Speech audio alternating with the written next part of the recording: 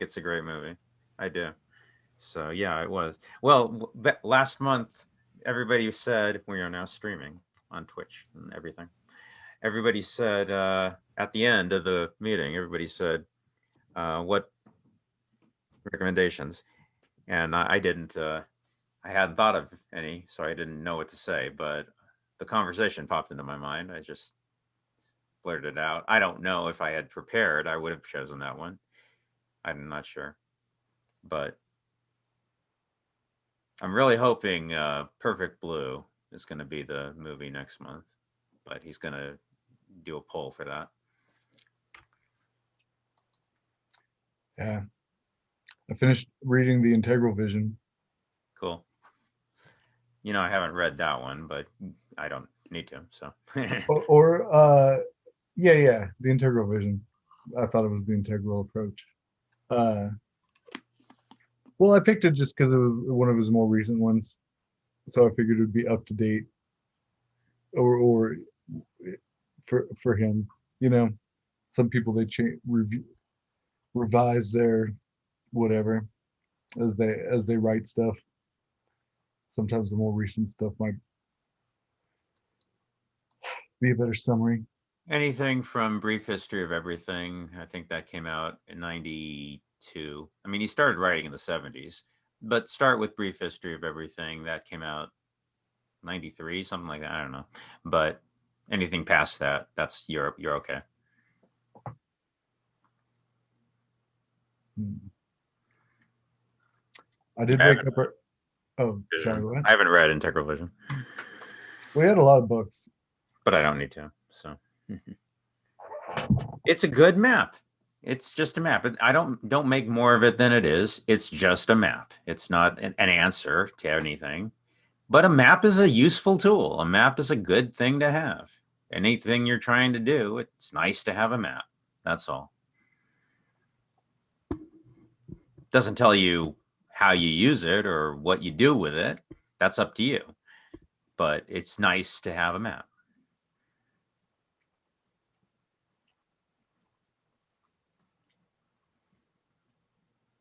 And it's a good one. It's a good map. It's a useful map. No, I don't think it's, you know, everything. I don't think it's you know, the most uh revolutionary thing, but it's an impressive model. Covers a lot of ground. It's better to So, have it than not.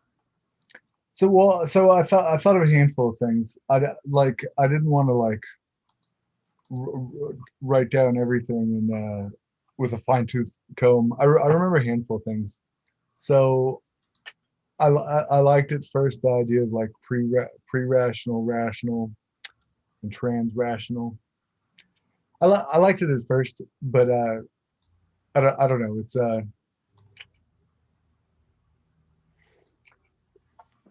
It can be.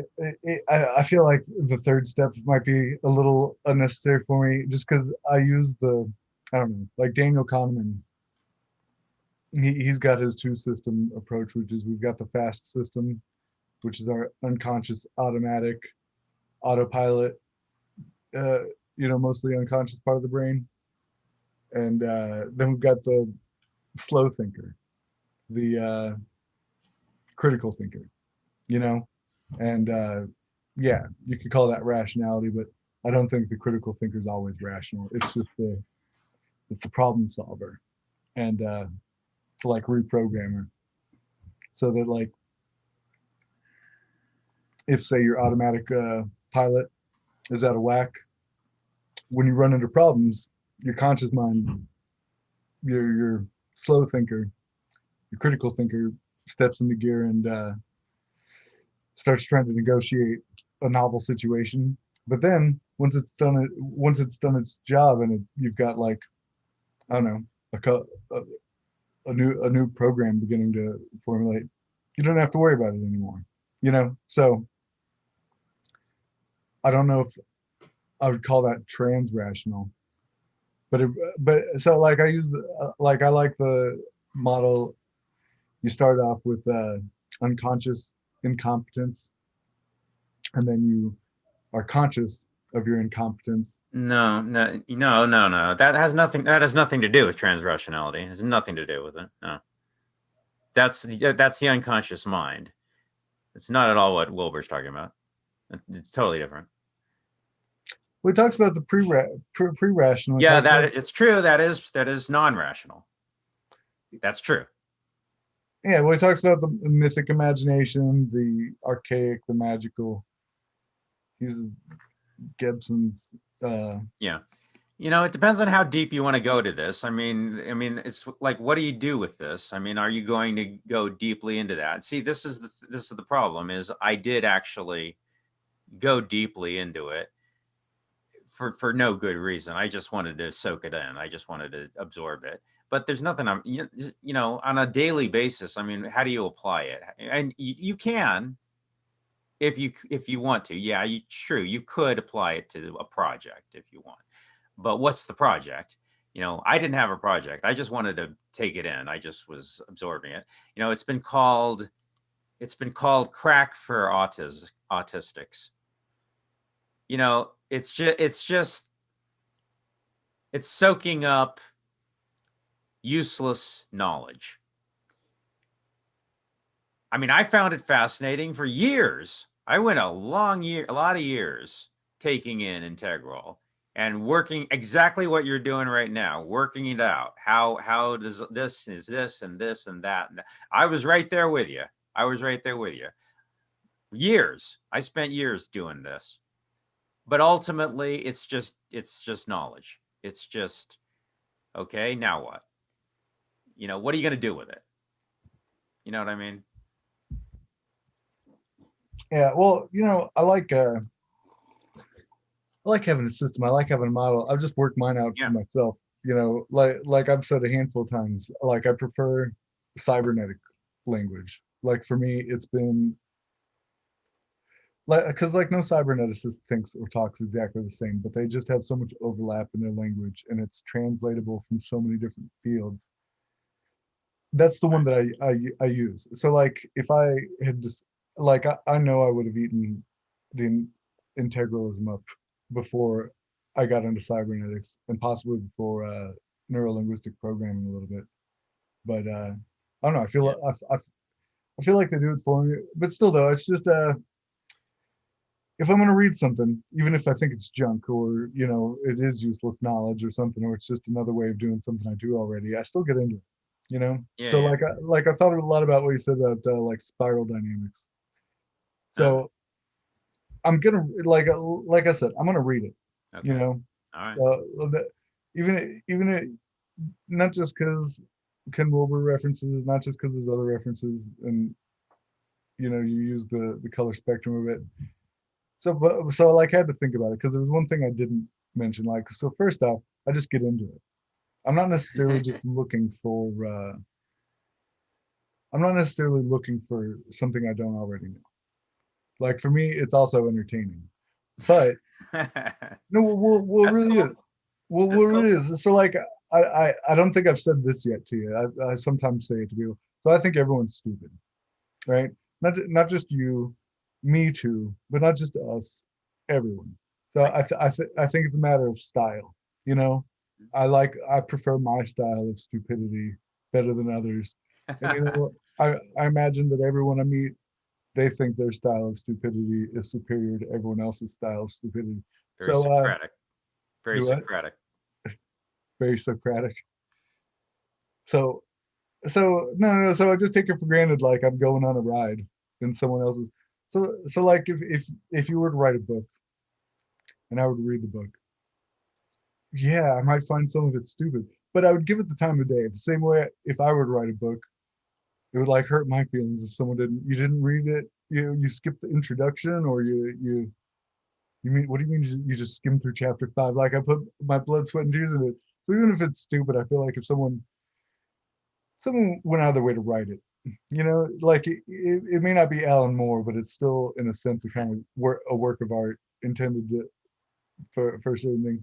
So it's just I also know that some of the best stuff that I've come across, which isn't necessarily the best like information rich stuff, but even just entertaining or out there weird stuff. like the Psychopath's Bible, for example. It's it's different. It's not for everyone, but it's out there. It's if it wasn't for digging at the bottom of the rabbit holes that I go down, I wouldn't find these little nuggets. Like a lot of people I knew of haven't ever heard of George Lukoff. Only like Yeah. Daniel's one of the few people I've ever talked to that knew who Gregory Bateson was, or Stuart Brand. Sorry, I got indigestion. No, so I didn't come across those people unless I was digging deep in something that I didn't know what I was going to find until I, you know, found in like the appendix or something. That cool book, like one that. So when I get books, even before I read them, I always skim them, and a lot of times I go straight to like the recommended reading or the bibliography just so I can find out who influenced them, so I can get like some background information on them. And one of the books that Spiral Dynamics uh, recommended was this book by Gregory Stock called Metaman, and it's one that I've been interested in, and I wouldn't have stumbled across it if I hadn't have dug through Spiral Dynamics. So I'm interested in going over it with a finer tooth comb. But Mm. Metaman's really cool because it's all about, I don't know, it's very compatible with like my utopian automated cybernetic vision of a global community or whatever. Mm. And that's good. So I guess just I find hidden nuggets. Like not only is it enjoyable for me to go down, someone's rabbit hole of stupidity, but it's hardly like there's never been a stupid rabbit hole I've gone down where I didn't find some golden nugget. You know, Mm. there's always a baby to salvage out of the dirty bathwater for me. Mm. Hmm.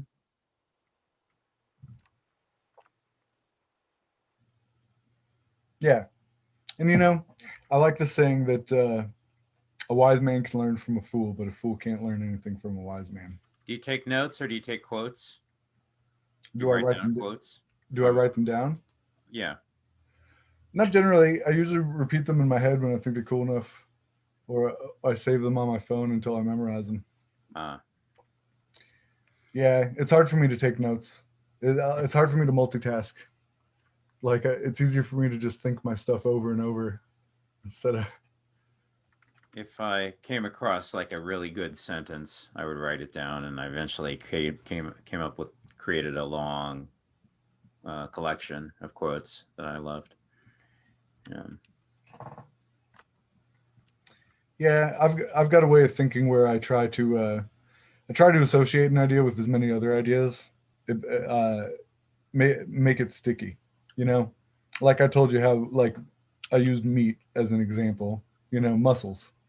You know, yeah, I can associate it to massage, to culinary, to taxidermy, to sports. You know what I mean? The more I can apply this one thing to different stuff, that's why like the dojo is one of the bigger core ones because there's so many little quotes. Like there's so many little quotes. So there's like the war of all against all.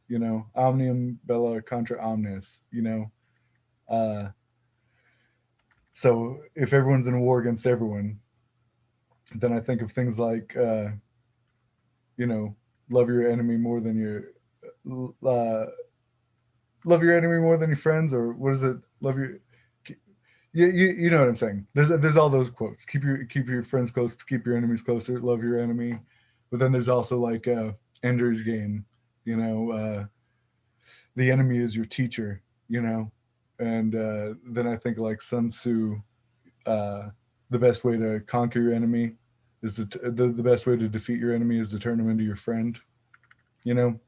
mm, So that's why like part of the dojo to me is like looking at the world as it's war and everyone's your enemy, but you can make some of your enemies into your allies. That's like where the good fight's at, and yeah. So yeah, mm. yeah, I got a lot of like those little war metaphors, whatever. But I had an exchange with somebody on Facebook about that topic once. Which one's that? Well, enemies, but don't know if I could recreate the argument, but I think I could probably find it. No, it was a post I wrote. It was saying something like, if you want to give me advice about um, anything, yeah, the first step is to be my friend. And then somebody posted back in response that you can learn more from your enemies.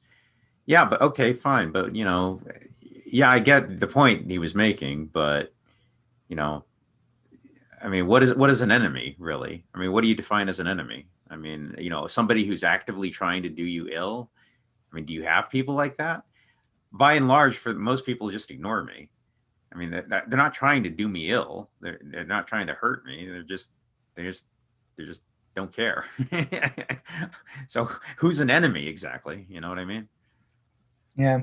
Well, there's like two words. There's enemy and there's foe. You know, like enemy comes from like inimicus, which just means like your competition. Technically, an enemy can mean like so your competition, someone that's against you, like a foe, like a mortal foe. You know, that's they're out to kill you. You know, y'all are mortal enemies. Y'all are, I don't know. English is tricky because there's a lot of ambiguity, but there's multiple kinds of what we could call enemies of different levels. You know, there's frenemies, someone you work with that is just passive aggressively or like behind the scenes. Just Yeah. not making your life any easier. And yeah, I don't know. I have a couple enemies. My shit list is short. I've got like three, maybe four people. Uh, Hmm. no, just the right series of events led up between us. Like, no, if I see them in person, there will probably be fists flying and just Yeah. yeah. But that has to do somewhat with my job and also being a weirdo. I don't know. Like so there's a thing like I think once you get a little bit of experience scrapping and you start to hold yourself in a way where you don't want to be fucked with like other scrappers. Depending on what level that they're at, you constantly got to prove yourself to other scrappers. It's not necessarily with actual fighting, but it's just fucking it's posturing. It's always there's just so much of it. Like you just make certain eye contact with another guy across the room, and you're like, yeah, I can look at you a little bit longer. I'm not afraid of you. I don't know, a little psychological ego trips. But yeah, Okay. other than those enemies though, no, there's a lot of cool sayings about enemies. So like one was that you can trust your enemies more than your friends because friends are always potentially going to be able to backstab you, whereas you know where your enemies lie. You know that they don't that they're against you. You don't have to have any uncertainty as to whether uh, they are on this side or that towards you. Plus also enemies tend to be more honest with you. They have no problem telling you where your defects are. Like, hey, you got a booger hanging or your fly's open. Whereas a lot of friends might not tell you. So Hmm. yeah, I think it's good to have an enemy. Well, yeah, it's I don't know, a real enemy. I don't think a frenemy counts. I don't know. So someone that you actively have to like get tactical over and like question what's Maybe worth what to you and where you should draw your boundaries. I don't know. It makes you think of your priorities in a I don't know more relevant light, I guess. I like having a couple enemies. I've been threatened with death a few times, and I called their bluff, and it felt good. I didn't die, and yeah.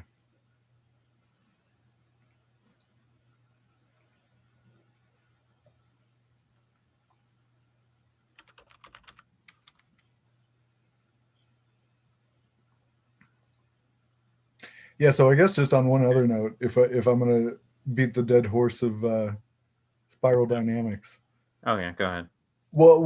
like if I tried looking for it, is the book by Claire Graves, which the only copies I found on Amazon were like it's out of print, so they were real expensive. But I wanted to get to the guy who inspired uh, spiral dynamics, and I couldn't find a reasonably priced book. So I don't know. That's all. I like for my own like hobby purposes, like looking up. You know what I mean? So I know what you're saying. Like I get what that you're trying to be helpful by saying don't waste your time. You know, I guess just it wasn't just I wasn't just trying to save my time. You know, I like in one sense I just feel like if you're going to be in such a rush, at the end of every road is death, and I'm not in a big hurry to get there because I know it'll happen eventually. So yeah, and I already have more books than I'm probably going to read in my lifetime, but and I still want like twice as many books as I've got already. So it's just I'm not worried. I'm not worried about it. I'm not going to fulfill all of my dreams, but I've got them, and there's there's something that keep me going and help me fill up my time. Hmm. Yeah. So it's Wow. interesting. I looked at. Oh, sorry. Were you going to say something? Not interesting. Go ahead. I looked at your library, and Ah, so I think you're into more Alan Moore than I am, or that I will be. I still need to for my little reading list. I want to read From Hell, The League of Extraordinary Gentlemen, and I'm and I want to try to read at least a couple of Promethea, but I don't know if I'm going to read all of Alan Moore as much as you have. But no, it's cool. I was thinking about it. Like it's interesting. We've got Vipassana, we've got Alan Moore, we've got 24-hour fitness in common. Like I don't know. I can definitely see there's like parts of us that are the worlds apart. You know, differences wise, but just that's interesting. That's a significant amount of things on a checklist of wow. I don't, never haven't met anyone else who worked at 24-hour fitness who's yeah, Vipassana and Alan Moore, and you know what I mean. So yeah, yeah. yeah, I thought that was real interesting, man.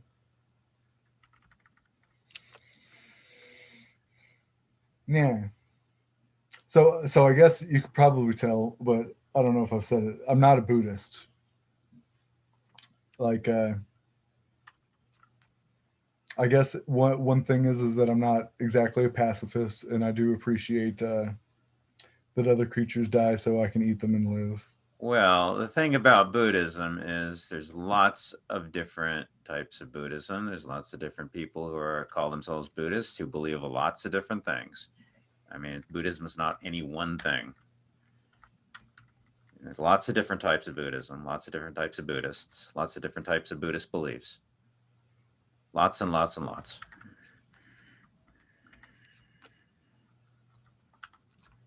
Yeah, I'm not a Buddhist either. Thought about converting, but never got around to it. Well, I didn't make that assumption, but I felt like I wanted to throw that out in response to like Buddha Dharma Sangha. You know, I don't know. So yeah, I guess I don't think all life is suffering, although I do think it's stress. I think there's good kinds of stress that aren't suffering. Dukkha, it's just a translation into suffering, but dukkha really means you could translate it as discomfort or displeasure or conflict or I mean some kind of sand that a pearl forms around. There's got to be some kind of irritation in order for there to enact change. Some kind of disquiet. It's like what Nietzsche was saying. If you're in this cotton candy bubble, you're not gonna question. You're not gonna think. You're not gonna rock the boat. You don't want to. Why would you? You're. It's only when something pokes through that cotton candy bubble and starts poking at you. You go, well, hey, what? Why is this? How this? Now you're thinking. Now you're questioning, but you wouldn't do that if you're just, in a comfortable comfort zone. Yeah, well, I don't think it's necessarily. I don't know. People don't necessarily need to get poked. So I think that suffering is a part of life, and pretty much everyone's going to experience a dose of it. Like I think stress is a little different. So stress, there's two kinds of stress. There's eustress and there's distress. And distress is conflict and suffering. Eustress though, it's still stressful, but you don't realize like when you see someone you find attractive or whatever, your heart starts beating.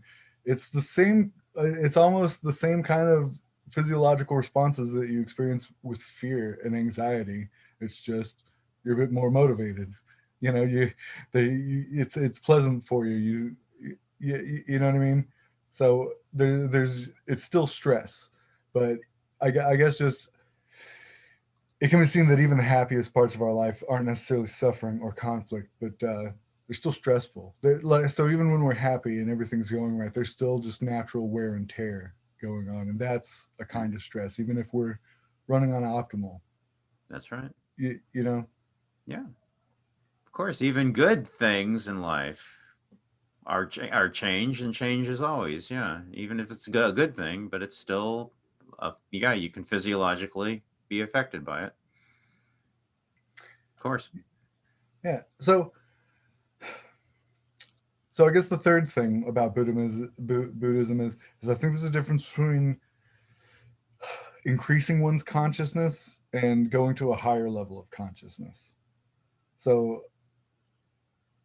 I think there's a difference between like a qualitative shift and thinking from a higher order and from just being more aware. Like I don't think it's necessarily a good thing to be more and more aware. Like so the understanding I've been trying to build up about consciousness is that it's basically an error signal or an anticipation of error signals.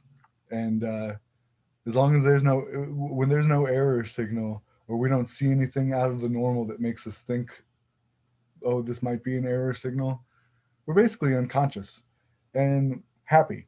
I mean, I don't know about happy, but we've got nothing to worry about. You know, we've got like nothing's going wrong, so there's nothing to think about. So I feel like to me, consciousness is like that critical thinking part of us that's trying to solve a problem. I think a lot of people get stuck being conscious of things they don't need to because they think there are problems that aren't really problems. And there's lots of other stuff. There are real problems like a conflict is one of the biggest things I think that make people unnecessarily conscious of stuff. You know, like like I guess I'm just trying to separate. So like I don't think anyone can ever get rid of their ego, and I don't think it's necessarily desirable to. I think what they're talking about is not getting rid of their self consciousness. You know, it's awkward being self conscious. So you're kind of something about you is conflicted, and you're like second guessing yourself to some degree. And I guess just that, like, I think that's one thing that a lot of people get out of meditation is gives them a chance to say, you know what, I'm gonna take a break from like analyzing myself or my place in the world. I don't think the ego's gone. I think it's just Yeah. calm. You know. Yeah, you are absolutely, completely, 100% correct. You're absolutely right. Um, that is a very popular misconception of what Buddhist teachings are all about. Yeah, exactly what you just said. It's not about getting rid of the ego because, well, yeah, that's right. That's exactly impossible. But that is a very common misunderstanding that Westerners particularly have. Oh, I have to get rid of the. No, no, that's not exact. That's not. Just be aware of your ego's responses and your subconscious mind and your shadow, but not to get rid of it. And you're, as you said, that's completely impossible and not desirable. Yeah. Well, just think it's part of the language a lot of people use in talking about it. Like if someone's acting, I don't know, out of sync with the situation, a lot of people will say, "Oh, that's just, he's just acting on his ego," or whatever. Like even if he wasn't out of sync with the situation, it wouldn't be that he'd be egoless necessarily. It's just it might not be too overinflated or underinflated to not come to other people's attention so that they have the need to call it out as ego. I don't know. I guess that's why I was playing with words like hubris. You know?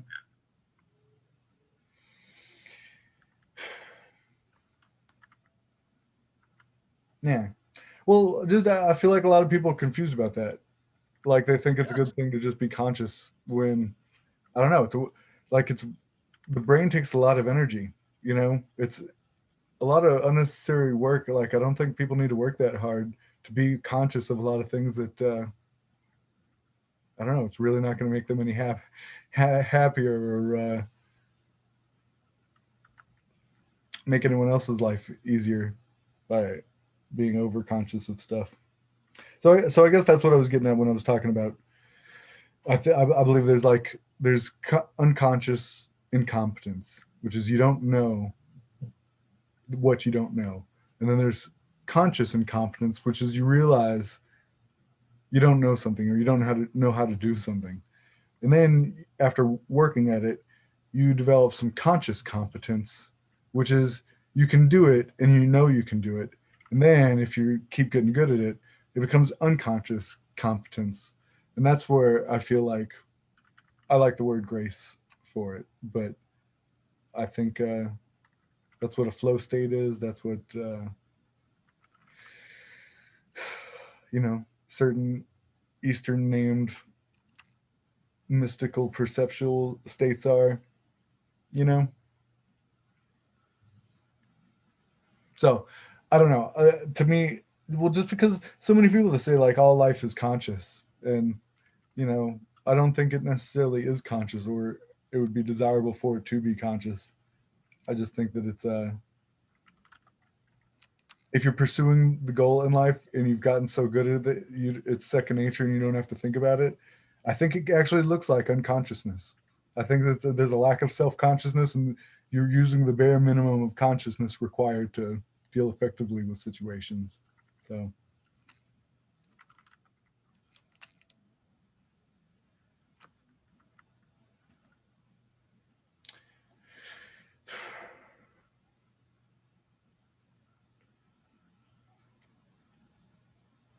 so in perceptual control theory, they talk about how whenever there's a conflict, an internal conflict, that a lot of times it's because you've got goals that are incompatible with each other or improperly like prioritized with one another, so that you're tearing yourself in two directions at once, and you're like burning yourself out. So like it's like having your thermostat set to turn the AC on at 75, and to turn the heater on if it's below 80, so that it's constantly blowing the AC and the heater against each other. You know, like you're burning yourself out working against yourself. Hmm. And Hmm. I guess one of my excursions into like philosophy and psychology is about pinpointing how to, for myself, mostly for my own sanity, but to figure out what goals are in conflict with more important goals, and find some way of dislodging them from my hierarchy of values, or at least putting them in the right place if they're more important than they should be, or not important enough. You know, but It's good to have clarity about that. yeah, well, so like when I say I quibble about things like Buddhism or Stoicism, it's because I feel like if the goal really is serenity, you know, uh, with Yeah. wisdom, a kind of resilience for whatever life throws at you. I feel like a lot of people take on unnecessary goals that are in conflict with their own serenity. You know, My take is the act of having a goal itself is a cause of conflict. ah, ah, interesting. See, Vipassana, there's two types of meditation. There's awareness meditation and there's concentration meditation. That's what Vipassana is awareness meditation. It's equanimity.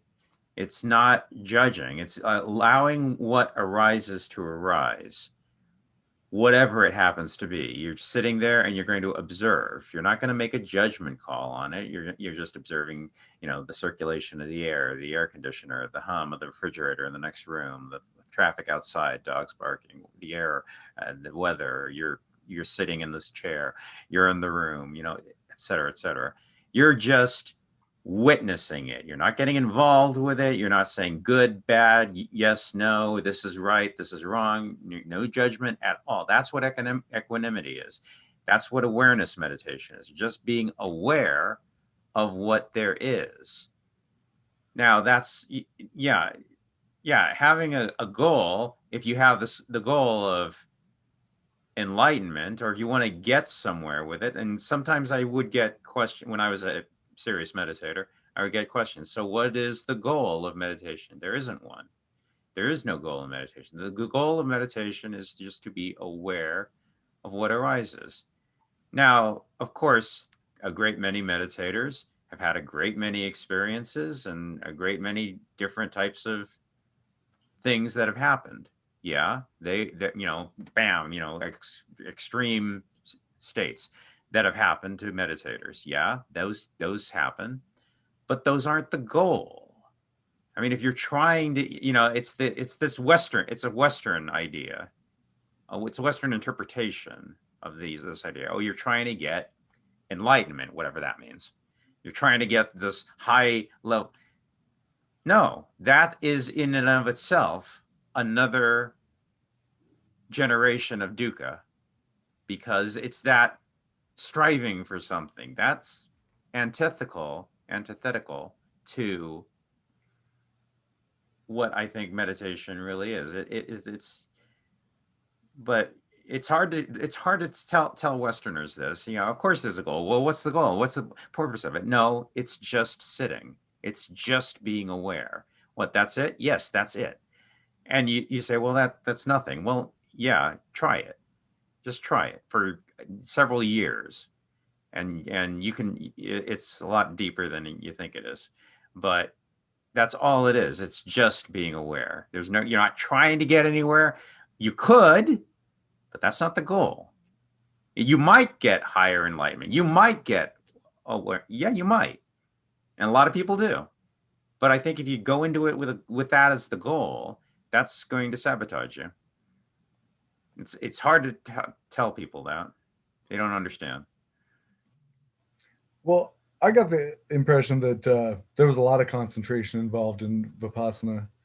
Uh, like the first day at the resort, you focus on your nose, and it's to sharpen your awareness to a point because you're focusing on too many things. And then after a day of just focusing on the area just underneath your nose and on your breath on such a small focal spot, then you begin to move it.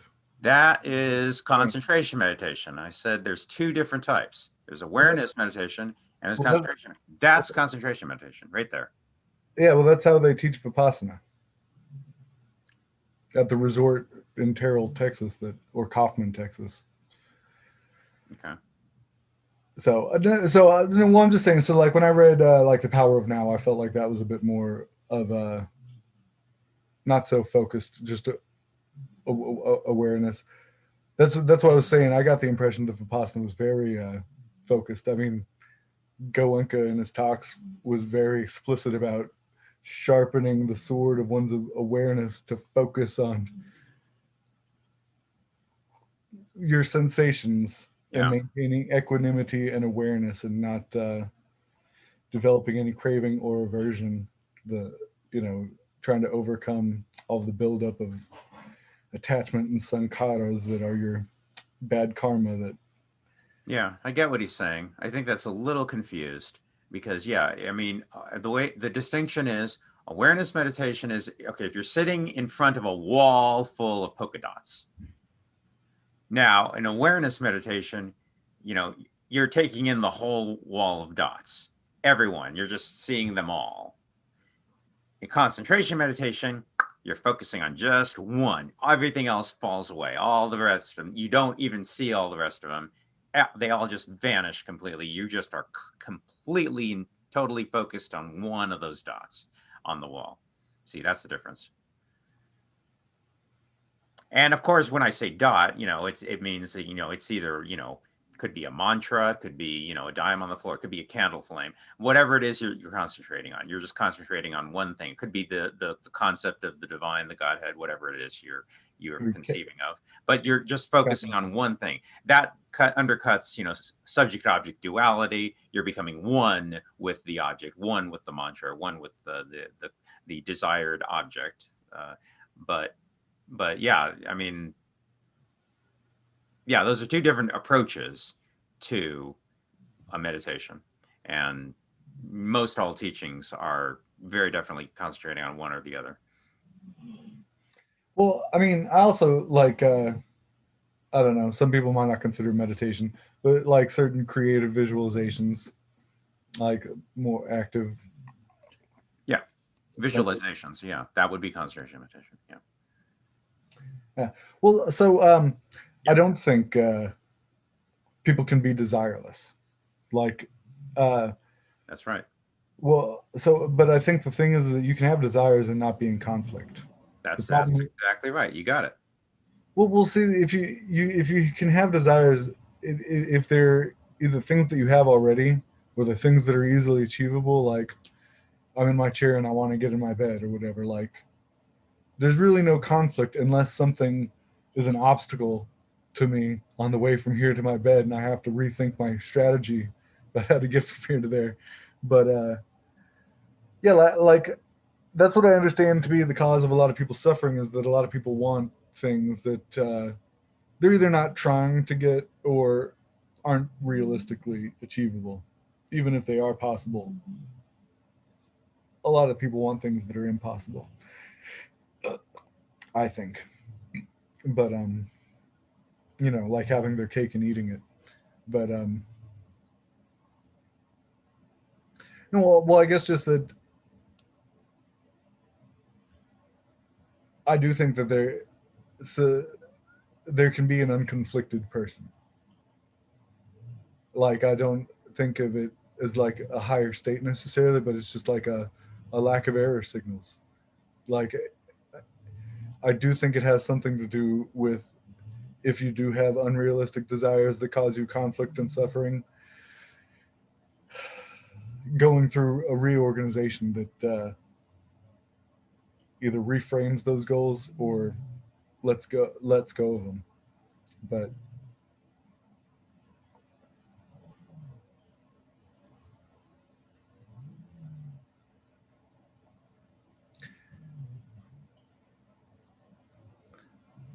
I guess I feel like, I always play devil's advocate. I feel like having the goal of just being serene and wanting what you have. Yeah, but everything you're saying is right. You've got exactly the right understanding. Exactly right. Well, You seem to be saying this like you're thinking this is the opposite of what Buddhists are teaching. It's not. This is exactly correct. Chris, everything you're saying is right. That's exactly your understanding is exactly correct. You seem okay. to I be guess. saying that you're saying this in opposition to Buddhist teachings. What you're saying Well, is Buddhist teachings. I guess I'm trying to follow up on our something out from our last conversation. It was something I thought about. I didn't think about at the time, but you had said, and I thought about my response to it, and I don't think it was like adequate enough. Like you were talking about how you thought you didn't have a lot of much patience, you know, and I was telling you, well, I don't like. I think it might have just been my job or whatever. Like I had to do, like I called it scar tissue, you know, that I didn't the thick skin. I think, yeah, yeah. The, well, and I mean, I think it's related to patience. You know, the thickness of your skin is probably a metaphor for patience. But who knows? There might be other metaphors, but that just clicked just now. But well, so I was thinking, no, well, I was telling the truth. A lot of it is scar tissue, but Yeah. I could have easily have suffered longer than I had if I hadn't have resigned myself to accepting certain things.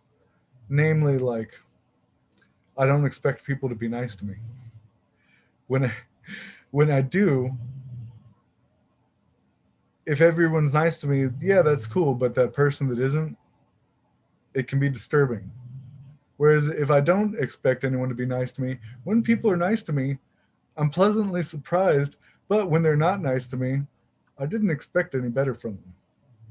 So we were talking about like optimism and hope and pessimism, and I guess just so like, I mean, I've got I knee jerk want to like recommend some books to you or whatever, but I'll try to not, but or do it in better timing or something. But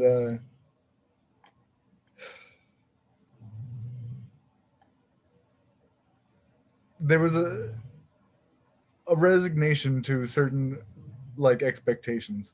So like the example I remember is if you think that you deserve and that you expect a first class seat and you're on your way to the airplane in the airport, you know, and someone comes along and tells you, I'm sorry, whatever seating arrangement, you know, miscommunication, we don't have any first class seats available. It can be upsetting that you didn't get what you expected. Whereas if you went in thinking, oh, I'm probably going to get low class seats, and they say, oh, well, actually, we had some openings in first class and too many seats were taken up in coach. So if you have low expectations, you're pleasantly surprised. You tend to hedge your bets towards being more resilient when you get the worst outcome and happier when you get a better than worse outcome than you would be if you were expecting a better outcome all the time. So this one book, I've read. It's real technical. It's got a lot of big words. It was hard for me to read. Like they keep using interested anticipatory responses and the yeah, a bunch of. It's called Expectancy and Emotion by Michelli and Castle Frankie.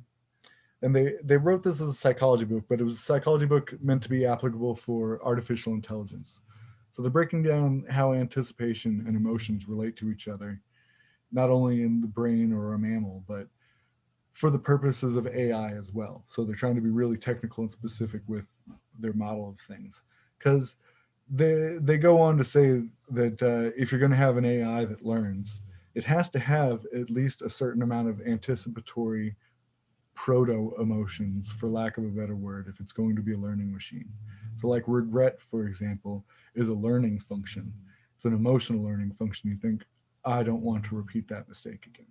You know, it's so if there really is going to be a learning machine one day that resembles some kind of human thought on some degree, it's going to have emotions. It's going to be painful. It's got to be painful for it to mess up, and it's got to feel good and anticipate trying to feel good in the future, or it's just not going to learn the way we imagine learning to be.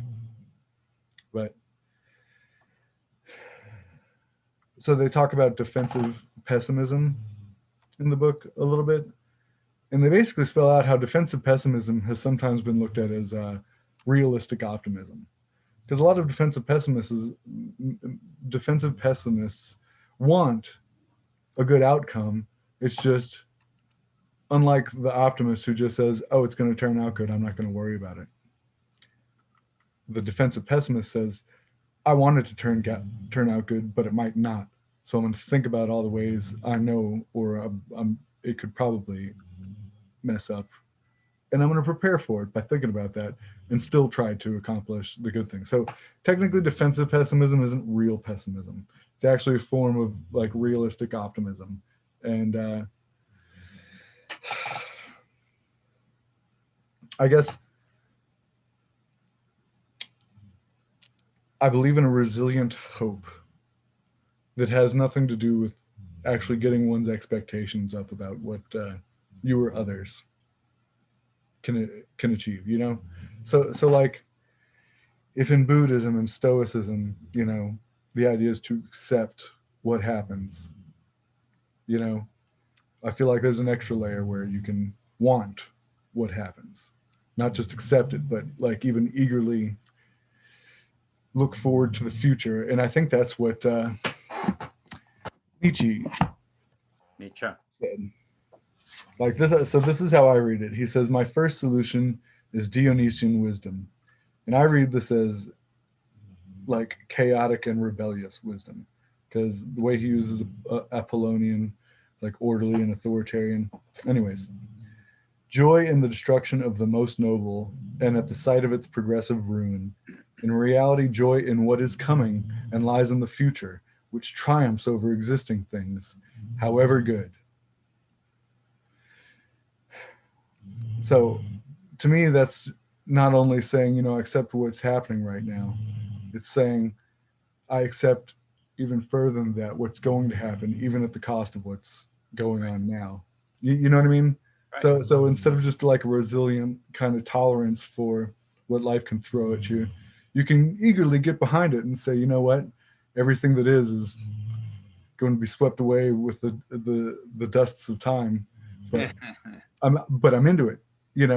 I'm all about it. Bring it on. You know, what doesn't kill me makes me stronger until it kills me. You know, and yeah.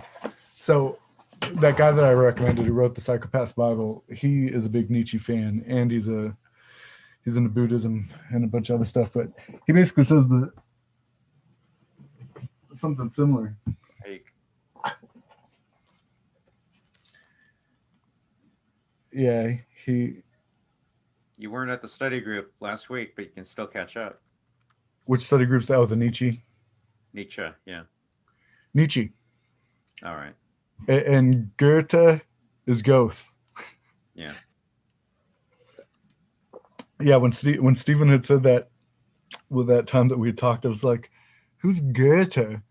Who wrote who? I know who wrote Faust. That's Goethe. Who's this Goethe you're talking about?" And he spelled it out, and I was like, "Oh yeah, yeah, that's Goethe."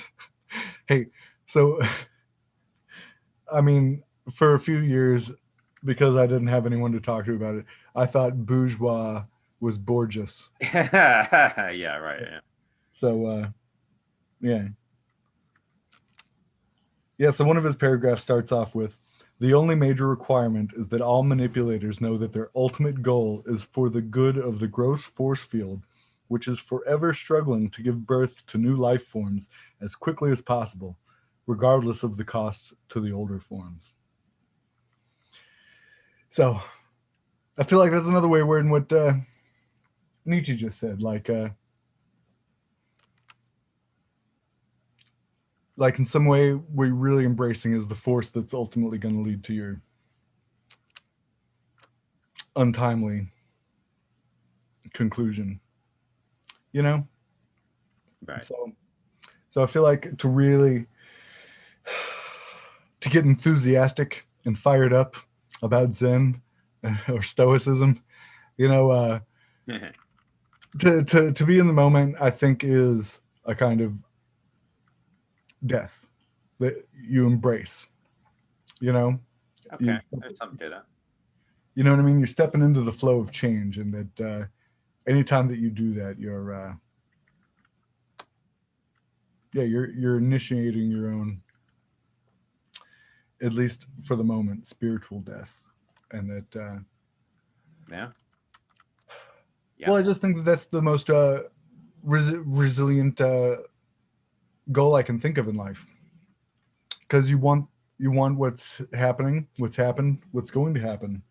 And I guess I just feel like the morality that Stoicism and Buddhism often tries to throw into its serenity is the conflict that makes it hard to be serene. You start worrying about, oh, people, and oh God, I've got to, what about the people? They're going to do things to me, or something's going to happen to the ones that I care about, or you Mm-hmm. know.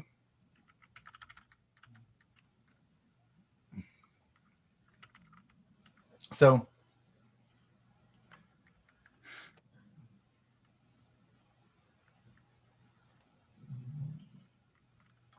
what I feel like ties together, I guess that like constellation of thought I've kind of like spelled out is yeah, the psychopath's Bible, but ultimately when it comes to like practicing stuff and understanding how the mind works, I really like hypnosis. I really like Hypnotic Realities by Milton Erickson and Ernest Rossi. In that book, I like. I think a lot of people think, oh, hypnosis. A lot of them think, oh, they're going to trick me into doing something that I don't want to do, or cluck like a chicken, or maybe they'll rob me or do molest me or something like that. But no, I think a lot of people really don't understand like hypnosis, not just trying to do it, but being on the receiving end of it. It's all about Zen, you know? It's all about okay, I thought of another way of wording it. So one of the books I saw in your library was The Bond of Power by Joseph Chilton Pierce, right? Mm. So yeah, The Bond of Power, he's talking about Shaktipat. Mm-hmm. So when I look through neuroscience, when I look through all this cybernetic stuff, when I look through all this emotional health stuff, um, trying to triangulate what the happiest peak experience a person can achieve looks like, looks a lot like Shaktipat.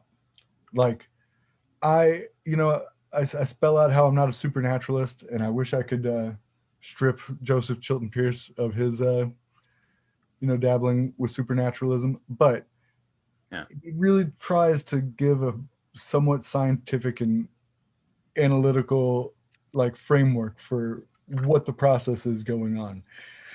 And I can quibble with his words a little bit and say they're a little bit too hippie voodoo for me, but they still make sense to me. And it's easy for me to translate that into, like I was saying, cybernetic terms according to like some of the other stuff that I've talked about. Right. And so there's three states that I think of. There's the trance state, there's a flow state, and then there's this is always a little weird for people because they don't think of it, but in BDSM they call it there's subspace and dom space, which is like Mm. the mind frame you go into being in a certain role and relationship with someone. So another way I like throwing into the mix this is the dog whisperer. You know, Caesar Milan, the dog whisperer, he talks about when you have a calm, assertive alpha leader of the pack, that it provides a calming security for those that aren't as competent or confident in their assertiveness. So that basically, I feel like what makes a person happiest in a community that's well organized and has explicit leadership and good leadership, not just explicit, but wise, loving, in tune leadership.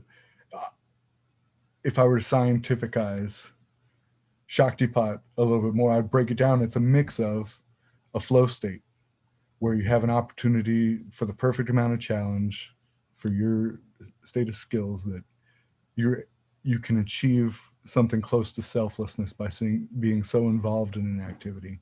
It's got every kind of aspect of hypnosis, even if it's not necessarily like Western trained hypnosis. It's got all the elements to it, you know, just the way the gurus act, the way the things that they do to help someone break through their limiting beliefs and boundaries.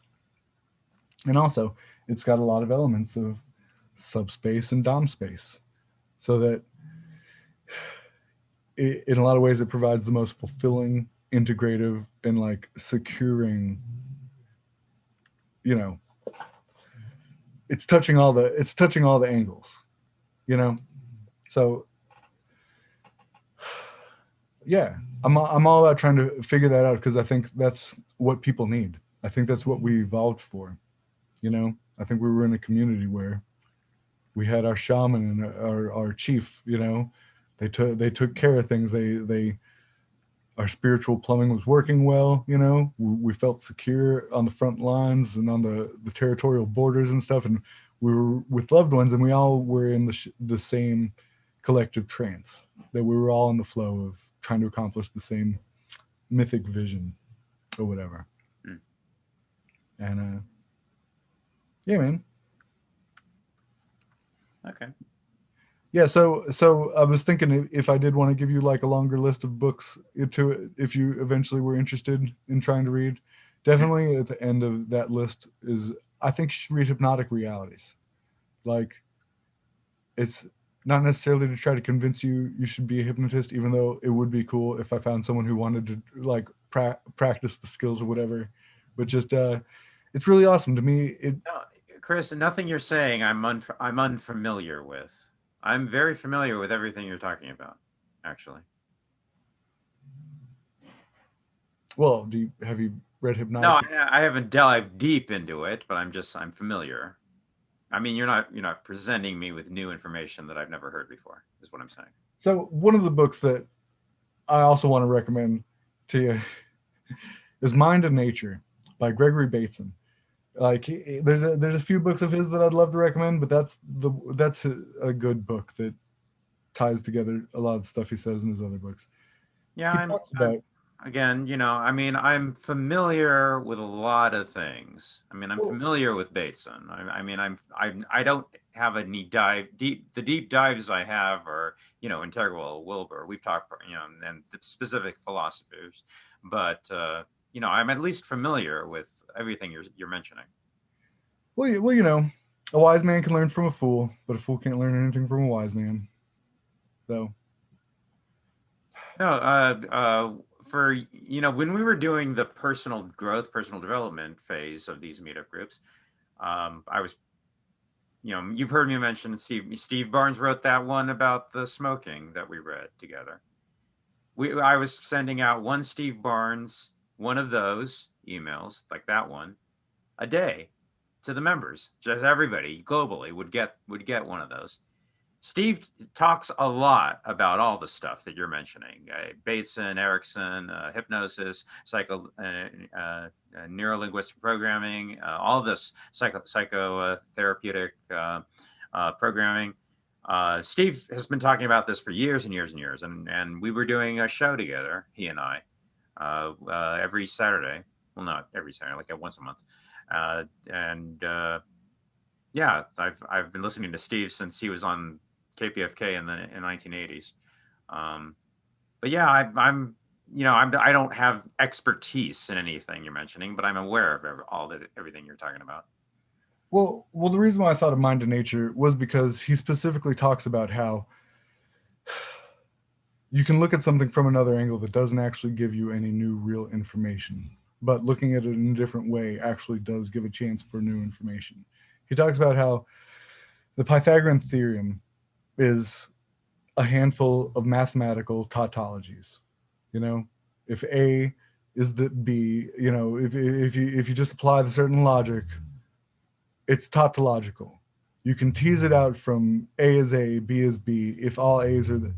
So what he talks about how there was a long time in between uh wait Euclidean geometry. Sorry. Uh, fuck. See, I should have had the book ready. But he basically talks about how there was Euclidean geometry first, and that the Pythagorean theorem was there implicit within it. That really it drew out no new information, but no one had looked at it in that way before. So that there really is ways of looking at the same information where technically nothing new is added, but and he gives a handful of examples. He talks about math problems. We can think of math problems as like, 1 times 1, 2 times 1, you got the square math table, but he says, did you ever look at it this way? And you don't realize that, like, I wish I could use the examples. I Right. do feel like it's worthwhile because in all reality, there's a lot that he says that wouldn't be new information to you. And I feel like, I feel like, I I don't am. know. Yeah. I've read a lot. I get tired of reading books or people suggesting books that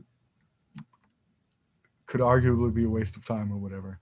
But I don't know. I've noticed that different approach eh, between us.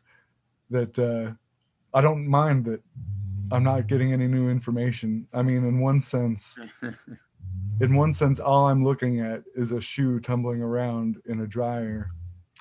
I'm looking at it from different angles. That's what life is, and I'm gonna keep watching the shoe tumbling around, seeing it from different angles, until I die. I look at results. I look at results. You know, Well, I mean, you've heard the phrase intellectual masturbation, right?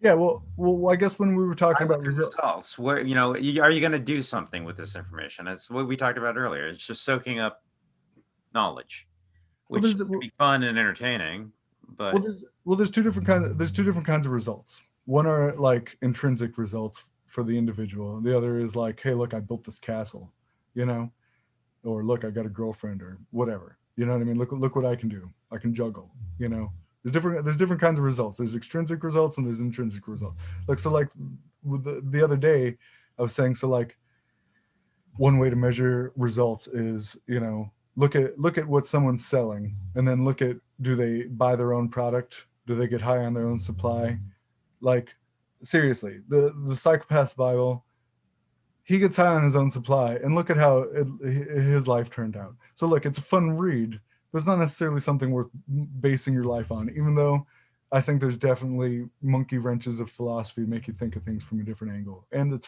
I think it's fun. It's well written, it's dark, it's humorous, it's fun. But no, and you can look at someone and say, man, that guy's got it. He's fucking serene and powerful and unconflicted. You can just tell he exudes confidence and resilience, and he's way above the mundane things that are going on around him right now. You know, and that can be looked at for some, not for everyone, as a desirable result to want to replicate in oneself. You know, like I spelled out, I've had a handful of encounters. One with the tarot reader. He's not a guy to copy. He just helped facilitate like my first Satori experience. You know, yeah. I've had my best friend Ben, and we got to deep levels with each other like very often. Where yeah, God was talking to himself through two people. You know, and Yeah. then there was Herman, the hypnotist. This wasn't Satori. This was, oh my God, I'm in the presence of someone who doesn't operate solely in this reality, and they are doing things that I can't completely understand, but are having an effect on me as everything becomes blurry. And all Mm-hmm. of a sudden, oh my God, I just had Satori. Only this time, it didn't take a few hours of talking to some guy in a nice, calm atmosphere or whatever. All it took was less than 5 minutes of this guy who knew how to look at me, who saw the buttons because he's played with so many different people's buttons before. You know, he did his like 5 finger kung fu death punch and poof, Wow. that was it. And and it was different for me because it wasn't just a mutual conversation. It wasn't someone advertising, "Hey, you want a tarot reading? You want to see things from the other side?" No, this was a guy who snuck up on you. He looked like just a guy. Like if you didn't know who or what he was, you'd just think he was a weirdo who had a smirk on his face all the time. You know, wore a funny hat. So just he's results that I'm trying to replicate and that I have gotten better at replicating to a certain degree. You know, not nearly with the oomph that he's got, but I don't know how long before he was my age now. He got a head start. He was like 50 something when he did it to me, and I don't even know if he's still alive anymore because Wow. he's doing whatever the fuck he's doing. He's Wow. a force of nature. Who knows what he's up to, but no. So that's the results that I'm trying to replicate now, and I do feel like I'm on a path of ever returning gains. I don't know what the return of on investment, and it's taken a while. But I guess I was just throwing that out there because you specifically, I was pointing out that you said that you didn't feel like you were as patient as me, and just that I guess I was trying to throw out it's not just scar tissue. One of the things I've worked on is looking at where there were conflicts inside of myself, and I was just trying to spell out. I think between the Psychopath's Bible and Hypnotic Realities, and possibly Gregory Bateson's Mind and Nature, and maybe a few other books like George Lakoff's The Metaphors We Live By, and oh my god, I drew a blank. So that might be it. You know, oh, okay. I do. These are my two other favorites. Like, there's the expectancy and emotion, which is that one that's kind of like AI oriented or whatever. It's it's real cognitive. It's got bigger words than I prefer, so it's difficult to read through on that level. But it's also difficult to read through because it's about your emotional realities as well. It's about what you believe is possible because it's about expectancy and emotion. So it has everything to do with what you believe is possible, what you define as hope or pessimism, you know, and it has a lot to do with resilience and what how our goals and our model of reality can really make us more upset than we need to be, and that we don't necessarily have complete control over all of our quirks, but that the better idea you have of the landscape, the more realistic you can move one thing from point A to point B. Just the same way that, like me getting a chance to see myself talk, I get a realistic view of what my real landscape looks like, not just how I want it to be. So just that helped. The other one is this is one of my favorites too, man. It's Without Guilt and Justice, going from decidophobia to autonomy, and it's by Walter Kaufman, who's mostly known for being one of the like Nietzsche translators. See, Walter Kaufman, like he's translated a lot of German people. He's the translator who's done, as far as I understand, the most work trying to denazify Nietzsche. I said Nietzsche that time, not Nietzsche. So Thank you. yeah. No, so he didn't translate all of his works, but he translated most of his major works. He's one of the preeminent Nietzsche scholars of America. He was also a professor at Princeton, and he was a really good philosopher in his own right. So Without Guilt and Justice is kind of a sequel to his other book, The Faith of a Heretic. But you don't really need to read that if you don't want to. I like his philosophies a lot, but Without Guilt and Justice is great because he really spells out how it's why I say that, like, it's hard for me to get behind ideas of freedom, equality, or justice, because when you really pick them apart under a microscope with a fine-tooth comb, like, the words aren't useless and they have plenty of useful meaning. Like, I don't want to do injustice to the word justice by saying I don't believe in justice, but I don't. And you can use the word justice meaningfully, but it's just not something to feel guilty over. It's not something to. It's based on a lot of unnecessary stuff that's not helping you be any more resilient or serene or necessarily any more loving towards life, or you know, it's cool because he also uh, ties it to autonomy. So like when, so I really wanted to mention those two books when you like I controlled myself from talking during the Heidegger meetup that I joined in on, because what everyone was saying about alienation and anxiety and all the Heideggerian stuff. I was like, dude, he spells it out great in this one book, and this other one makes it make sense in like such scientific terms that. I don't think it would have So, been that bad if you did. well, I'm just saying it was my first time, and preferably I would rather have some Heidegger under my belt first, which is just one of my own hangups. But I'd be willing to go again and Well, we're just done now.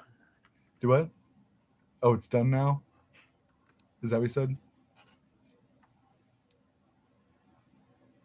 You're talking about the Monday night we were studying Heidegger. Yes, Heidegger is done.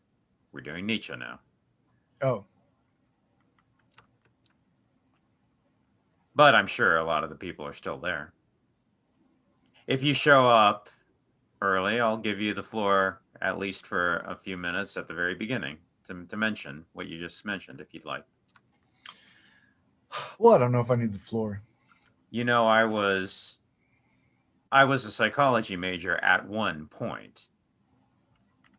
Didn't go all the way through with it, or for that matter, I didn't go all the way through with anything.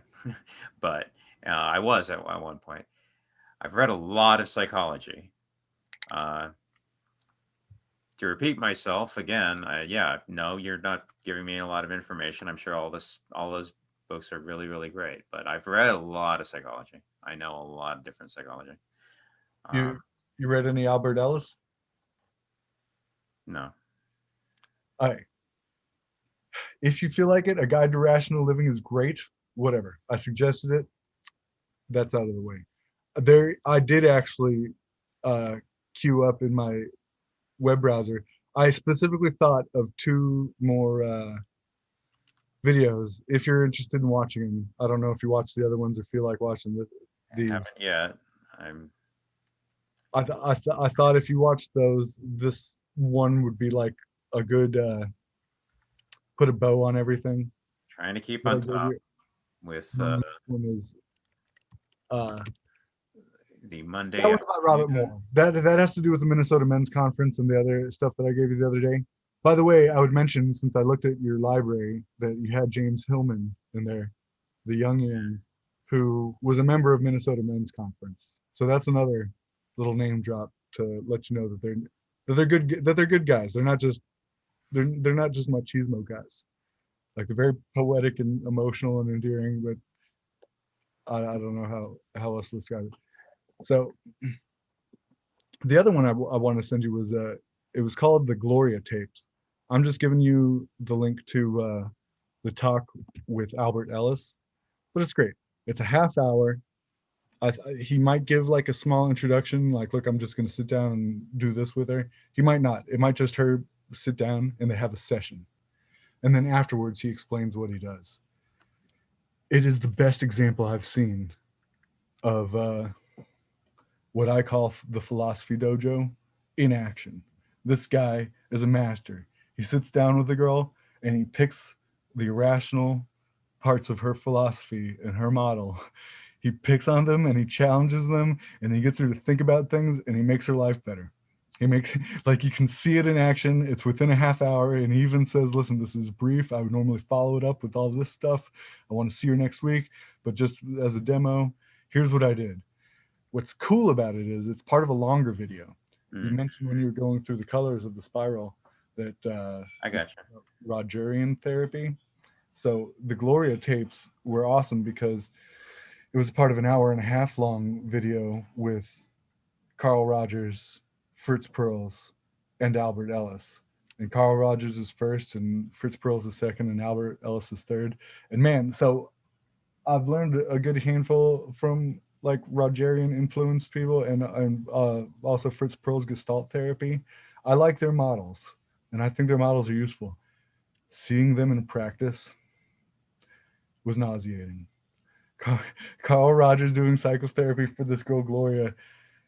I mean, he was nice and sweet and he was being pleasant, but just it wasn't therapy. It was him letting his dad like wanting to be a daddy issue out, and it was her like there was so much boundary crossing transference and like just leaving her hanging. And it's great because you get to compare all of their approaches to each other.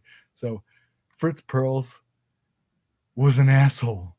He is such an asshole. He did nothing therapeutic for this girl. Like, don't get me wrong, it's a great model. Like Gestalt, like the Gestalt model is so important to like systems thinking and so much other stuff. It's a really important model, you know. But man, the guy himself putting it in practice, oh my god, like he was just picking on her, like wasn't helping her at all. And it was just so. Anyways, if you do feel like looking at the longer video, it's like the only one I could find on YouTube. As the video went longer, the audio track got out of sync with the video by like a second or two, so it started to get like nauseating and annoying. But luckily enough, Albert Ellis's was the third, and he's got his own chunk I sent you on track. But if you feel like watching it, it's interesting. I'd heard so much about them, and they're the giants, but actually seeing them in practice, oh, like Albert Ellis definitely won a lot of points in my book from his approach comparatively. But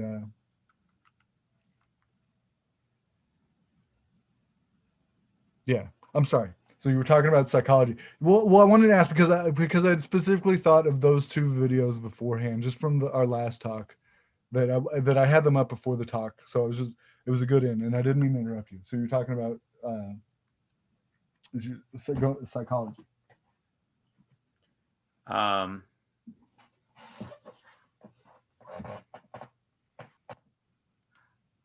I'll try. What I'm going to do is I'm going to promise I will try. I will try.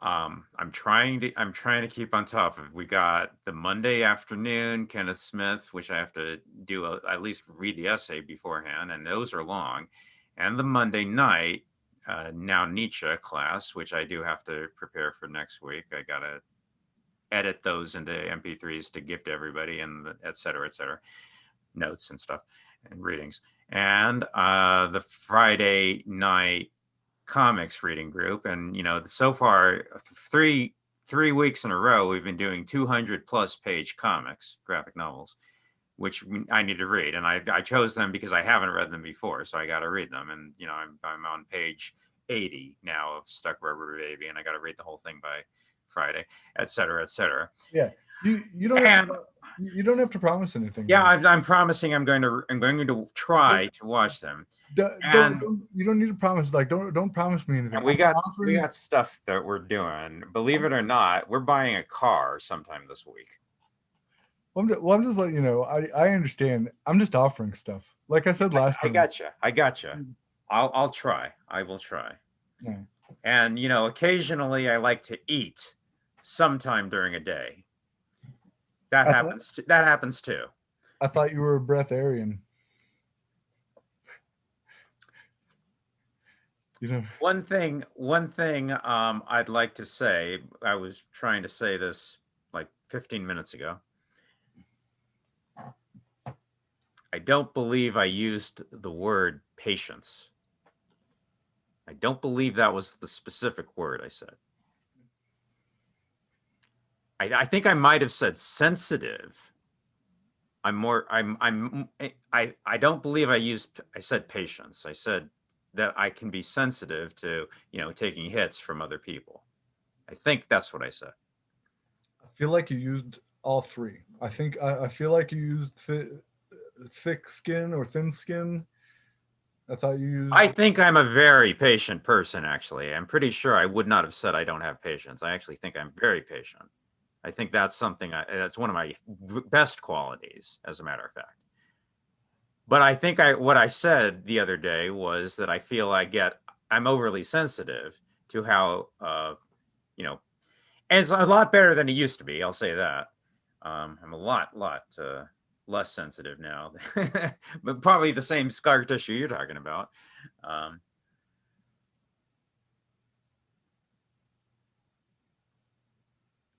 But yeah, I think I was saying that I can be susceptible to taking further more blows than you should. But I'm getting a lot better. I'm a lot better now than I used to be. I mean, just like a month ago, there was somebody who came here who just went nuts, and then wrote me a really nasty because I banned him. I mean, he just went nuts, and I banned him. I went to his profile and banned him from the group, and he wrote me a nasty message, and I blocked him. That sort of thing. I have a long list of stories actually of people who have, like when I was younger, like when I was like 20 and 21, and had no defenses at all. Like some people like hit me, and to this day, I still feel like, like it's all just high school stuff. High school stuff. You just don't have the emotional resilience like you're talking about. I'm a lot better now. I'm a lot better now than I used to be. But yeah, you have to learn that. You're not going to get through life without learning that. Yeah, and I think that's what I said.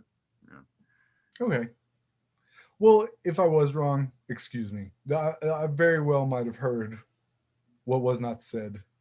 You know what I mean? Like that just thought might have been so associated with what you did say in my mind. Yeah, I mean, it's always the case with understanding people's definitions of the word. My understanding of patience, the way I use the word and the way I understand what patience means, I th- I consider that one of my best qualities. I think I'm a very patient person of all, if nothing else. And the Well, reason people would say that I'm not, or they're misunderstanding my sense of humor. Like we talked about this last time when I try to scream and yell, try to be. I think that's sarcasm and that's trying to be humorous, and I hope it's comes across like that. It often doesn't, which is why I should probably stop. But people misunderstand. I am trying to be humorous, but I don't think I'm emotionally volatile in that way. Um, well, impatience isn't necessarily how you respond to running out of it. You know, I don't know. Well, I was just when I was thinking of patience, it was you know, it's a virtue when you have to use it, but it's exhausting to to use it. It's not necessarily good to just look for opportunities to exercise your patience. I guess you know what I mean. It's exhausting if you just want to if you're constantly waiting. You know, uh, I think it's if that's the case, then that says something about you. well If well you find it exhausting, then on you. That's something with emotionally and psychologically going on with you about that. yeah well That's I think hanging up on waiting your is end. well I think waiting is specifically an anticipation. You're it's a there's a frustration going on. Mm, If yeah. you could be doing something Okay. This if is you what I'm didn't. talking about. I'm not completely sure we're talking about the same thing. We may or may not be. I'm not completely sure yet. Well, I think we're talking about different aspects of patience. Like no, well, in some sense, like we are talking about. I do think it's exhausting being it, it it doesn't necessarily exhaust me each time I'm patient. Sometimes someone uses up so much of my patience, I am exhausted of it. But I'm just saying it's like a limited resource that I'm not just looking to go out and spend and to develop a budget of patience just so I can wait. You know what I'm saying? I'm not just trying to develop thick skin and patience for no reason. It's just it's useful to get you Yeah. through obstacles. Yeah. See, when I say thick skin, yeah, that has nothing to do with patience to me. That's a completely different. I'm talking about when somebody screams and blah blah blah, at you, that when that happens, that you're either going, oh my gosh, or it has no effect on you whatsoever. That's what I'm talking about. That has nothing to do with patience. That's something completely different. It's just, are you susceptible to feeling bad because somebody is verbally abusing you, somebody verbally attacking you? That's what I mean by thick skin. That's what happens to me when in my mind when I'm talking about this. Um, to me, what happens to me in my mind is I'm thinking if you um, have an emotional commitment to either the conversation or how the conversation is going or getting your point across or whatever your particular emotional commitment is to the interaction, then that is what's going to cause is things to go wrong. Things because it's inevitably not going to be exactly what you think it's going to be. You have to drop the emotional connection, the emotional commitment to oh you're not that frustration. Why isn't this? Yeah, I try not to have that. I try not to have that particular hang up in a conversation, and I think I do pretty well about that because I don't think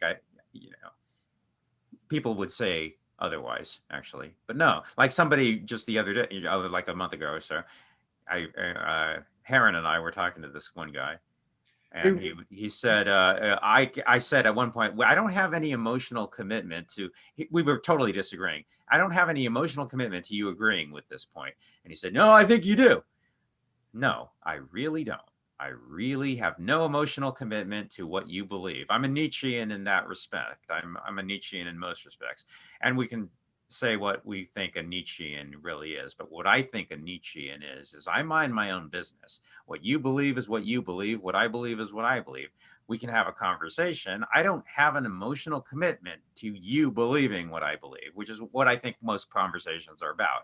Yeah, I believe this way, and I have to get you to believe this way. And that's why I think and that gets back into spiral dynamics, different colors talking to each other. Once you get and learn spiral dynamics, that relaxes you a lot because you realize if you're blue, there's not really much chance you're going to get out of that. You're red, if you're orange, if you're green, you are what you are. I mean, you're eventually going to read the book, so you'll hear what they'll talk about when they talk about open, closed, and arrested. And most people are not open. Open is you're open to other colors, and closed and arrested, you're not. Most people are closed and arrested, and it takes a long time before you move from color or level 1 to level 2 to level 3. It takes a long time, and most people do not. Most people hit orange and they stay there for the entirety of their lifetime. And so now what I'm trying to say is that is so much more of a relief to realize that. So when I'm talking to a blue, when I'm talking to a red, when I'm talking to an orange, I can just relax. I say, because I know going in, I know before we started talking that I'm not gonna convince this person and get this person to agree with me. I already know that. So that's a relief. That's a load off my soul. And now I can just relax and let the conversation be what it is. I don't have to have an emotional commitment. And that's why I say I don't have an emotional commitment to anybody believing what I believe or agreeing with me or having a lack of patience. I don't need to. I already knew before we started that there's not going, unless we're on the same page, unless you're at the same level, and there's like 2% chance of that happening. So that's why I would say I have a great deal of patience because I'm not trying to convince anybody of what I think. I'll be happy to tell you what I think if anybody asks me, but I already know you're either not going to understand or you're not going to agree. So I already know that. So why bother having an emotional commitment? so I'm curious. Is that Heron? Was he the guy who spoke before you in that YouTube video? Which one? Show it to me. I'll The one, the Cal State, the one that you sent me. That's right. You watched that. Yeah, That's the is that the guy. same? Is That's that the the same guy. guy? Yes. Heron and I did that night. The same Okay. night. That was Heron and me. We Well, I did. didn't know if it was just a coincidence. His name was Heron as well. How many So people named Heron have you come across? that's that's why I wanted to make sure. I mean, I was just Guy. curious. Yeah, that's him. No, yeah, we did that night. Yeah. I got him that gig. Yeah. just while I'm thinking of it, in case. So I got a chance to skim a couple of the Kenneth Smith articles, but I didn't check out all of them. I did try to open up pretty much every link just to skim them to see what they were, just just to skim them real quick. A lot of the links didn't That work. doesn't work with Kenneth Smith. No, well, I was just saying, just to see what kind of stuff, because I wanted to check out some videos first. A handful of the links were broken, so I just wanted to let you know. A lot of the articles did work, Can you like show me?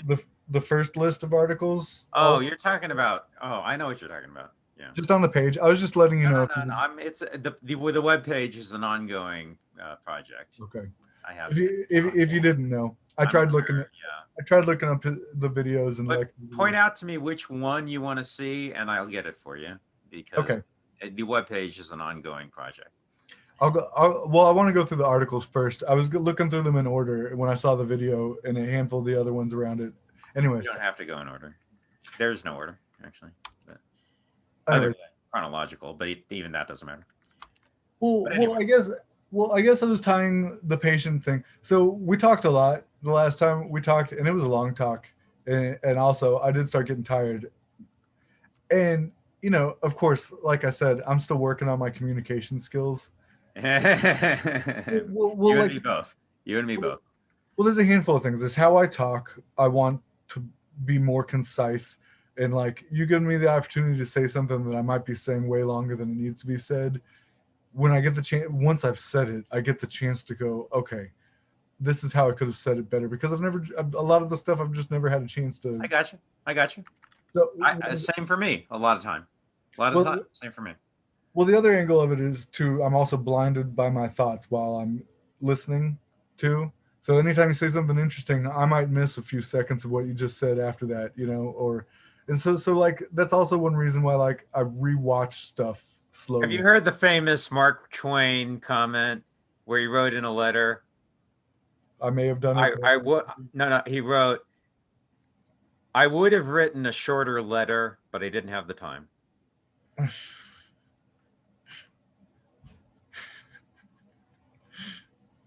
Have you heard that before? No, that's a cute one. I don't know. No, that's a good one. Like I like a handful of Mark Twain quotes. I don't remember. I haven't heard a lot of them. That's a good one. Well, it reminds me up of slow down or you'll be late. Yeah. That Exactly. Well, that's something very, very close to that. Yes, exactly. Or yeah. Gandhi once said, "Wow." In the morning, he said, "Wow, I have a lot of things to do today. I have so much to do today. I need to meditate 2 more hours this morning because I have too much to do today. 2 more extra hours of meditation." Or another way of saying that is, um, uh, Abraham Lincoln's, uh, uh, the one guy says, I chopped wood for all 8 hours. You chopped wood for 3, and yet you have more wood.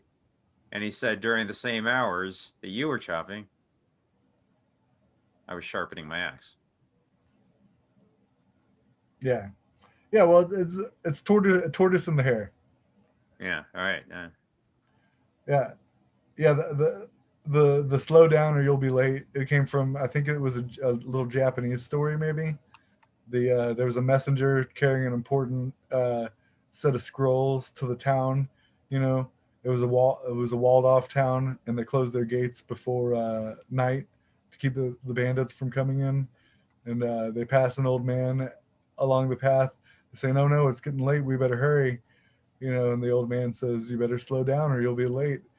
And they said, What are you talking about, old man?" And they start running, and the scrolls go everywhere. So Yeah. Right. Yeah. That's they exactly spend right. so much time picking up the scrolls that Yeah. the bandits got them. Yeah, Christopher Hyatt. He says, "Hurry up and make haste." No, make haste slowly. That's what it is. That's exactly right. It's just being mindful, being consciously aware. So I might. So of all the books that I've thrown out at you that are just suggestions that I don't really, I, I don't want any promise. I'm not trying to get any commitment from. They're just offering. You might get something from. Yeah, a tone in a lot of them is you might find something useful information wise from them. Now the Psychopath Bible, even though I suggest that or whatever that you might get something useful out of, it's just fun. I had that on my. I flipped through it. I had that on my bookshelf for a long time. Well, it's just fun, even if you don't get anything out of it. Like it's nonfiction, but it's like a work of it's like a creative work of writing, even if it's not nonfiction. So I was just gonna say, just to be thorough, it's like a sister book to it, and it's so I feel like what he did was he was trying to be like Nietzsche, and he wrote down all these aphorisms, but some of them turned into like short essays. So I feel like the Psychopath's Bible were all the ones that kind of related in their themes together, and I feel like all the scraps and other essays he had that didn't really fit in nicely with it, he put into this book, which is to lie is human, not getting caught is divine, and says become who you are. And my favorite line is there are no guarantees. So I really like the there are no there are no guarantees. But I was just going to throw that out there. It's another fun one that might have information in it, but it's not about the information so much as just it's different. You know, it's different, and you might enjoy it. Like I don't know if you'll get anything out of it, but it's interesting. You know, it's different. So I was just saying that to be thorough while I was thinking of it. But I guess I was saying why I may not have been connecting everything the way you were intending it in our talk, just because either blinded by thought or whatever. Well, I guess I was relating like patience and pessimism to like you used the rat shock analogy with the unpredictable shocks and the predictable shocks, so that there's a certain amount of waiting for and what your expectations are. Like I know I'm not making the best correlation of thoughts I was having to what you were saying, but that was what context I put it in, Hmm. you know. So I guess just part of me thinks, it's not very I I have a hope. lot of stories about like taking hits. Like I'm telling you, like people like shows you how old I am. Well, Like well, back when the internet first started. I mean, it's 1,000 times worse back then, but I'm talking like 92, 93, 94, and that back in the time when there was like computer online bulletin boards. And no, everything no one's ever even heard of them. Things like the Prodigy Network and the TSN Network, and they're completely gone. But anyway, and at the time we're talking, and I was what? I was 18, 19. No, wait a minute. Okay, 92, 93. I got my first computer in 1993, so I was 21 years old. That's right. Okay.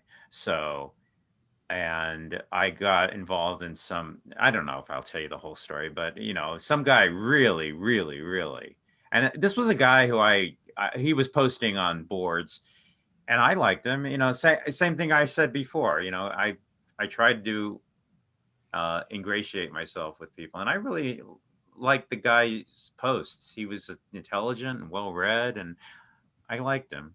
And I was trying to cultivate something going with him, like we were talking about earlier, the other day. And and he's not the only one I've ever tried. I mean, I've tried lots of times, like we were talking about the other day. Um, I mean, he's well read and articulate, and I liked the way he wrote, and he seemed like a really cool guy. And he just and well, I won't tell the whole story, but it ended just really, really badly, and he just really, really hammered me. And at that time in my life, I had no resilience, like we're talking about. I had no antibodies to resist against that. I was completely vulnerable. I was completely open. I was completely uh, susceptible to being hurt like that. I just laid my. I had no defenses. I was just raw, open, and he just and his shots at me that he took, and he just really went off on me horrible, horrible, horrible stuff. That took me that hit that I took such a hit from that.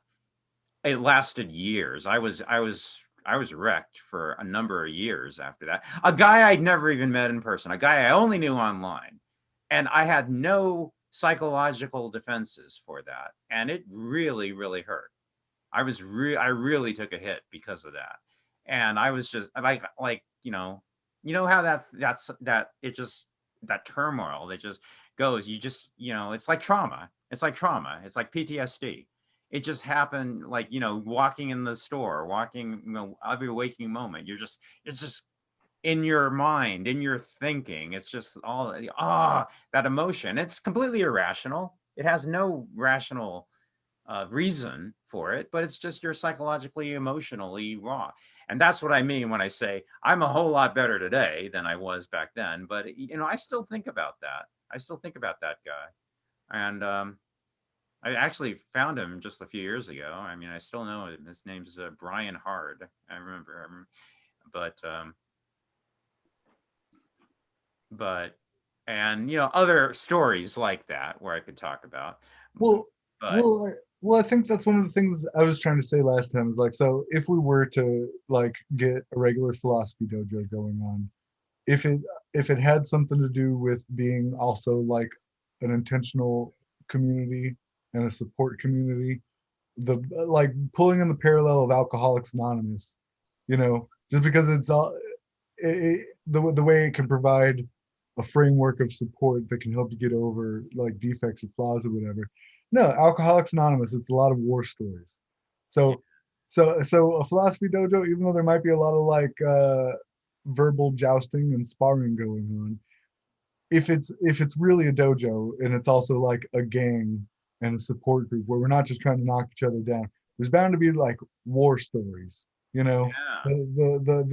the horror stories like Alcoholics Anonymous people share with each other. Dude, that's why I told you. That's why I told you about the thing with Guy. That's why. Yeah. Because yeah, you don't Well, get over these things. A friend of mine told me the reason these things hurt you so much, Dave. The reason these things affect you so much is because you don't have any friends. The way humans are supposed to do this is they're supposed to process these hits, these emotional turmoils with other people. You can't do that if you're a hermit, which I am, which Heron is, which we all have become. If you're alone, you have no significant other, you don't date, you don't have any friends to talk these things over. They fester. They just burn themselves into your heart and into your emotions, and they just fester there. They just boil over with pus, and figuratively, and they just cause gangrene. And but if you have another person to process this with, to discuss it with, even if you don't gain any resolution with it, just the fact of talking about it is a human way of relating with it and processing it, and that actually alleviates the trauma. It alleviates the PTSD. Because if you're just locked inside your own skull with it, there's nowhere for it to go. And of course, my whole life I've been alone, so I have no one David, to chat with or talk about this. Hey, David. First of all, hi, and hey man. hi, Christopher. Look, it's rather a great topic to begin with, because I got to say that when we were last talking, I felt, oh God, what did I say to these guys? Will they understand what I'm saying? And I said something rather out of character for me, but it relates to what David is saying, and that is, I said, I don't give a fuck. Sorry, I don't give a fuck what you think about me. Now, that's not directed at you. That's sort of an attitude that I've gradually over the years evolved. I used to be extremely sensitive to what other people thought and said about me. I always felt a need I had a need I had an in order to mindset. And I'm listening to you, David, and I have a view that I'd like to communicate. And it's what you say is true. I'm not going to say that if you have a significant other, as you put it, you can process it through. But you can also get to a place, and that's where I've gradually got to, and it has taken me 20 years to get there, where I feel comfortable in my own shoes. I am who I am. And if somebody says something really offensive, something really aggressive to me, and hey, that happens because as you haven't worked it out, I'm pretty arrogant. Which is a title which I don't really deserve because I just speak my mind. But people will say, "Oh, you're arrogant." Some. I mean, I've created a caricature for myself, but you can actually get to a place where you're actually in your own boots, where some of the things that you just said, Dave, are not really necessary. You don't have to process. You can just say, well, that's where they are. I really do believe that. You can get to that place and just say, forgive them, for they know not what they say, and just leave it. Well, I can't speak for David, but the conversation we had last time, I thought you were well received. I mean, I don't know. I didn't. I think I think you're good company, but that's just my perspective. I don't know. I thought the way we ended it was pretty much, yeah. I don't think we're taking anyone else's or our own point of view too seriously. I mean, we're here to talk. I don't know. I agree with what you're saying, Ren.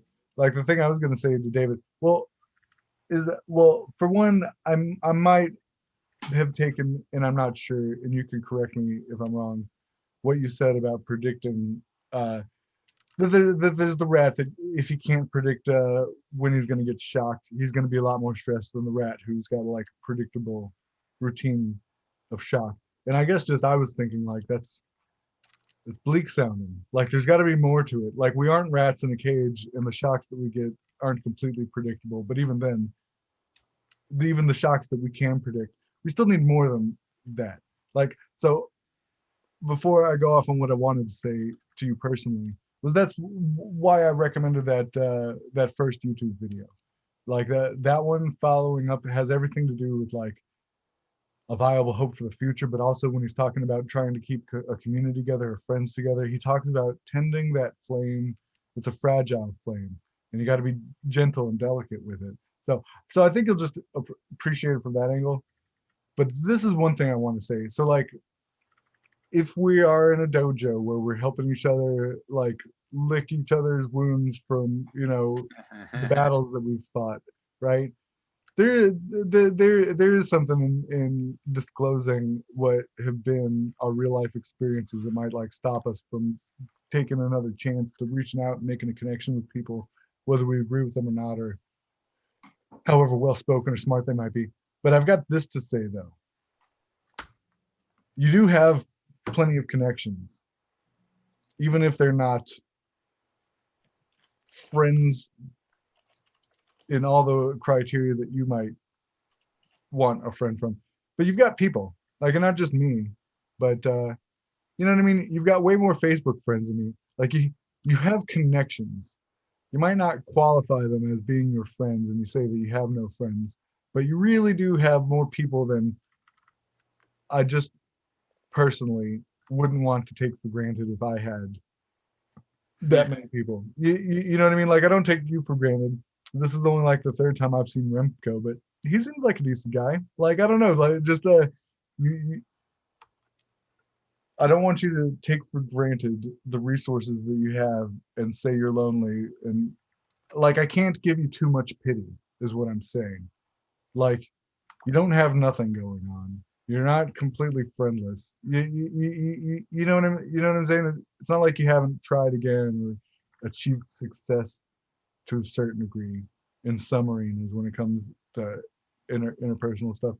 So even if you do take it seriously and they are real wounds, like they even talk about that in that book I recommended, Expectancy and Emotion. They go off on post-traumatic stress disorder and just the trauma is different for different people. Like you said, if you don't have as many friends, it can be a bit more devastating, you know?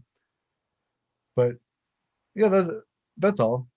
I can't like I empathize with you, and I think that they are real wounds that were like defining moments for feelings and outlooks possibly.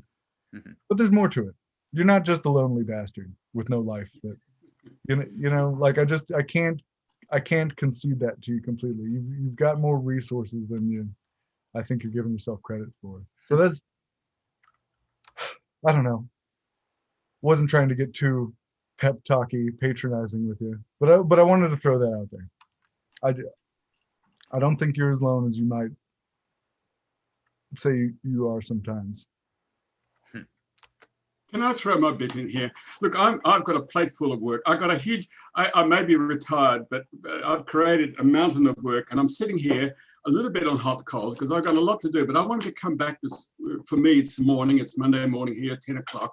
And I wanted to come back because I thought, here are two interesting guys with very different perspectives to my own. And that's where I learn. I don't want to come across and have conversations with people like me. I like to have people that have got an alternative view. That's the only way I can learn. So that's my introduction of what I'm going to say. Now, first of all, I've just posted a link by a discussion by Hannah Arendt on loneliness. I found that a very interesting article, and it reinforces my view that, I live in the hills, surrounded by trees. I'm supposedly an extrovert, and I don't want to make it a conversation about me, but what I'm trying to say is loneliness is something that is a state of mind. Friends, I don't have friends. I don't aspire to have friends in this world. I don't need friends. I just have people. And if the moment I give them a label as a friend, what do? I change my personality. I change myself because he's a friend and he's not a friend. It's a very binary mode of thinking. And you can just be yourself. I've got a lot of people, they say, oh, you've got a lot of friends. Well, no, they're not friends. Loneliness is a state of mind because we're so conditioned. We come into this world and everybody around us is chasing something out of the world. If you can learn to give it up and just be yourself, ground yourself in yourself. Look, I'm talking to me, not to you guys so much. You just created a forum for me to just vent a little bit. Look, I used to have an in order to life. Everything about me was in order to. As an immigrant boy to Australia, I had an in order to make money. I wanted to make money. It was an in order to. Everything was in order to. And then I woke up when I was about 50. I woke up to myself and thought, shit, I've got an in order to lifestyle. And everything about me was like that. I don't think I'm any different to anybody, most other people. Very few haven't got what I view an in order to lifestyle, but they're simply not honest enough with themselves to admit to it. That deep down they have a longing, and it's like your personality, like like to take DISC or Enneagrams or Myers-Briggs. Like Myers-Briggs. I have an ENTJ. I said this before, and I'm sorry, I'm repeating, but I have an ENTJ personality. I used to have, but that was in order to get something out of the world. And then once you give it up, your ENTJ profile disappears. So it is about your own self. If you can ground yourself in yourself, the world just lays down at your feet, Kafka speak. And I think you just got to allow yourself to go, let yourself be. And it's amazing what happens. And, I don't know.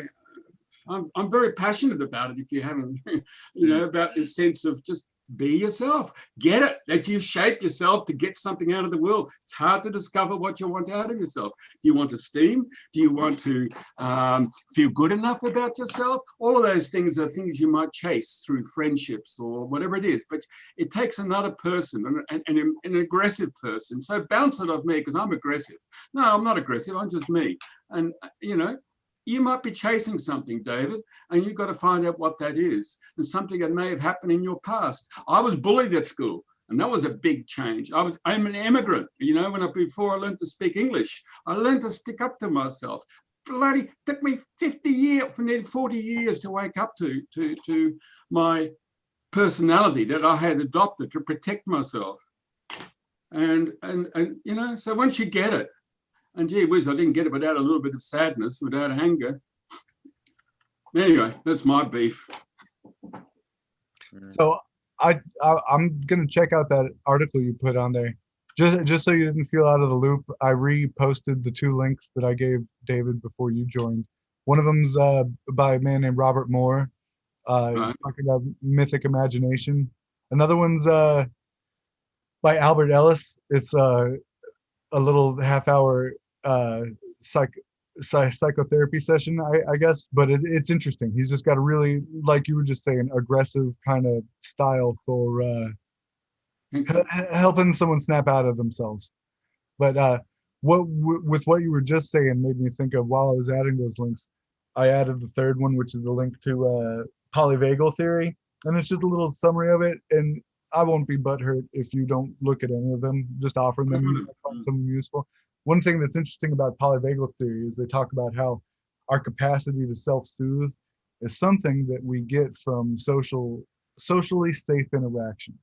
So that uh, whether someone like one of the biggest things about psychotherapy is it really often has nothing to do with what the psychotherapist says to them. Really, just the fact that someone is there presenting a safe environment, letting them know I'm here for you, even if their questions are stupid and don't actually work something out. Just the fact that someone was there for them, whether the talking really did solve some short circuit or work out some kinks in the plumbing, really is kind of secondary to the fact that just someone was there for you long enough to soothe the the sympathetic nervous system, the overactive arousal or whatever. And that part of the theory goes along to say that a person's ability to self-soothe is often something that translates from their experiences being soothed by others. So that there's something to say that it does help the more experience you have, not just getting it from someone, but even trying to do that for others. Like you don't know how to help, but just being there, put your arm around them, or like crying with them, or whatever at the least.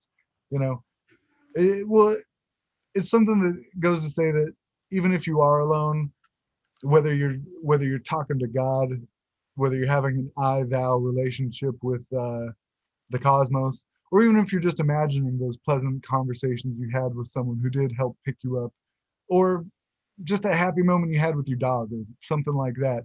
But there's always some kind of social translation we use to soothe ourselves, even when we are, in fact, alone. And just, Mm. I don't know. You might get some interesting stuff out of that. It might be too cerebral for you. If you don't like it, if you don't watch it, it's no skin off my back. But it's something I was thinking of while you were talking. But I don't know. I agree with you. Yeah, look, Christopher, that's great. I feel there are three levels of relationships. One is empathy. That is just, feeling with the person. Another one is sympathy, where you actually understand the person. The third one is compassion. That's the hard one. And what you seem to me talking about is compassion. Now, compassion, it can take two forms. The one that you described, and that is the common one. And when you get professional or other support, that is what you're getting. You're getting the sort of support that you're describing, and that's the common support. But there is another support.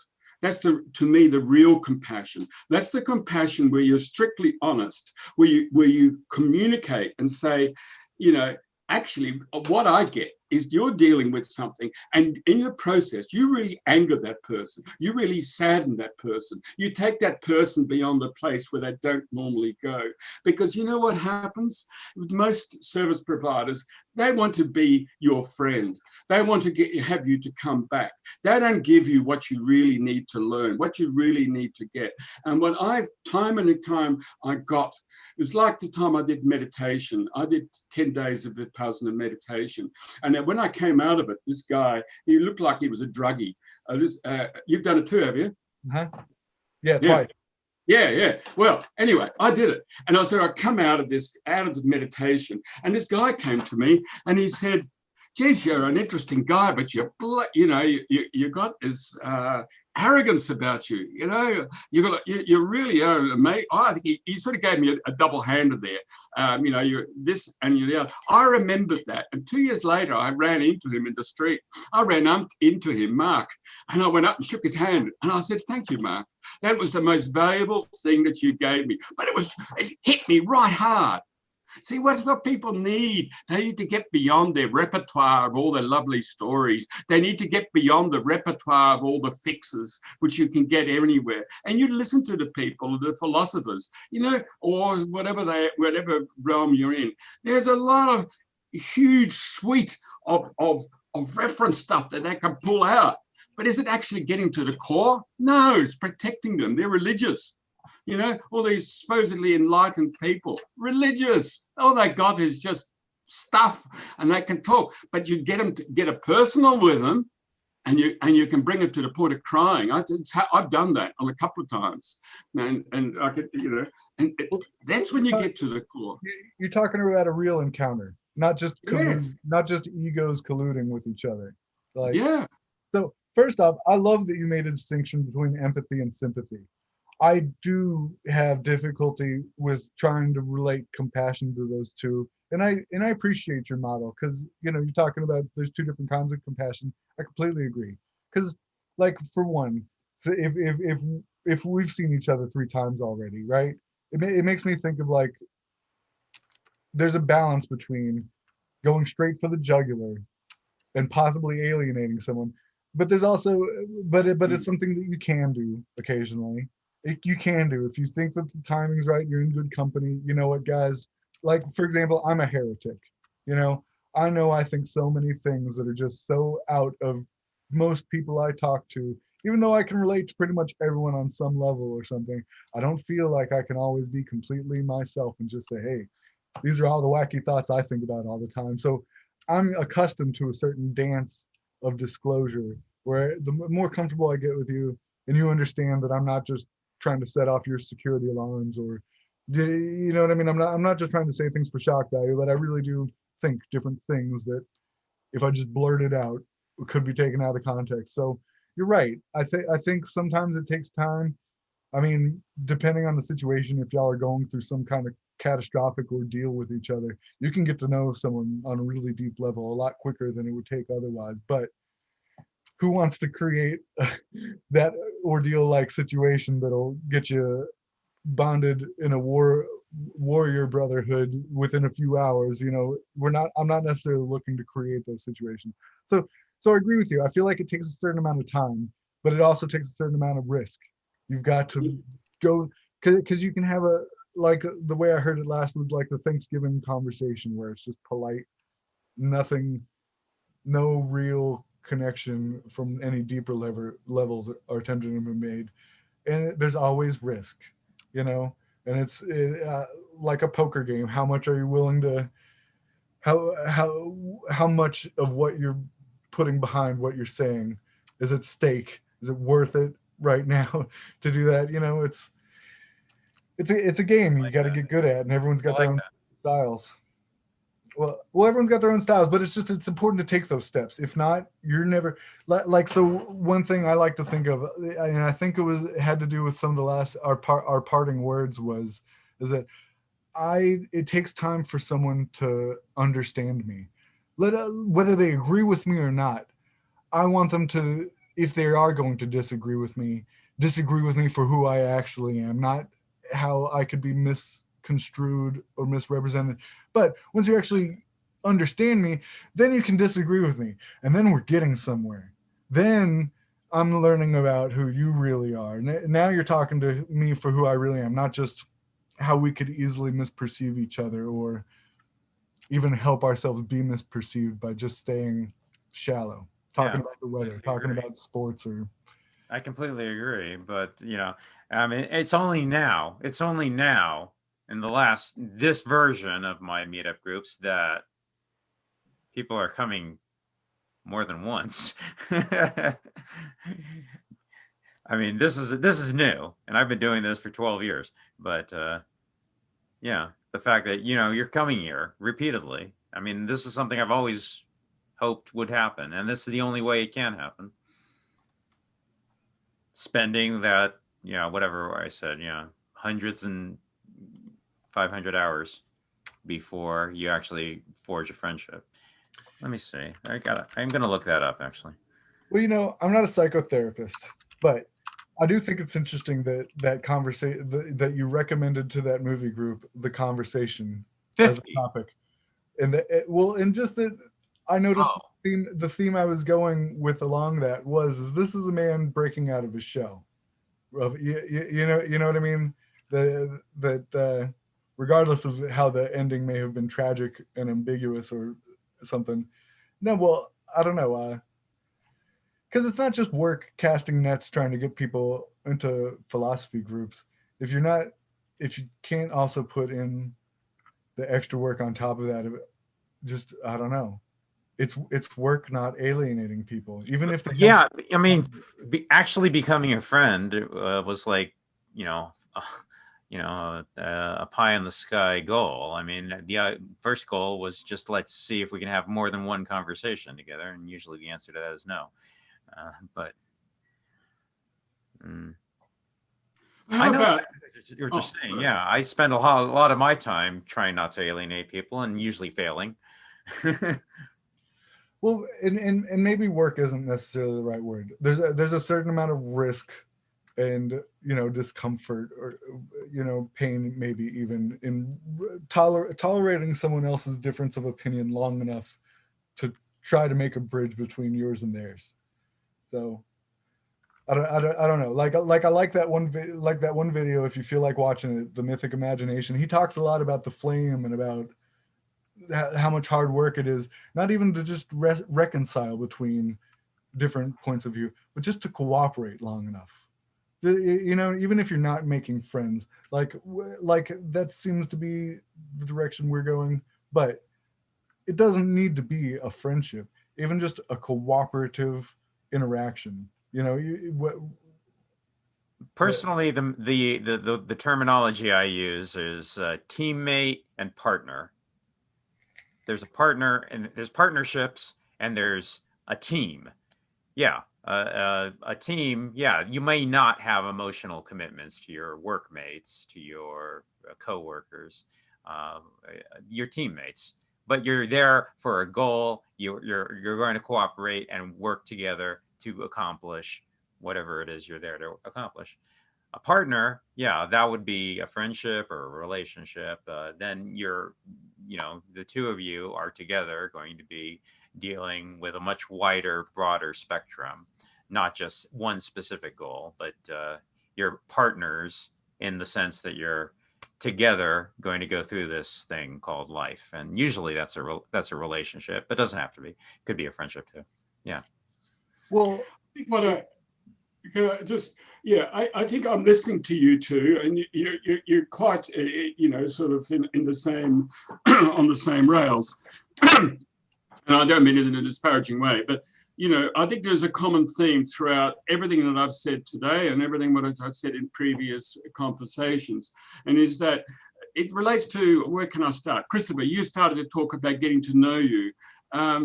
And I think that's what you said is a friendship. When I know Christopher, but what if there's no? If what am I getting to know?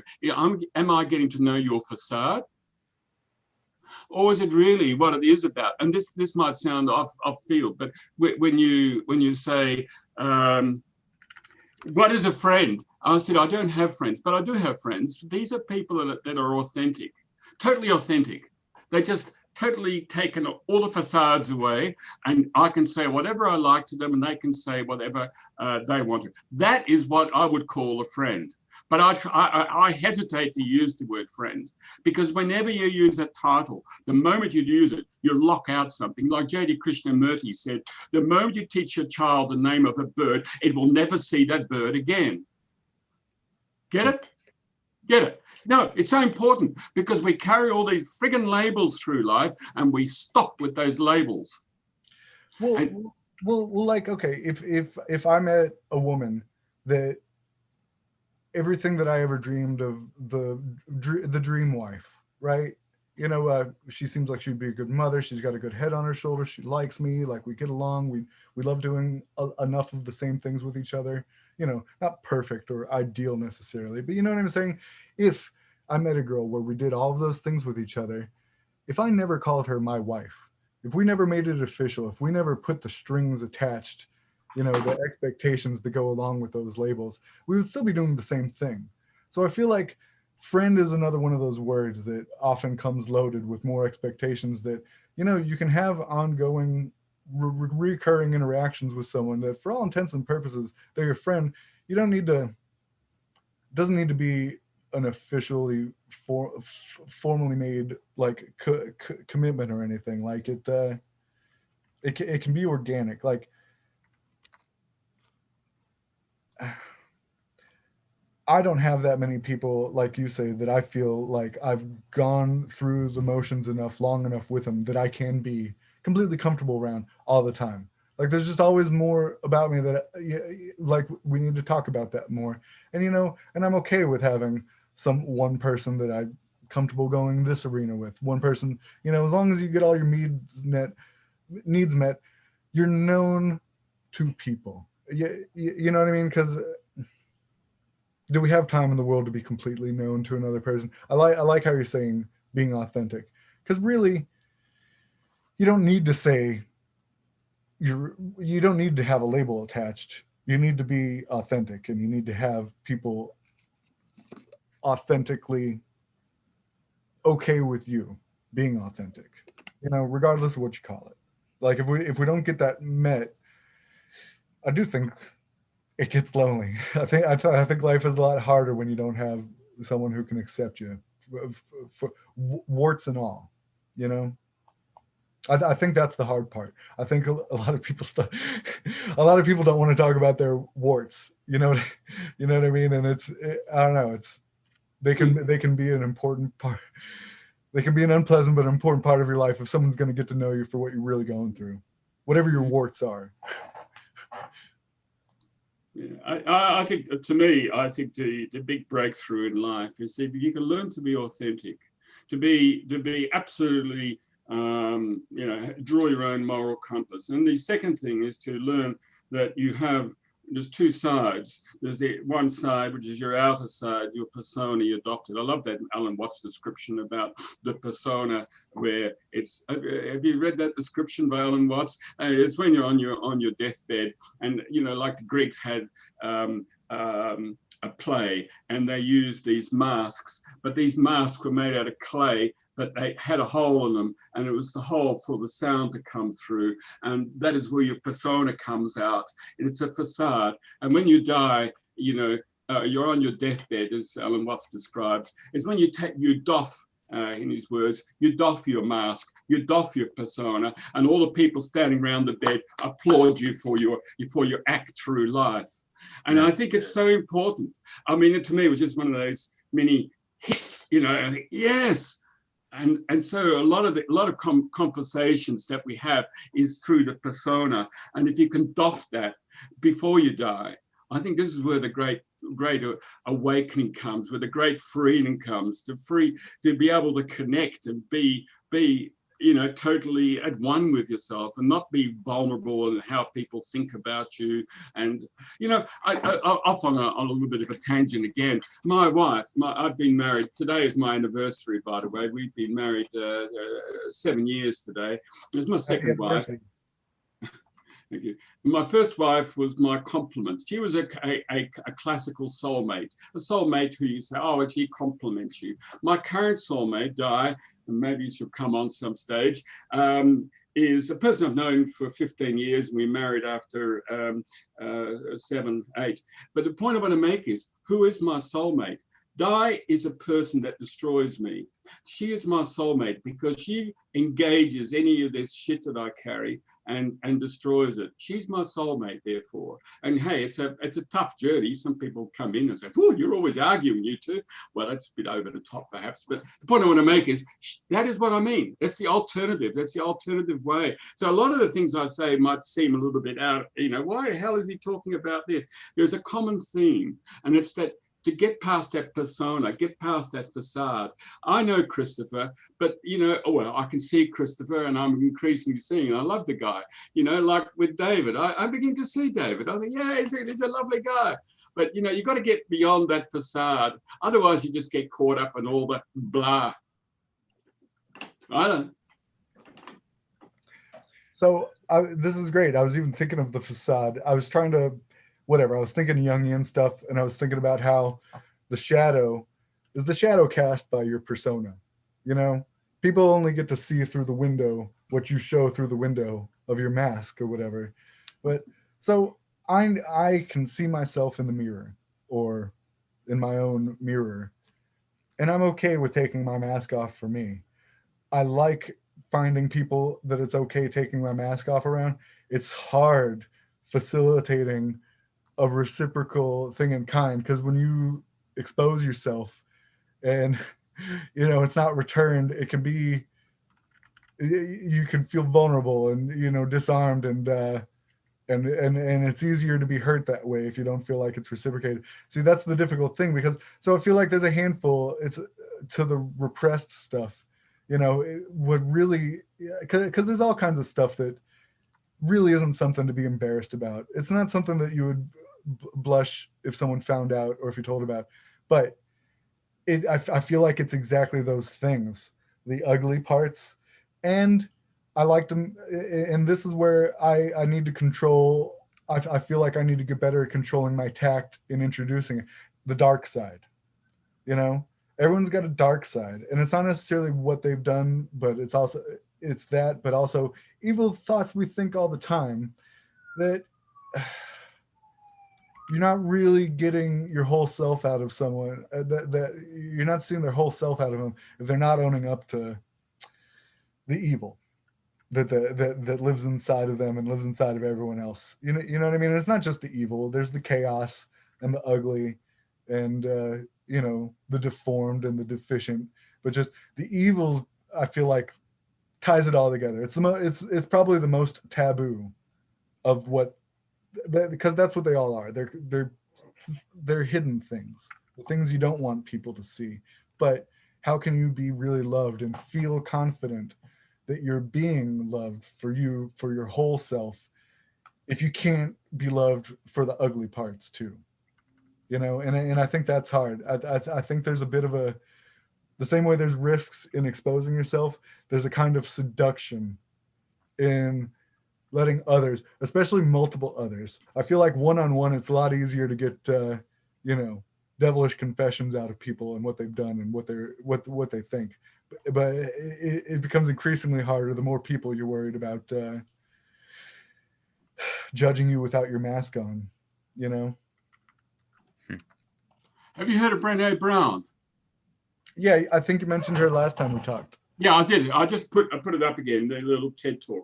Vulnerable. Just say what's there. I think people will, I think people can see through all of the stuff. I don't think there is a need to hold back on anything. I think a lot of the things that you said about dark stuff and evil stuff and all of that, it doesn't matter. Whatever you're doing, it doesn't matter. You earlier in the piece, you shared something privately, and I thought, hey, that's awesome, Richard. When you, Christopher, that you shared something quite private, and I thought, wow, does it matter? Does it diminish you?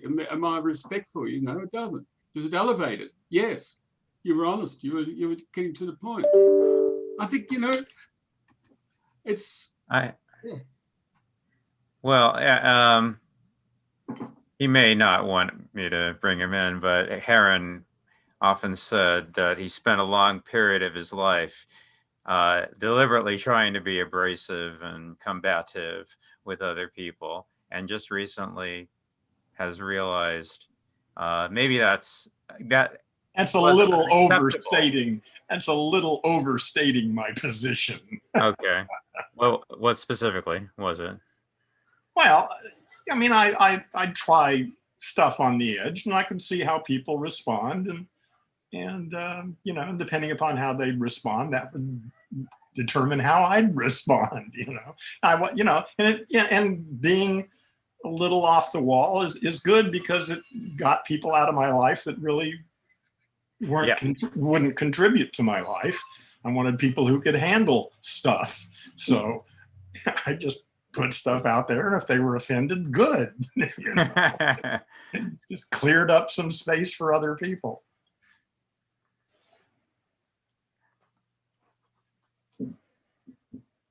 And in a way, I kind of have adopted a lot of that same ethic with the way I conduct the meetups. You know, if I do very little hand holding with people. You know, I figure if they can't figure out what's going on, then they probably don't need to be here.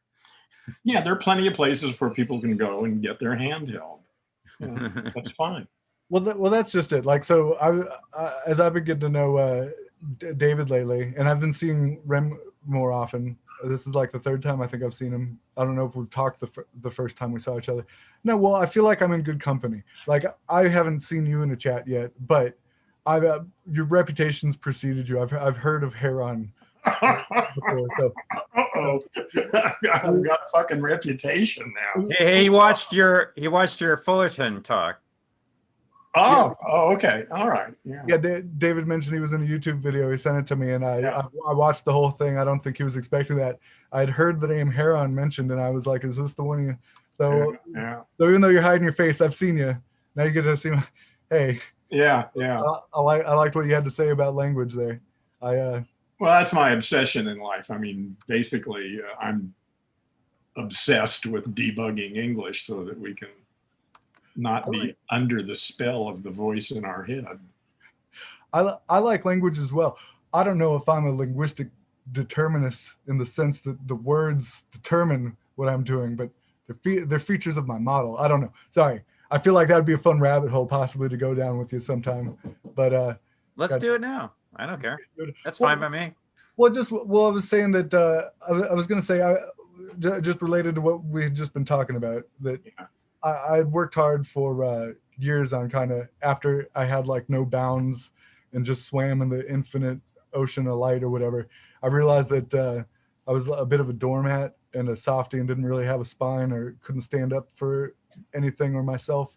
So I eventually deliberately developed walls, like, and boundaries. And particularly I was a bouncer, and it is my most common job.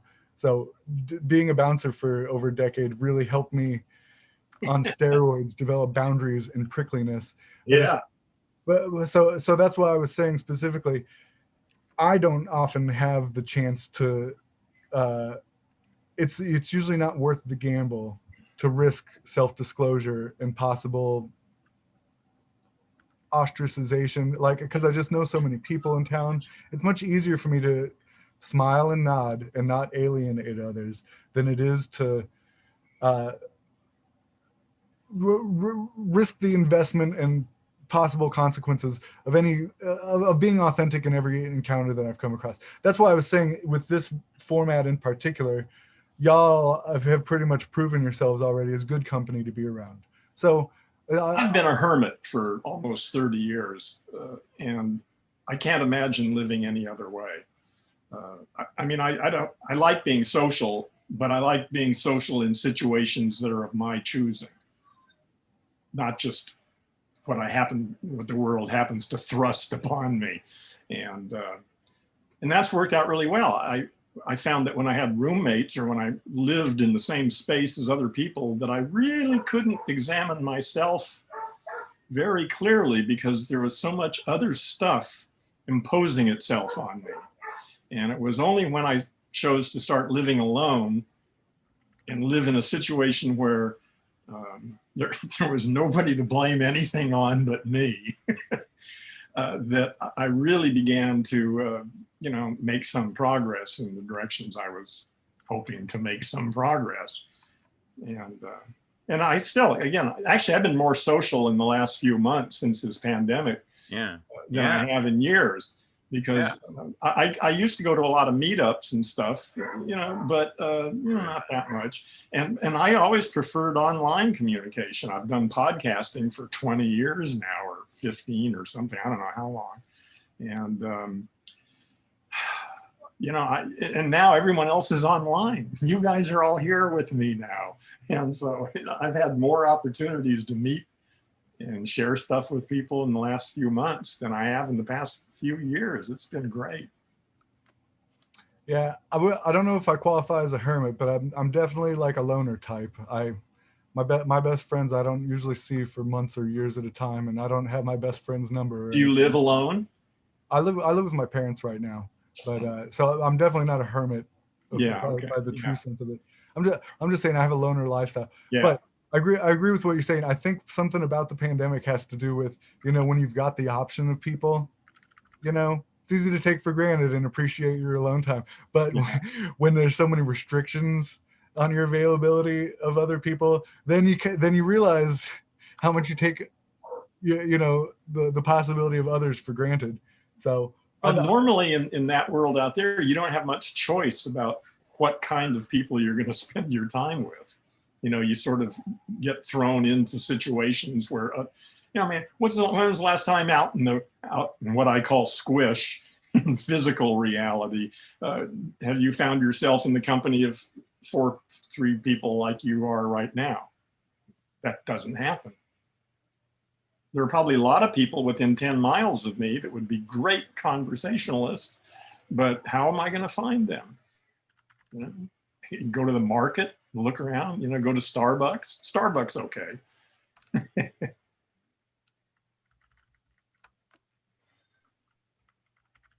The thing, and hi, Heron, we haven't met Hi, before. Ram. Yeah, nice to talk. I think you say you're alone. I think there's a danger, is my perception, is that I can't. I'm clear. I cannot see myself except through another, and it's by meeting people that have got alternative views, alternative ways of being, with the whole priorities, the whole mindset different to me, that I get to see myself and learn to just see some of my aberrations. So I think being alone is a great place, but to have a soulmate, as I have now, I was just saying before you came on, as my I heard wife, it. ask her to call in a moment, is she destroys me.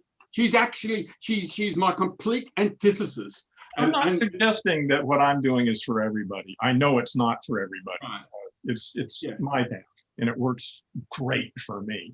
Right. I don't think it would work for many people.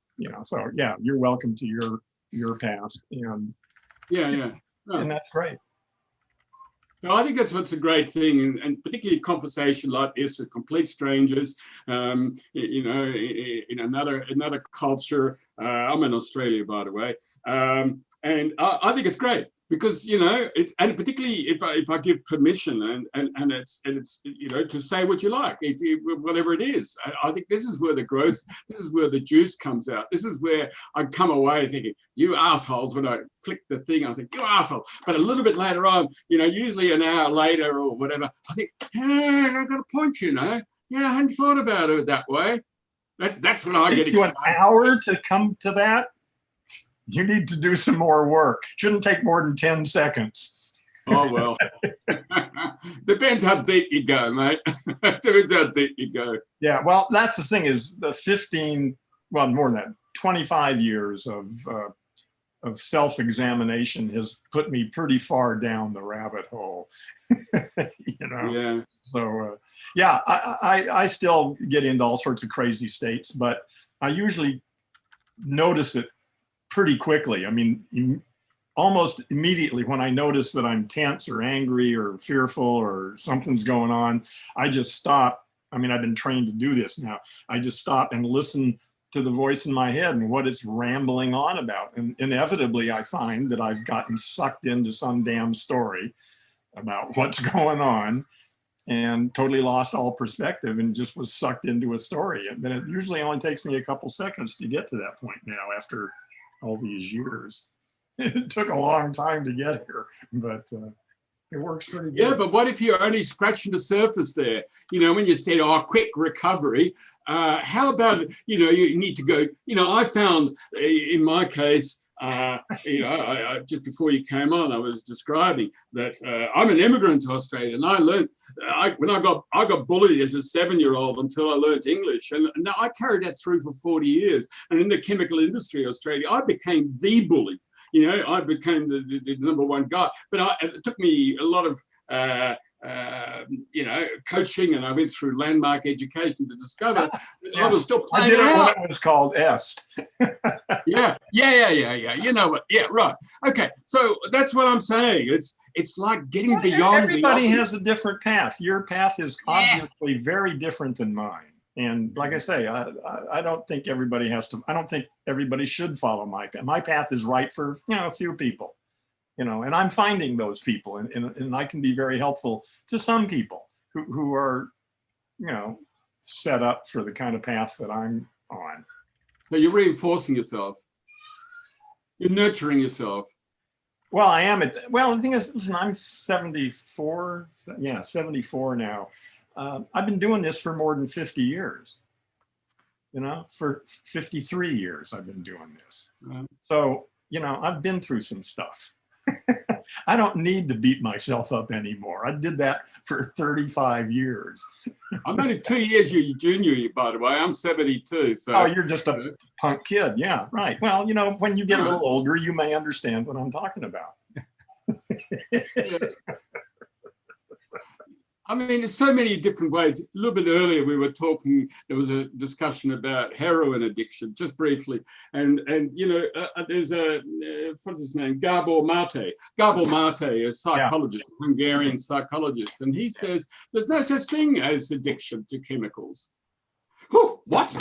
And then you sort of think about it. He says, what it is. It's a surrogate. It's a substitute. It releases the endorphins that you get from a hug. From something. All you want is, if you're addicted to something, you're not addicted to the chemical, you're addicted to the process where you normally would get that endorphin rush. Yeah. And I think it's important. It's no small point. I'm not talking about addiction. It's about the alternative. It's looking beyond the obvious.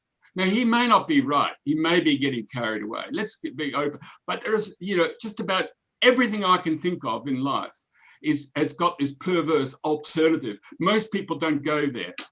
I've struck very, very few people that are prepared to entertain that what's actually behind it, what's actually behind your persona, what's actually behind Christopher being where he is, working in a gym and being a bouncer. Did you say a bouncer or something? Yeah, that's usually what I do. I'm jobless right now, but yeah. Yeah, because you're like me, mate. You're like me as an early.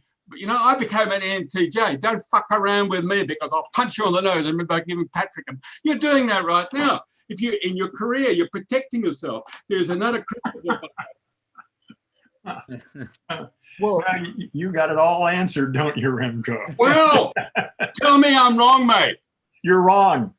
Okay, all right. Well, no, I wouldn't say you're wrong. I'd just say that's your story and it seems to work for you. And that's not the way it is, but your analysis of the situation. And that's perfectly fine. Just don't mistake your way of thinking about it for the way it really is. Well, I hooked in this morning. I'm just saying, I got a hell of a lot to do because I love having a conversation and being challenged. If you can give me evidence where I'm wrong, then I'm going to come away. Like I said, I don't think you're wrong. I just think you're mistaking your analysis for the way it is. And I think that's an error. I have my way of thinking about things and my story about what's going on and all that. But I certainly don't believe that my story is the way it really is. It's just the best story I've been able to come up with that sort of works. And I think to mistake my story for the way it is would be a serious mistake. I haven't heard your story yet. No, well, we're all blind guys molesting an elephant right now. Well, speak for yourself, Christopher. Well, I do think you're right, Rem. Yeah, I am acting a persona at work, but I think that's what I'm getting paid to do. I mean, more and more work these days is becoming emotional labor, of providing the service of whatever persona someone, service with a smile. So yeah, of course, when I'm at work, there's a persona going on. No, I'm way more than what I am at work. But it's interesting what you were saying about addiction, because I've heard in like psychoanalysis terms, they call it prosthesis. You're talking about a surrogate. They even talk about these rituals that we do, not just addiction-wise, that make up for things that we do that we would naturally do on our own as prosthetics. So one of the great ways I understood addiction was through like cybernetic principles of like the metaphor of like, so if you take if you give this person thyroxine injections, that their thyroid gland will begin to shrink because there's no need for it to produce what's being given to it. So as it shrinks, it loses the ability to do that on its own. And so like the other metaphor usually uses like the emperor that's carried around by his slaves all the time. When he loses his ability to walk, you know, he depends on his slaves to do it for him. And that's exactly what an addiction is. It's you using a surrogate for something you do on your own. And you, the more and more you rely on someone else to do it, the less you lose your ability to rely on yourself to do it. And yeah, I like that you use surrogate. I don't know, prosthetics what popped into my mind. That's how I've heard it referred to. But no, it's, yeah, it doesn't have to be a disease model. It can just be you've let your slaves run the show and now you depend on them, you know.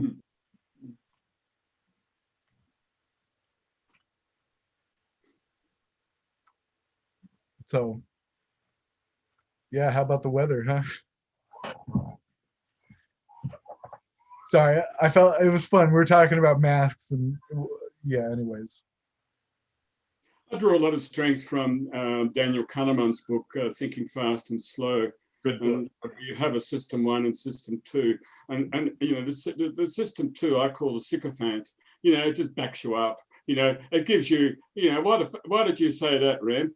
And, you know, system 2 will click in. But system 1 is your autopilot, and you can't get in touch with that. You know, and I think it's important. I keep reminding myself of that who I think I am is system 2. But it really is, that just, yeah, the outer me. The system 1, I can't see. You guys could probably see it after a while, but that's it. But it's very liberating because you don't Autopilot's have an argument. a well-programmed autopilot is very useful. I run on autopilot considerable amount of the time, but my autopilot has been significantly reprogrammed over the years. So it doesn't get me into bullshit situations anymore, or not very often. But when it does, like I say, when I notice, you know, that I'm not happy or I'm angry or sad or something, I check in and I realize, okay, my autopilot has failed me at this point. And I start paying attention to what's actually going on, and that usually solves the problem. Yeah, so I like the autopilot. I usually think of the system 2, the slow thinker, as the critic and the programmer.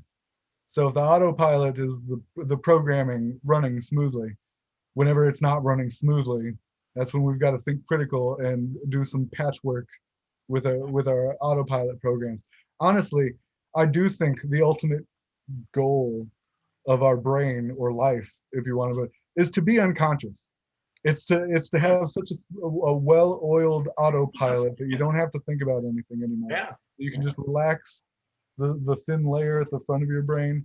I just, like we were talking about last time, Remco, I think some people have been exposed to either certain epistemological traumas or conflicts or mixed signals from the outside that they have more work to patch up their autopilot system. So I think for a lot of people, it's harder to relax their critical of cognitive problem solving, you know, programming part of the brain, because they might very well have been lied to and be taken on, bitten off more than they can chew.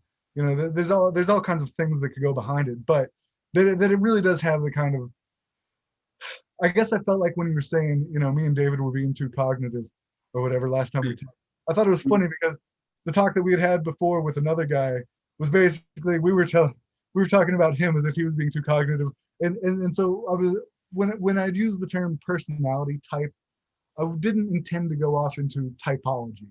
I guess what I meant is I feel like each individual has their own peculiar preferences for certain amounts of conflict and tension that they use their critical minds for. So that like Heron was saying earlier, everyone's got their different paths or whatever. But just that if you're to tell someone with different levels of trying to heal that wound, or whatever. It's like telling someone with an amputated arm, like, be whole, you know, like stop thinking so much, like be whole. It's not that.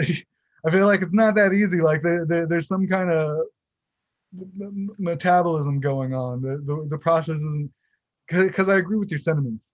Ideally, we shouldn't be critical.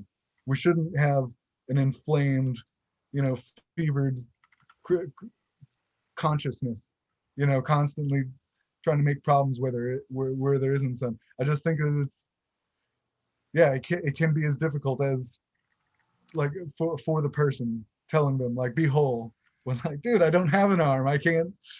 It's I got to work a little harder to get the same job done, or something. I don't know. That's an imperfect metaphor. I don't think it's a one-to-one as being an amputee, but Can I jump in with something here? This is it's really central to the work that I'm doing, and it's really about what I call breaking identification with your language machine, the voice in your head. I mean, if you think about it, I mean, actually, what I'm doing right now, there isn't any time. I don't pre-think what I'm going to think. I don't say in my next sentence, I'm going to use this word and that word and that word, and I'm going to put them in this order and then get my larynx and my lips and my tongue all prepared to articulate that sequence of phonemes. That's impossible. What I'm going to say next is pretty much as much a surprise to me as it is to you, although I've been through this a few times, so it's not quite that much of a surprise. Anyway, the point is that we've all been taught since childhood to identify with the voice in our head. That's me. I said that. I'm doing that. That's who I am. But actually, that voice in your head is just your language machine, and it's operating according to the way it's been programmed since you were in the womb, and later by your parents and your neighbors and the media and all of that stuff. You end up with literally a language machine in your brain, in your nervous system, that this job is to comment and organize your perceptions into meaningful stories. And the problem is we become identified with those stories rather than just getting that that's just the story that I've got running now. And once you can break the identification and not be entranced by that voice anymore, not believe everything you hear it say, not think I'm saying it, it's just my language machine doing what it does, you're in a new ball game at that point. You can begin to reprogram it. That's going to say my autopilot works pretty well right now. It fails occasionally, but I notice when it fails and I know how to handle that. So anyway, I think that's really fundamental. And I think that's what's happening in the world today. I think it began a couple thousand years ago. There were individuals, I'd say that's at the center of all the religions of the world, is breaking the identification with the voice in the head. It isn't seen that way yet, but I think that that's what's happening. And this is going to take, I see a sort of outbreak of enlightenment emerging on the planet. I'm expecting a critical mass of humans in the next 20 to 30 years to actually awaken from the trance of language. I think it's coming, and I'm excited. So Heron, I agree with you. I really, really agree with you with what you said there about that voice in your head.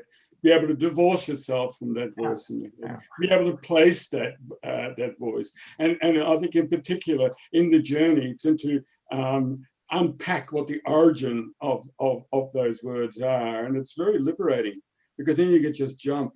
Then you can just, it's, yeah, that was my big, I had an extremely powerful voice in my head. And it you know, in my early, you know, until I'm 50, about the year 2000, I had my breakthrough when I began to see that I was a slave to that voice in my head. Congratulations.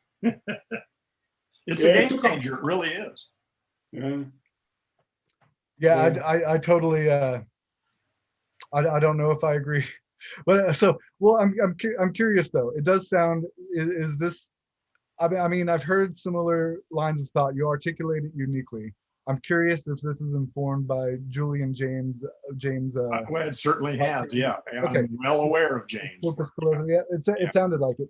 Well, I'm not going to nitpick him directly. Like, that isn't what my goal was, because I want to approach it in the format that you gave me. But thank you for saying it helps me. It helps inform the model you're coming from by saying the voice or whatever. Well, James actually isn't that big a part of my work. I mean, I'm aware of him, and he really filled in some spaces in that. But this came from a lot of resources. I'll put my bibliography. Yeah, I was just going to do that actually. Yeah, I actually do look up every link that people put on here. So I love new stuff to choose. I've already given you my library, so here's Heron's. All right, I like it. Yeah, Like Johnny Five, more input. yeah. Well, so So anyway, you got a problem with what I said. There's something that doesn't quite work for you there. well, first off, I quibble with everyone and everything, you know, and I pick my battles. I don't know. David had mentioned, why don't we go down the rabbit hole earlier? And, you know, it seemed like the golf ball was kind of going to spiral around that eventually. We were going to talk with each other. So I guess I agree with what you're saying, that we are organizing stories and narratives in our head. No, we are not. No. It is happening. It's not me doing that. That's precisely the point. I see. Well, I'm not in complete control over the choice of words, like you were saying, but I'm capable. That's right. This is the way your language machine functions. Yeah. So there's a handful of things going on here. Like, so Okay. I believe in virtual free will.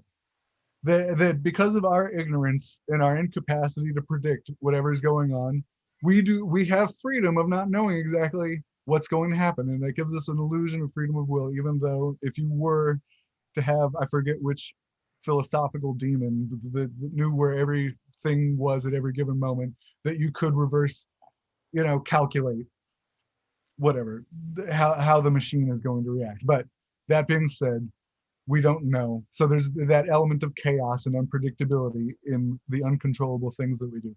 But we do also tend to associate causality to others and use that as a way of blaming you for that nasty thing that you said, even if it, yeah, you know what I mean? Even if it wasn't completely, like, it's a hypothetical nasty thing you said. You didn't. Can I stop you for a moment? Because there's another thing that's going on here that I need to address that I didn't bring up. And it's really about the word I got to tell you, I don't have a clue what the word I actually means anymore. You know, I mean, I know it comes up in English. Speaking in English almost requires that I use that word, or that word be used in my language machine. But when I really look at that, to me, that is the single greatest mystery that I am faced with. And so when you start talking about something that I am doing, or what's happening to me, you know, that's fine, but that's all just this story I got going in there. You know, that's part of my story, is there's an I, and I'm here, and I'm in this thing, and other people do stuff to me, and stuff happens to me, and I do stuff. And that's an okay story. It's not a bad story, but I certainly don't believe that that's actually the correct representation of so-called reality. Okay. So first off, I don't think there's a correct way to molest the elephant as blind men. All right, we can do the best we can at using the hodgepodge language that's spoken through us to lay out a map of the terrain we're feeling. This is a trunk, this, you know, is a horn-like thing. How's it on the ass end? Anyways, so I do have, and feel free to interrupt, because no, you bring up a good point. If we're going to like define our terms, go somewhere. So I do have a working definition of I. So we have models of reality, and it seems like for our species, words are a very important part of that, even though I do think we're primarily visual thinkers. You do other things too. Language isn't the whole game. It's just a very important part of it. Well, like from what I understand, language works in a similar combinatorial way that our thoughts work through concrete-ish images. So even when we're imagining things, we're using a language-like grammar for thinking, so that our thoughts are language-like, even if they are beyond just the words we're using. So I think there is a useful definition of I that I've come across. Let me hear it. if your model of reality is a map, the center of the map is I. But not only that, I is a category of moments we remember of the center of our model. So whenever we say I mean, we're talking about a category of experiences that we've had. You know, we're Wait a minute, a category of experiences. I'm not, I is a category. So like I'm not who I am 5 minutes ago. This little whimsical flash of consciousness right now is not. not even who I am right now. Yeah. Well, there's plenty of word games. The word is, the finger is pointing at the moon is not the moon. You know, the signifier is not the Yeah. signifier. So it's a code representing something, which is a category of Yes. experience. So it's whatever's convenient and relevant to the. If you want to know about me, well, if you're asking what I do for a living, I call up that subsection of the category of experiences. Well, I've been a bouncer and I've worked at a gym. Yeah, You listen, know? the word I normally isn't problematic. I mean, in 96% or whatever of communications, you know, when you're with your friends at the bowling alley or whatever, talking about what you did last week, well, it's not an issue. It only becomes an issue when you're a meditator, I think, or if you're a deeply philosophical or epistemological person, does the word I become problematic? Well, I just think we only see our reality through our map of it. Our reality, again, that all implies this I. Our. Again, and I don't object to that as a common story. We all use that story without even questioning it most of the time. It's a convenience. Yeah, it's useful in sort of superficial situations. Well, social. If you're going to talk to others, I need to distinguish. Depends on what you're talking about. If you're talking about what you had for dinner last night, that's different than talking about what the word I refers to. Yeah, well, I The think you language know generator. meaningfully what I mean when I say I, and the difference between it when I say you and you say I. So conventionally, we know what we're talking about. I do In think most situations, it's okay. Yeah. Well, I do think I know what you're talking about with the I. So like I don't own anything. I don't own my body. This is all borrowed, a vortex of mystery, you know, and it just happens to be working out with some kind of regularity that we seem to be What's the having. point of this? Why are you talking about the eye? Because I wanted to respond, but I can't understand what you're trying to say. Well, it relates to what he was saying about there's a voice that isn't us. Breaking the identification with the voice. Yeah. So okay. That was what I was talking about, but we're on to something else now. Well, I feel like it's related because what you identify with. So like, Well, that's precisely it. I don't identify. I really don't know. I mean, when I look carefully, I can't find I anywhere. Yeah, well, if you keep peeling back layers of the onion, there is no center. So, like when I say we're at the center of a map, really I'm saying we're the hole in the middle of a donut of a lot of different forces that we just happen to have sounds attached to. So, it's not, like I was saying, a category is not a thing. Can you put a category in a basket? Oh, No. yeah, good.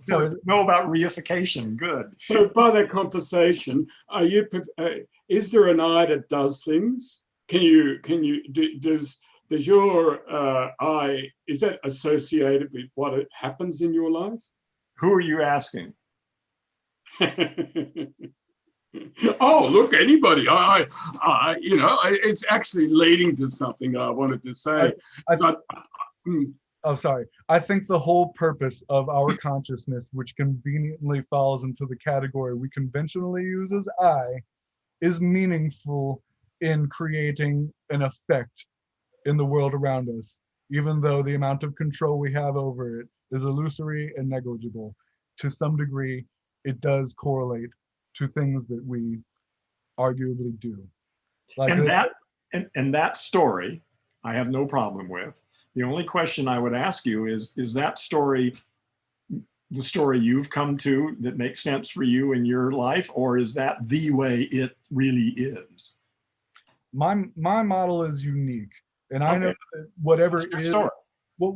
whatever it is that is out there, because I'm sure there is something out there. Whatever it You're really? is I do think there is something out. Huh. Yeah, because I'm talking to you, and if this is all a solipsistic dream, I'm going to have a meaningful talk with myself through you. Well, that's, and certainly just because it's hard to accept, it certainly is on the table. I mean, solipsism has been thrown off the table because people don't like that idea. Mm. But that doesn't mean it's not a possibility and has to still be considered. Yeah, no, well, I think a lot of people just don't like arguing with someone that's saying you're all in my head. I think Well, no, but that's not a good way to say it. No, you got to be a little more Well, finesse than that. well, I think some people who think they're solipsists become that annoying person at some. Yeah. like- Well, that's because they believe it rather than just take it as their personal story. No, well, a lot of them don't have the humility to realize there's more to themselves than they realize, and they're giving themselves too much credit in one arena for things they might be doing behind the scenes. Yeah. Well, I'm just content to admit that I really don't know what the hell's going on here. All right. But I've got a story that I like, and I'm going to stick with it until I find a better one. Well, a really interesting part of your story is that you say you don't know, which I agree with. So What that I don't know. yeah, well, I do agree with that because I don't know either. Good. In saying that I don't know, I think is that safety release valve from Yeah. what you were saying. Is this Yeah. the reality? Yeah. As long as you can say I don't know, it's a way of this is not. There's And- more to the story than And it's useful to have a good story that I'm satisfied with, more or less, if you like, you don't push it too hard. You know, my story works pretty well for me, you know, and when it doesn't, then I shut up. well. I guess just I find it meaningful that in a flow state, for example, one doesn't have much of a self-consciousness. One is so engaged in the activity that they're participating in, so involved in, that their energy, they become what they're Yeah. doing, you know? So I think that is one way of getting yourself out of an illusion of self for a moment, right? But do some enduring work, you know, do something you're into, physical activity. Now, I do think there's another angle, which is when you're capable of seeing your own story, you're seeing it from a higher logical order. So when you say, I don't know, you're saying it from a higher level than all of the things that you might know, you know, the things that you think so when you're capable of doing that, you're capable of seeing room for change and the boundaries of yourself become more flexible. Now, so the way I've heard it that is a better way of explaining it than I could do if I tried to do it for myself. I'll refer to Gregory Bateson, where he talks about how when you go one level meta within yourself, saying, I don't know, you know I know nothing. That's something you know on a higher logical level. When you go one level above that, there is no meaningful sense of self anymore. What you're dealing with are processes and categories of phenomenon greater than You're face to face with the mystery. yeah. So in that sense, I do think getting there does have something to do with overcoming one's sentimentality towards a constantly fluctuating, illusory sense of self in any given moment. I think it's just equally legitimate to identify with the whole process, even beyond oneself. So that As long as you remember that that's your story. That you're haven't captured the way it really is. Remember Ivan, the British guy in Detroit, or Chicago. No, he's in Chicago. No, he said Yeah, he said he found you infuriating because you keep saying the stuff that he really believes is just a story, and that's infuriating. And to get back to something that Chris and I was talking about, well, then that's a psychological hangup. If you do, if you find yourself so emotionally committed to your story, then that's an emotional hangup on your end. I didn't say that to Ivan, but Why? because I have no emotional commitment to convincing Ivan of anything. Oh, okay. Yeah. Yeah, but I it might am be fun to watch him wiggle. Yeah, I would do it if it was fun. That would be the only reason I would do it. Yeah. I had fun challenging Ivan's ideas. If I get a chance to again, I think he was fun to talk to. But yeah, he is that type. I think he would have a lot less patience for your I don't know what I means. Yeah, yeah. Well, so I guess just I feel like the story doesn't go away. You just go into the mode of being a storyteller. You're capable of not being attached to your narrative anymore. But it doesn't mean that it's not still there for you. If you the second some opportunity arises that it's convenient, you tend to speak to others like Yeah, my story runs all the time. It works. The thing is, it's pretty minimal and it doesn't get in my way much anymore. And it works pretty well. So yeah, it's running all the time. well, I do really like what you said. I don't know if I word it the same way, but I know exactly what you're saying by saying knowing that your story isn't the whole picture. So I guess where I was going at was with, I think there's a way to identify with your body, with your voice, with your thoughts, but also with things beyond that, and even on higher orders. But Sure. a way of wording it along this You path. can have multiple levels of stories. Yeah, well, I guess another way I word it not being the whole story is I like to think of it as chaos. There's always more to it. It's unpredictable. You haven't figured it out. The whole nature of it is that it's bigger than you and it's one up on you. Sure as hell is. Yeah. So I guess I can own it, and I can own it as myself and as my body, but technically I'm talking about the universal body.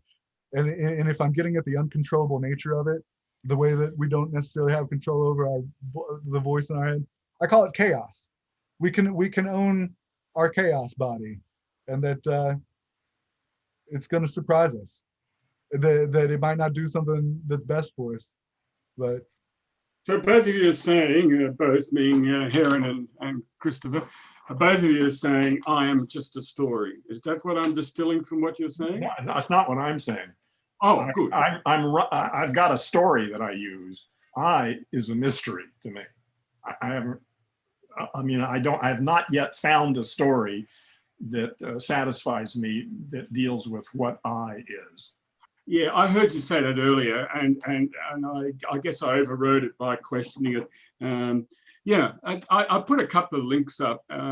One, not links, but a bit of a quote out of a book, and that's The Illusion of Self by Bruce Hood. And Bruce Hood is a professor of psychology at Bristol, and he wrote in the book, as I've repeated there verbatim, and that is, you know, the evidence is that the self is an illusionist spin doctor, giving us ownership over events as if they're our own. And I think it's very liberating to, I mean, you could say, yeah, who is he? It just so happens to resonate with my growing and more recent experience of life. And if you're prepared to go down that journey and to say that it is just an illusion, and I draw a lot of strength also. Is it different than just saying that the self is a story? That's right. Different. It's a story.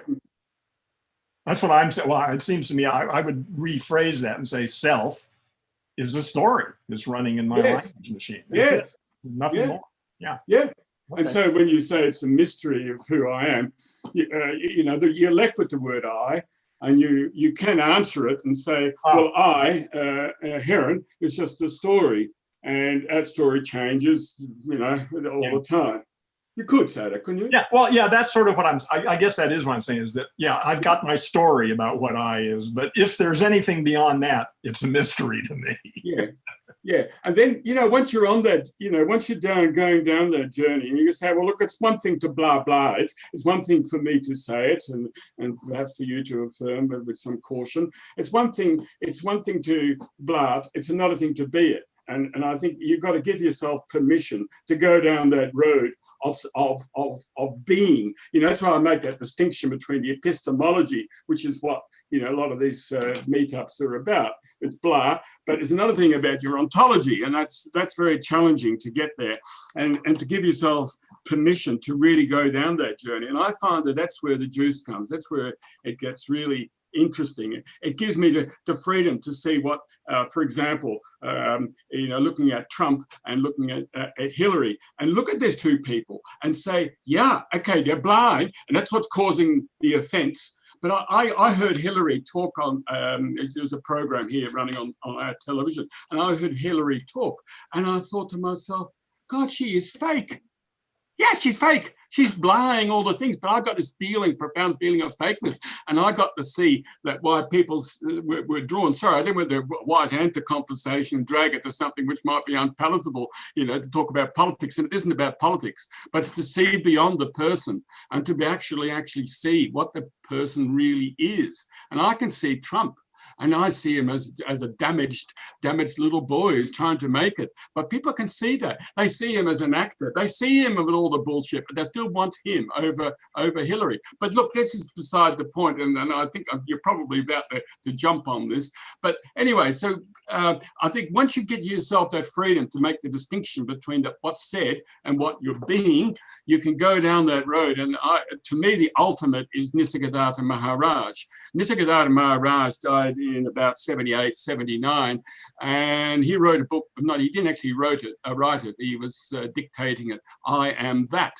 And he talks about the whole world is just you. It's an illusion of a separate you. It's an illusion of being the cause of things. And there's a lot of validity for that if you look at quantum mechanics, for example, and the illusion of cause and effect, for example, the dual slit. If any of you done any experiments, Ivan is not here, but he could talk about that.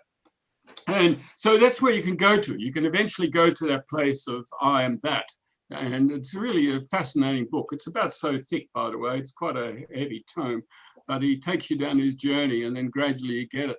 A lot of people have talked about that. D. Harding in Headlessness is another one who basically says much the same thing. And there is, I'm quoting a lot of books because I've been down that journey of having to use books to give myself that freedom. Sajjad Nadeem, who was a Costa Rican-based drug runner, and he got caught by the Americans, put into a jail in Florida, and he was in a cell with a couple of Afro-Americans with boom boxes. It was driving him crazy. And then there was his breakdown. He suddenly realized whichever way he looked, he could only ever see three walls because the fourth wall was his. And he got that freedom to suddenly realize that there is an outside, but there is the reality, and that's available. So I don't know whether it all sounds incoherent, and I'm going all over the place, but I'm just getting to a place where you say, I am that. Yeah, I think you're talking about getting to a place that I find is simply unspeakable. And as a result, I just would rather not talk about it. It seems that every time I hear anybody trying to talk about it, or anytime I try to talk about it, it just ends up in nonsense and misdirection. So that's why I just used to call it the great mystery and invite you to face the great mystery yourself. And if you happen to meet it, then shut up. Did I do that, Heron? Pardon? Did I do that? Well, it seemed to me. No, did I? Did I do it? Did I? Oh, no, that's just your language machine. Yeah. Okay, you can see beyond it. No, I can't see beyond anything. I say, I don't know. I've got my story, and I'm not even going to bother with that. My story goes only so far, and beyond that, I just accept that I don't know, and I'm quite comfortable with not knowing. Honestly, not being able to say it. Yeah, The that thing seems that's good enough. growing on me, and it's been growing on me for a number of years, is that I, any individual consciousness, which is what we're trying to figure out, what is this thing that's calling itself I? What is that thing? I'm Or even growing more is and more there and a more. thing? What? Or even is there a thing? It's I'm just our growing more and language more and machine. more to the idea that that thing, that I thing, only exists in context of relationship, only exists in the context of others. Yeah, I agree with that. So I would say it only exists in relationship to your language machine. Hmm. Without Okay, the language machine, there would be no I. I still want to get in on this. Before, before I do, I just want to ask you while I'm thinking of it, Rem. So I know of Sky News. You're in Australia, right? Yeah. Sky Okay. News. I only know of Sky News, which I imagine is like the right and the like you're the equivalent of Fox over there. Yes. I Yeah. I really want to find, is there a good left uh news station I might be able to get some, because I don't like getting just one side of stuff, and I've been getting a lot of interesting news from Australia from Sky News. I didn't know if there was like a contrary news station I could look up that you know of. Not that I'm aware of. Okay. I Of course not. well, I just wanted to ask while I was thinking of it. Okay. So this is my take. I haven't read I Am That, but so I'm incorporating in this a couple things. One is, so I identify with everything, and I call it is the mystery, but I like calling it a chaos because it includes the fact that it's out of my control. Just because I identify with it, I'm saying I don't necessarily control my language or the functions of my body or what shape it took. So I think it's an uncontrollable chaos and a mystery. But there are things about it that seem to be regular features that it seems to be useful to use conventional illusions to describe. So if I am probably the most central narrative illusion to describe the chaos or the mystery, I notice that for whatever luck, and it seems like a handful of other people throughout the mystery, were capable of seeing their narrative from a higher level and to know that that narrative was just a narrative. It wasn't the reality that it's a narrative of. Now, I would argue that I have seen different results from playing with the narrative, whether dropping it as much as I can, whether it's emphasizing certain parts, or whether it's even getting creative and saying, you know, I can put a positive spin on this. Maybe I'm not giving myself enough credit. Maybe I'm giving myself too much credit in this arena or that. And I see different effects that are somewhat replicable, all things being equal, in the chaos around. So that these narratives, whether they're personas or whatnot, cast different shadows and have different kinds of effects or fallout in the chaos.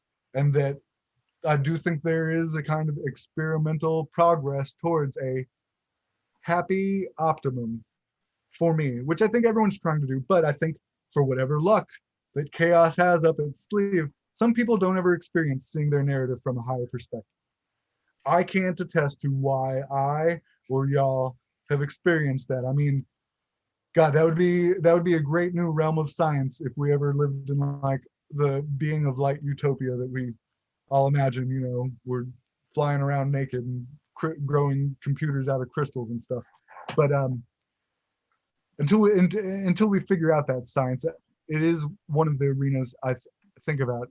But it's just, I guess what I'm saying is the reason why I say that I own it is a way of saying I identify with it, even though I don't have any control over it. Because what I say does have an effect on the world around me, even though it's not necessarily the intended effect always. And that I don't discount that effect and I own it. So that I have done things that have been good for me that I take credit for. But also, when things go bad and they weren't something that I predicted, even if it wasn't necessarily something that, according to the narrative, I did have control over. Maybe it's something you did bad. Maybe it's something someone else did bad. Because I identify with it, I can own it. I can accept myself as being in a world with it. And so this is where I'll agree with David when he said that it's a relational thing. I don't think it can be a relationship with different parts of yourself. So that How there's, about this? How about this as a thought? Maybe I introduced Nisargadatta Maharaj. I was hoping to introduce my wife, but she seems to be a bit shy. She's sitting over the side there. Sorry. Anyhow, she might come and join us at another time. I introduced Nisargadatta Maharaj. I could also introduce Timothy Freke, who's a British philosopher. And both of them are saying this one thing, is that our conditioning is that we come into the world. Our conditioning is that we are in the world. How about that the world is in us? Timothy Freke says it very nicely in a much more digestible way than what Nisargadatta is. Think about it, that the world is in us. We don't come into the world when we're born. No, we come out of the world. And I think, you know, whatever we experience out of this world is our manifestation. And that's extremely freeing once you get it, that you take full responsibility of the world. There's never a place to blame. There's never anybody to finger as cause for whatever discomfort or feeling or whatever has happened to you. You're it. And it's I'm just putting this as a proposal. It's a complete inversion of the current conversation. Yes, it's another story. And again, it's possible to entertain multiple stories as long as you don't start thinking that one of those stories is the way it really is. But I think that's a perfectly good story. Pardon? I feel dismissed. Oh, well. So I do agree with what you just said, Rem. I was just tying it back to so I do think that the universe is something projected on the inside of our skull, or whatever brain in a jar simulation is actually going on. That it is within us, which is why you are it. You are the universe. You're it. So that's, don't make a distinction. You're it. So that's exactly what I'm getting at. What I'm trying to say is, so if we're trying to tie together, if there's a primal something going on, and we're all parts of it, and it is within us, and everything about it that we know about is a story within us, that story, even though it may not be an accurate map of the rest of the mystery, that map is a part of the territory. That map is made of the territory. So it's of the mystery chaos stuff. So this is what I'm getting at. In addition to saying I am that, when you have an I-thou relationship with it as the thing that is greater than you, even though we might be using creative narrative to anthropomorphize it, it may not be a bearded old man, it may not be a conscious thing. What we're actually doing is talking to that part of ourselves. That presupposes, Christopher, that you've got, you call yourself Chris or Christopher? Whichever. But that presupposes that there is a past, present, and future. I mean, you're talking in tenses. There is, if you have anything to reference against, you're referencing against something else outside of this present moment. And don't forget, there is no evidence for past, present, and future. I mean, even when you think about the master of time, Einstein, it's a persistent illusion. You know, to talk about. And I think you're putting a straitjacket on the moment you start to talk about a reference, you're talking about a map, talking about anything of the past. Can I jump in? This will take maybe 2 minutes. I apologize, but I can summarize my religion. Go ahead. In 2 minutes, okay? We all dream, right? Or at least I dream, and I experience all sorts of stuff in that dream, people, chairs, all sorts of stuff. And yet when I wake up, none of that stuff had any existence apart from my perception of it. And so what my story, again, I don't believe this, but this is my story, is that I don't use the word God, I call it Bob, just because it sounds like God and it's a little funnier. But Bob is a great dreamer. And Bob dreams up everything you and I can imagine and a gazillion times more than that. And he experiences it all from the inside. So it's Bob that's looking through your eyes. It's Bob that's looking through the eyes on the ant that's crawling along my windowsill. It's Bob that experiences the world as a rock in the high Sierras that's heating up in the sun. That Bob dreams up everything. None of this actually exists in some sort of sense, but that Bob just imagines reality and then experiences it all from the inside. And that's my story. That's the end of it. That's my religion. Over. Well, it's a nice story. I don't know how I can relate to what you said earlier, that there is no I, because you're identifying a Bob. Well, that's not the way Bob, yeah, ultimately, of course, that's part of my story. I would say I is Bob, but I would say that's not the way the word I usually functions in America. Yeah. Well, I really like the Guarani Indians of Paraguay have a belief that when they dream, that's reality, and when they're awake, that's the dream. They have a complete inversion. I like that. So I was going to say the Rastafarians, they say I and I instead of we, because they're Interesting. Yeah. Yeah. I hadn't heard that before. That's interesting. Yeah. So the way you worded it, the way it was worded through you by Bob, I've heard Bob in other forms refer to it in other forms. So yeah, the subgenius, right? Yeah, that's what I knew. That's what you're. Yeah, Bob Dobbs. You got it. So, Jr. Bob Dobbs. So to you, Rem, I was going to say this. So to me, the future doesn't exist either. There is only the moment. Now, in our mind, in the moment, there is the imagination that we call the future. That usually involves fantasies and goals or fears, but usually it's some goal-oriented imagination.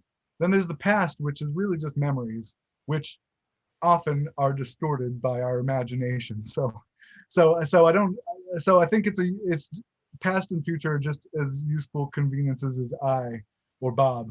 So I don't think they exist, but they're not useless. I don't remember everything that happened to me, but I've done some stuff I have memories of that I may have done, and it seems to be a coherent story to play along with that for now. But we'll see I think. Yeah, I agree. And my problem is that, it's one thing for me to say all of these things and to be able to pull out all these references and justify and validate. I've got all the cards. The problem is I'm not being it. I'm sitting here agitated. I've got a list of things I've got to do today, and it's 12 o'clock already. And so, if I was really authentic, I have to admit, mate, you're bullshit. And I've just been bullshitting to you guys because I'm not being it. And that's my big challenge, Too much cognition, right? Sorry? Too much cognition, right? Too much, yeah. Yeah. I get it most of the time, but I flash in and out, but I don't know how much time I spent out and how much in, But I go in and out of it all the time. I spend probably 80% of my time in the trance, but my trance works okay for me most of the time. So I don't, it's only when it's a problem that I have to do something about it. So yeah, if you got your language machine working well, go with it. So I was telling David before y'all stepped in that we just saw my wife there. Maybe she'll come and join us sometime. Anyway, sorry. So I was telling him that the theory I'm working on now about consciousness is that it's an error signal and the anticipation of error signals. So when we're conscious of things, it's because it's a novel situation that we're trying to assess, is this a threat or not? And once we've established, it's not, we aren't conscious of it anymore. We just don't have to worry about it. If it seems based on our past our memories, you know, whether it might be a threat, we may pay more conscious attention to it longer than others will. But that so if this is true, I keep trying to justify to myself, well, what about those times when we don't have a problem we're trying to solve, or when there really isn't any threat going on? And I think that that it's a part of us that gets bored, that literally it starts to hurt after a while without anything to do with itself, like the same way a muscle starts to atrophy, or your stomach aches when it starts to, you know, eat itself when you haven't eaten in a while. I feel like the conscious mind, after it relaxes long enough, and our autopilot has become integrated, we think like I think it's something possibly built into us, but that's a stretch, that we start looking for things to optimize in our autopilot. We say, you know what, we've got the spare time. You know what, I could clip a little off there, shave a little time off of that routine, you know, and we begin to look for ways to interfere in our own autopilot to make it better. And I think for a handful of reasons, either social goals or some kind of religious philosophy or meditative goals, some people can get into a vicious cycle of constantly self-correcting, and I think it's really hard for them by themselves to snap themselves out of going down the rabbit hole of tearing themselves apart to constantly be better for no good reason. You know, like I thought that he stole it from somewhere, but one of my dad's original quotes was, "You only have to be smarter than what you're working with." You know, if you don't have to be omniscient. And I think I think a lot of people chase this carrot of either ultimate truth or some mystical or something. Can I speak to that for a quick moment? Because given my story about Bob dreaming up the universe, Bob dreams up every possibility, including mass murderers, sadists, wars, all the most awful things you can imagine. That's all Bob, too. I'll just leave it at that. I do agree. I feel like that our illusion is given to us because it has an effect. It was useful to keeping us alive, or our ancestors alive long enough to reproduce.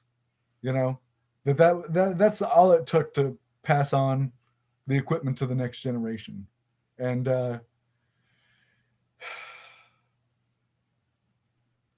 I talk about the keeper. And I have a keeper at work, and and it's the keeper that does the chattering, and that way I can divorce a lot of who I am from the keeper. The keeper is always out there trying to keep me on time, has me wear a watch, has me work my time, and all these things. But gradually, I'm able to shrink the keeper, and if anything has happened over the last 20 years or so, is that keeper is shrinking and shrinking and shrinking, and that's very liberating. Because I can't entirely separate myself, but I can place it. Well, I guess just, so I think that a lot of people, and I'm definitely guilty or whatever of this. I'm not trying to say that it isn't something that happens, not to me, but that I think people have this hubris. And possibly not you, Heron. The way you've been talking, I don't know. Maybe not this kind of hubris. I don't know what other kinds you may have, but that we think we have more control over the world than we actually do, and that we worry about the effect we might have on it. And I guess I just feel like that we do actually have some effect on the world, but that generally our narrative is very inaccurate to the effect that we're actually having. You never know what impact you have. Like, you know, the waves spread out. This conversation has changed all four of us forever. Maybe a little bit, maybe dramatically. Who knows what you're going to say tomorrow to somebody from something you might have heard today or a week ago that might be a life changer for somebody else at that moment. You know, you never know. Well, I guess just I feel like it has been worthwhile for me to actively come up with and experiment with different narratives to see how well they fit. And I guess just that it doesn't just have an effect on my serenity with the mystery, but that I feel like it can be translated into helping to facilitate the effect on others. Yeah. So like the one thing I've been thinking that I haven't had said out loud yet, when I've heard people talking about I know I don't know, what I really think is beautiful about this is if you have the luck of Bob, choosing you to be one that can get settled on the fact that you don't know Bob, right? That you can develop a kind of authoritative tact in helping someone else realize that they don't know and that they don't need to know. Yeah, we'll just, I feel like that is a kind of knowledge. It's a tenuous, higher order kind of knowledge, but knowing that you don't know, I feel like is something that there's a subtle magical art to facilitating in someone else. And it took me probably 40 years to get to that point. I meditated I still meditate. Well, actually, I don't even know the difference between meditation and not meditation at this point. But for most of my life, I was looking for enlightenment. And somewhere along the line, or in the last 10 years or so, I just don't give a shit about that anymore. That's just part of what I don't know. And I'm quite comfortable with where I am at the moment. And if I get more enlightened than I am, well, that's fine. And if I don't, if I'm just enlightened enough, then that's okay. To me, it's like a musician who sits in his house and practices 10 hours a day, but never gives a concert. He may be wonderful, may be able to give great pleasure to many people, but he doesn't do it because he's not good enough yet. And when he could maybe just once in a while go out and give a concert somewhere and bring a lot of pleasure to some people, even though he's not perfect yet, even though he hasn't fully mastered everything, he's plenty good to bring a lot of light to a lot of people. And I think that enlightenment is maybe something like that. Some people maybe get some sort of total enlightenment, whatever that could be. But I think there are a lot of people who are actually enlightened enough. They've freed enough stuff so that they actually can be of some value to other people in the path, and they don't need to be any more enlightened than they already are. So I played around with a handful of kinds of meditation. I went to Vipassana, Rimco, me and bonded on that. And I played with a handful of others. I kind of got bored with a lot of them. I don't think they're useless.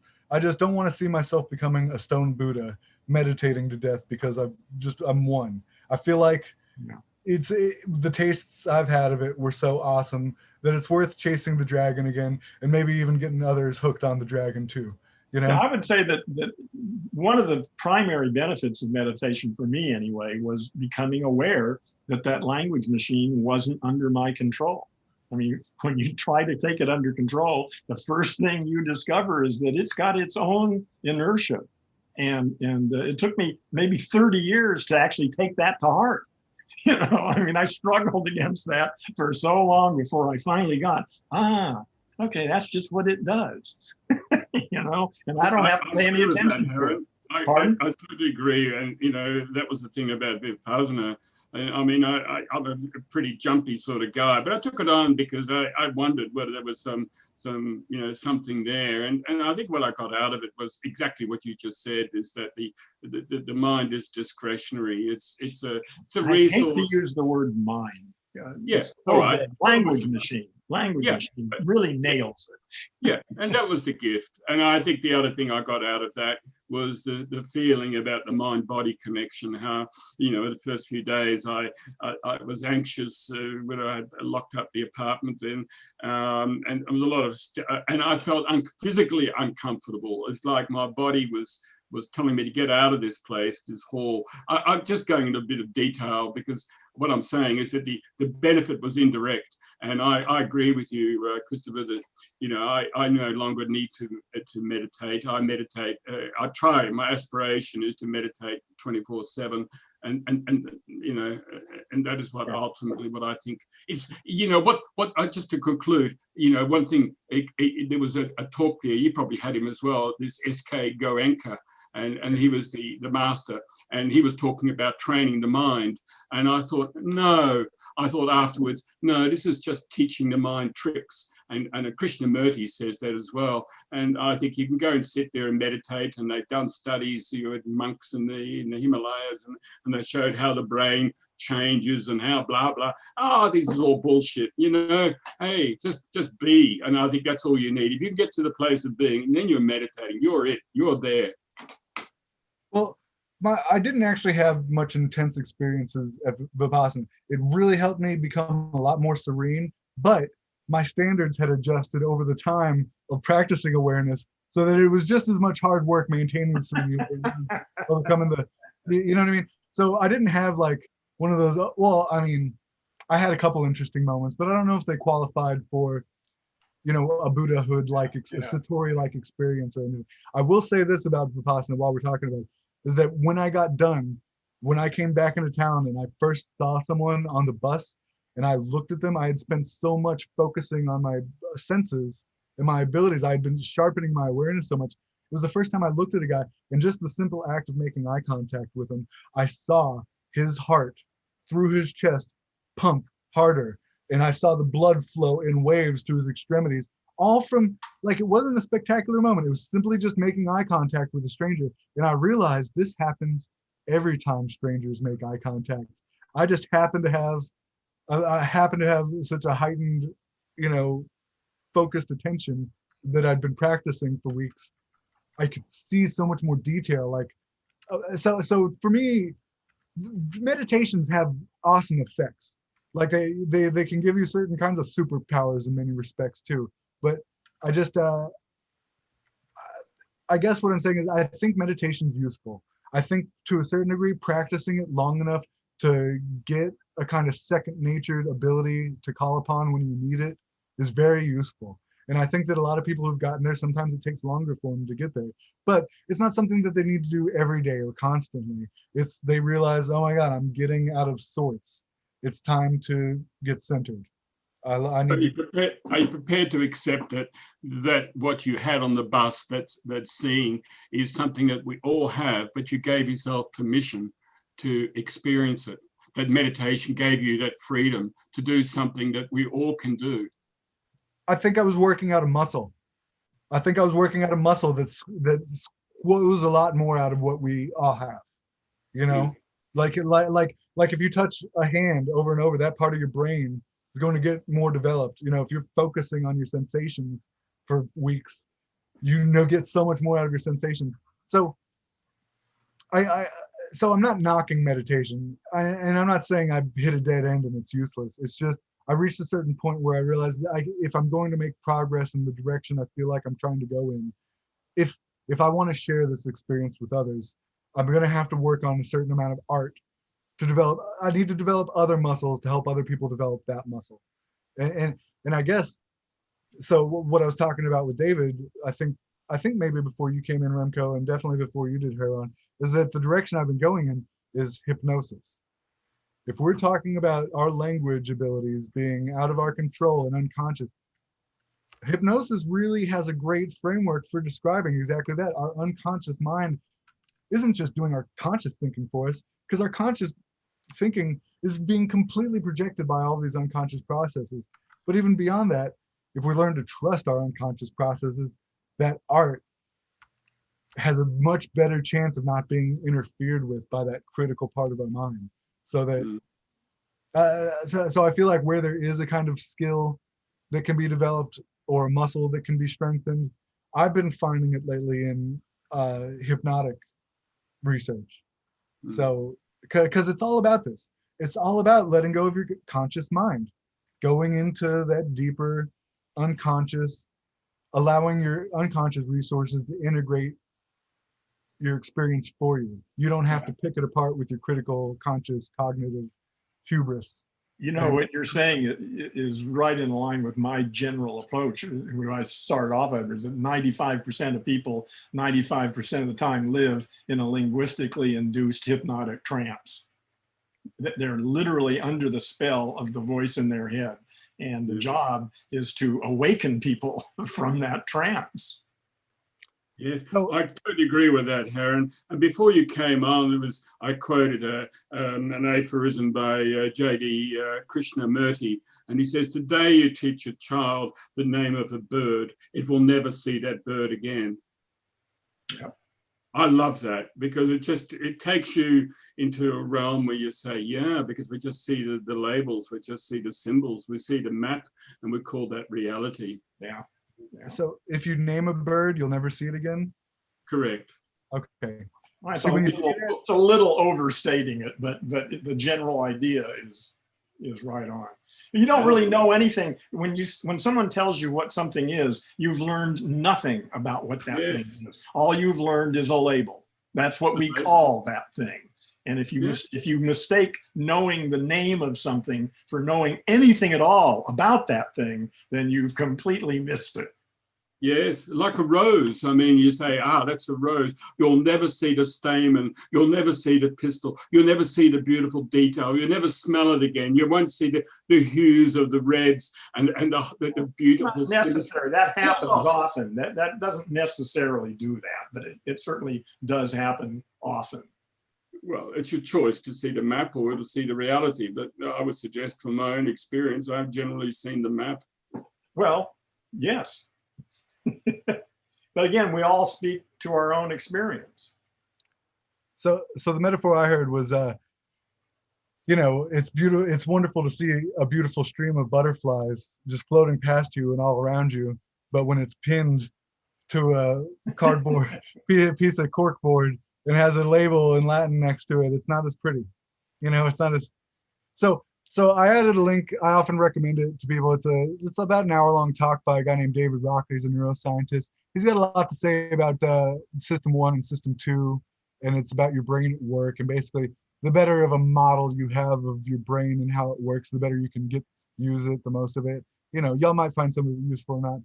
But what's relevant to what y'all were just talking about is that he talks about how being able to put a label on, say, your feelings can, even if it is just an illusion, even if it's just a placebo effect, give you a sense that you have more control. Even if you can't stop it from happening, the fact that you've identified it gives you some measure of navigating around it. It allows you to recognize it again when it comes up, for one thing.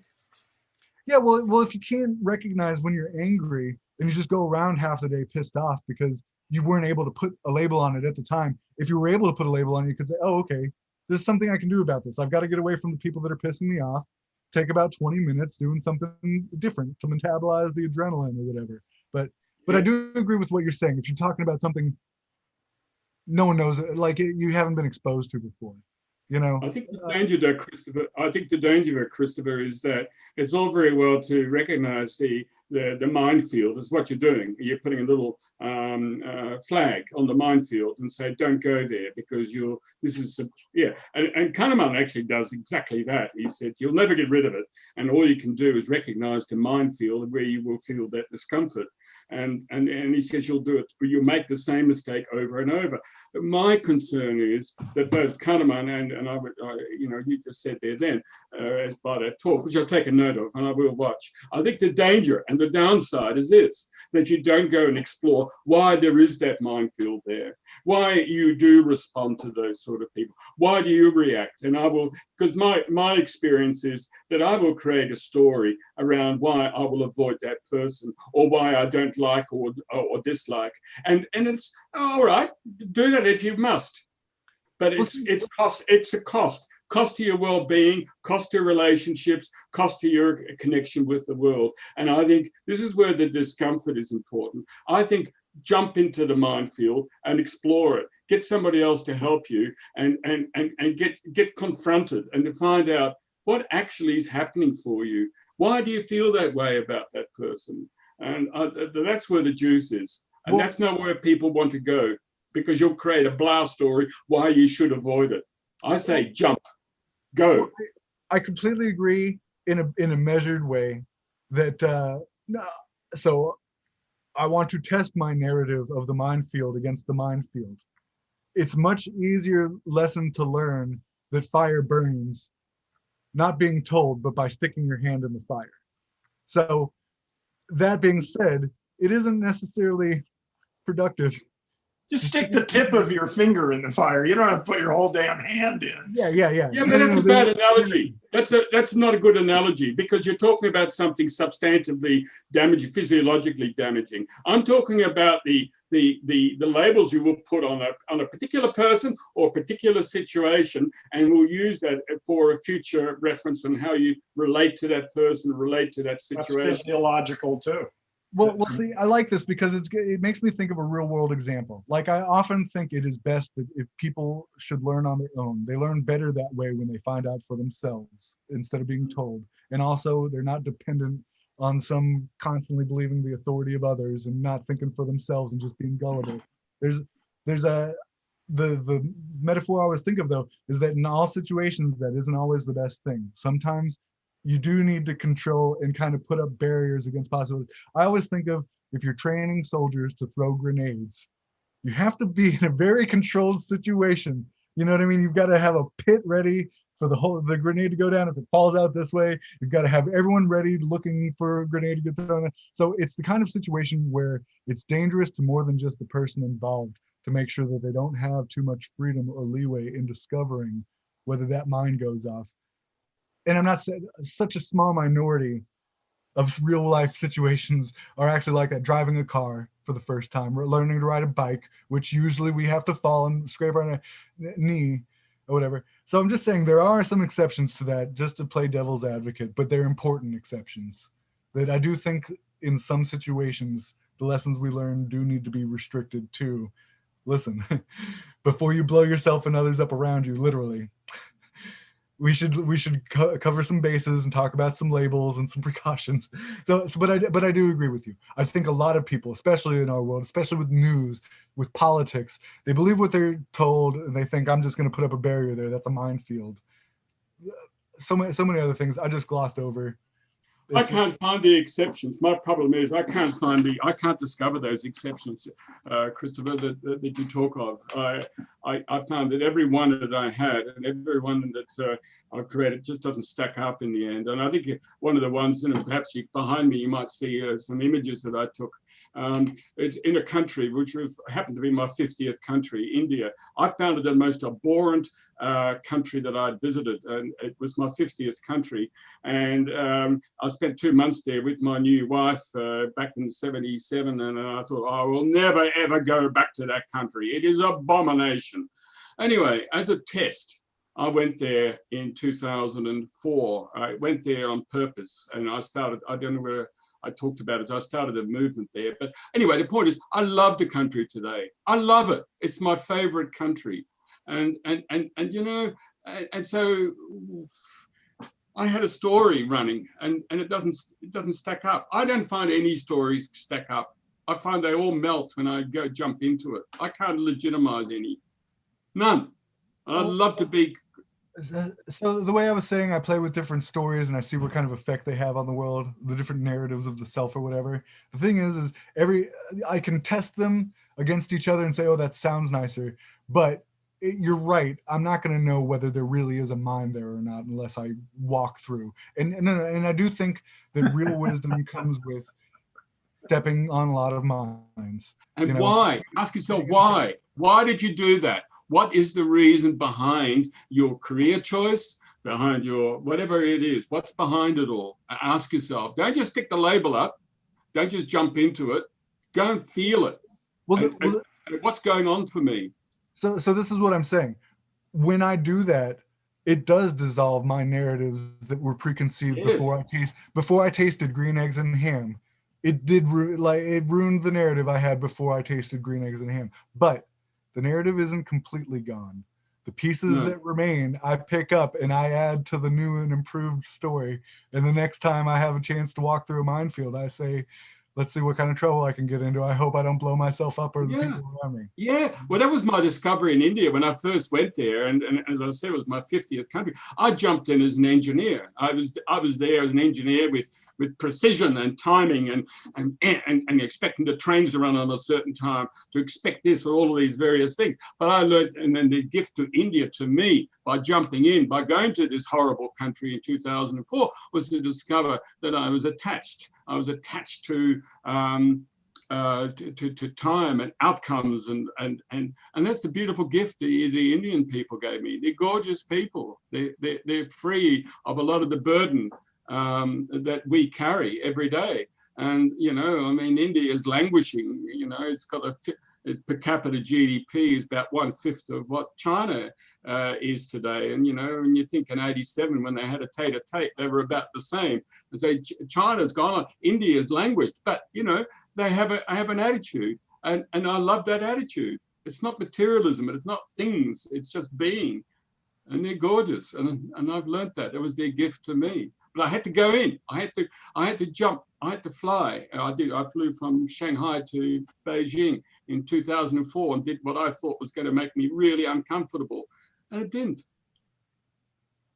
So this is great. This ties into what I wanted to finish saying to Heron, and it also ties into what we were talking about last time. I was telling you how ontology and epistemology are two sides of the same thing, and that there's a spectrum from being to doing. That being is a kind of doing. Yes. I like this because it ties into what I was about to say to Heron, which is that, so thinking about it, I don't want to argue with language machine. It works. And it works in a way that I would be nitpicking with all of the ways language could be meant. What I nitpick with is that I don't think the trance that we're in is just verbal language. No, I don't disagree. Language is just a big part of it. So the language, if I'm agreeing with you, but taking it a little beyond, I wouldn't call it being necessarily, even though that counts in every respect of the word. I would go beyond and say there's doing. There's a kind of body language, that it's not just the words we've been told, it's images that have been popped into our head by people who've told us stories, but it's also the visions of people we've seen acting in certain ways. There's certain trances that we've been put in certain trances through body language, intimidating postures by parents or authority figures or whatever. So that what I guess I'm saying is I often nitpick people who say, well, not nitpick. I'd like to clarify when people say the big picture's beyond words, and tasting it and seeing that it's good and beyond words or whatever. I like to emphasize isn't just because it's just ineffable. If it's something that people can experience, and if it's something that people can do, it's exactly because it's not something that you can only talk about. It's something that you have to do. I love that. Love it, Christopher. Look, David, and I've got to go, guys. My keeper is shouting. No, I do have a few things, and I'm obligated to do it, and I'm in trouble if I don't. But look, I'd like to leave. But look, I would love to have a conversation around Trump and who Trump is, and thank you. why he has the support that he has, because it ties in with what Christopher was saying. I love what he just concluded on. It's a great place to leave, because I think you're spot on there. It's something else. It's that ontology.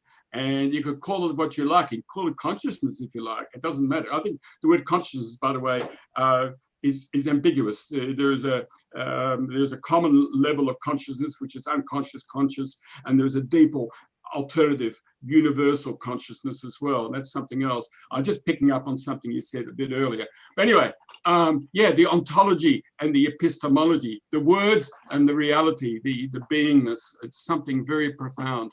But yeah, look, I love it. Guys, I got to take your leave. And I really enjoyed the conversation. I don't know whether it's mutual. I probably, but anyway, it was a great conversation, guys. I really enjoyed it. Thank you. It was enjoyable. Hey, Ram, if you're interested, if you want, I'm collecting Facebook buddies. I don't know if you're on there, but I put my full name if you feel like it. So yeah, absolutely.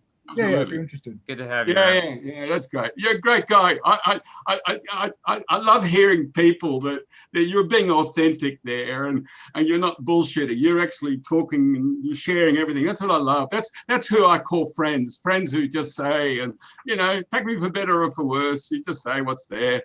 It's great. Love you. All right. Cheers, guys. Great stuff. Enjoyed it. Thanks, and nice meeting you, Heron. Nice meeting you. Bye. Yeah. Catch you next time. I'll take it as an authentic.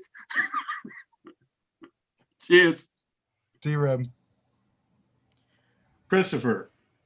Heron. I wanted to add something to what you were just saying, because this thinking, see, well, I'll just go ahead and put it out.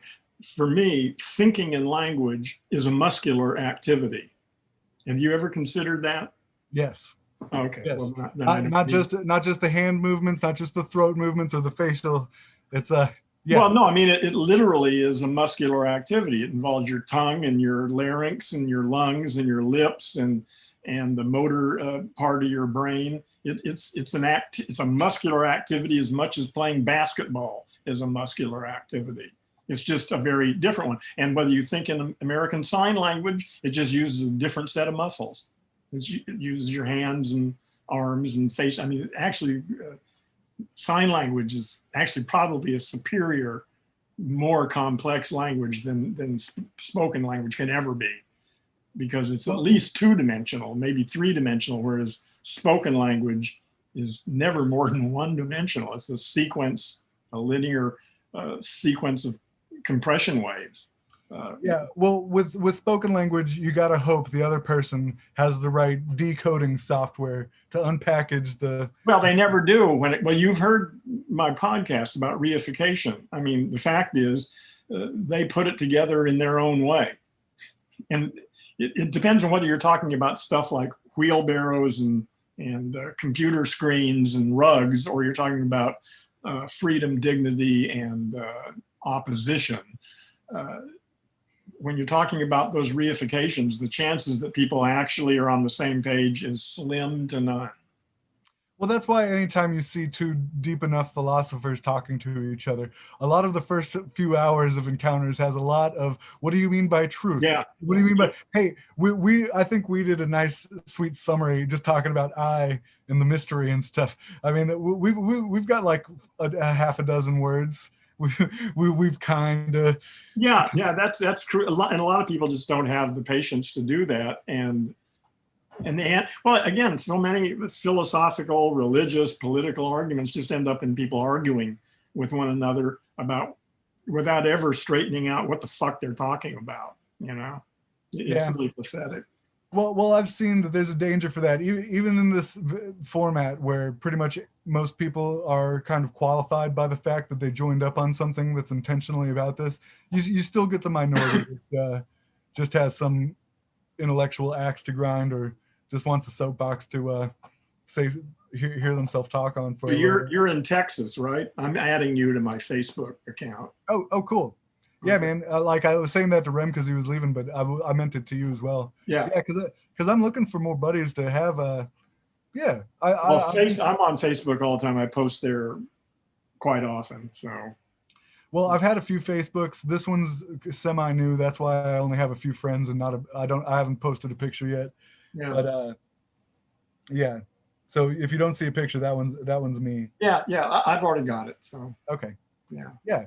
No, well, like I've been trying to talk to David and, even that Ivan guy, apparently you had an encounter with, just because he seems pleasant enough that I don't know him.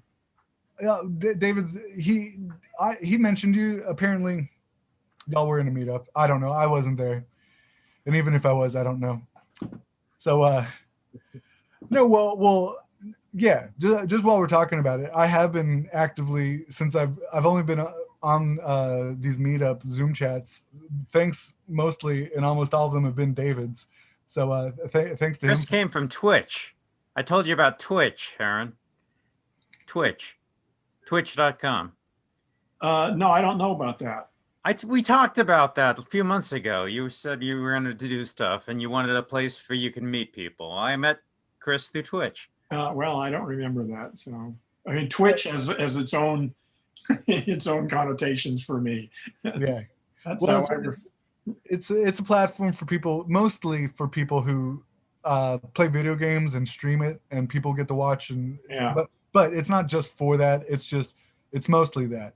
I'm lucky I found David. I found one other guy who philosophizes on there, and there's a handful of pages, but they just don't seem to be very active. But either way, I was just saying I've been new to this scene for just a couple weeks now, and most of the things I've done have been David sponsored. Well, this scene has really taken off since the pandemic. I mean, all of a sudden now, I say people are being busier online, and Zoom has become the center of it all, really. You know, there's just an amazing amount of stuff here.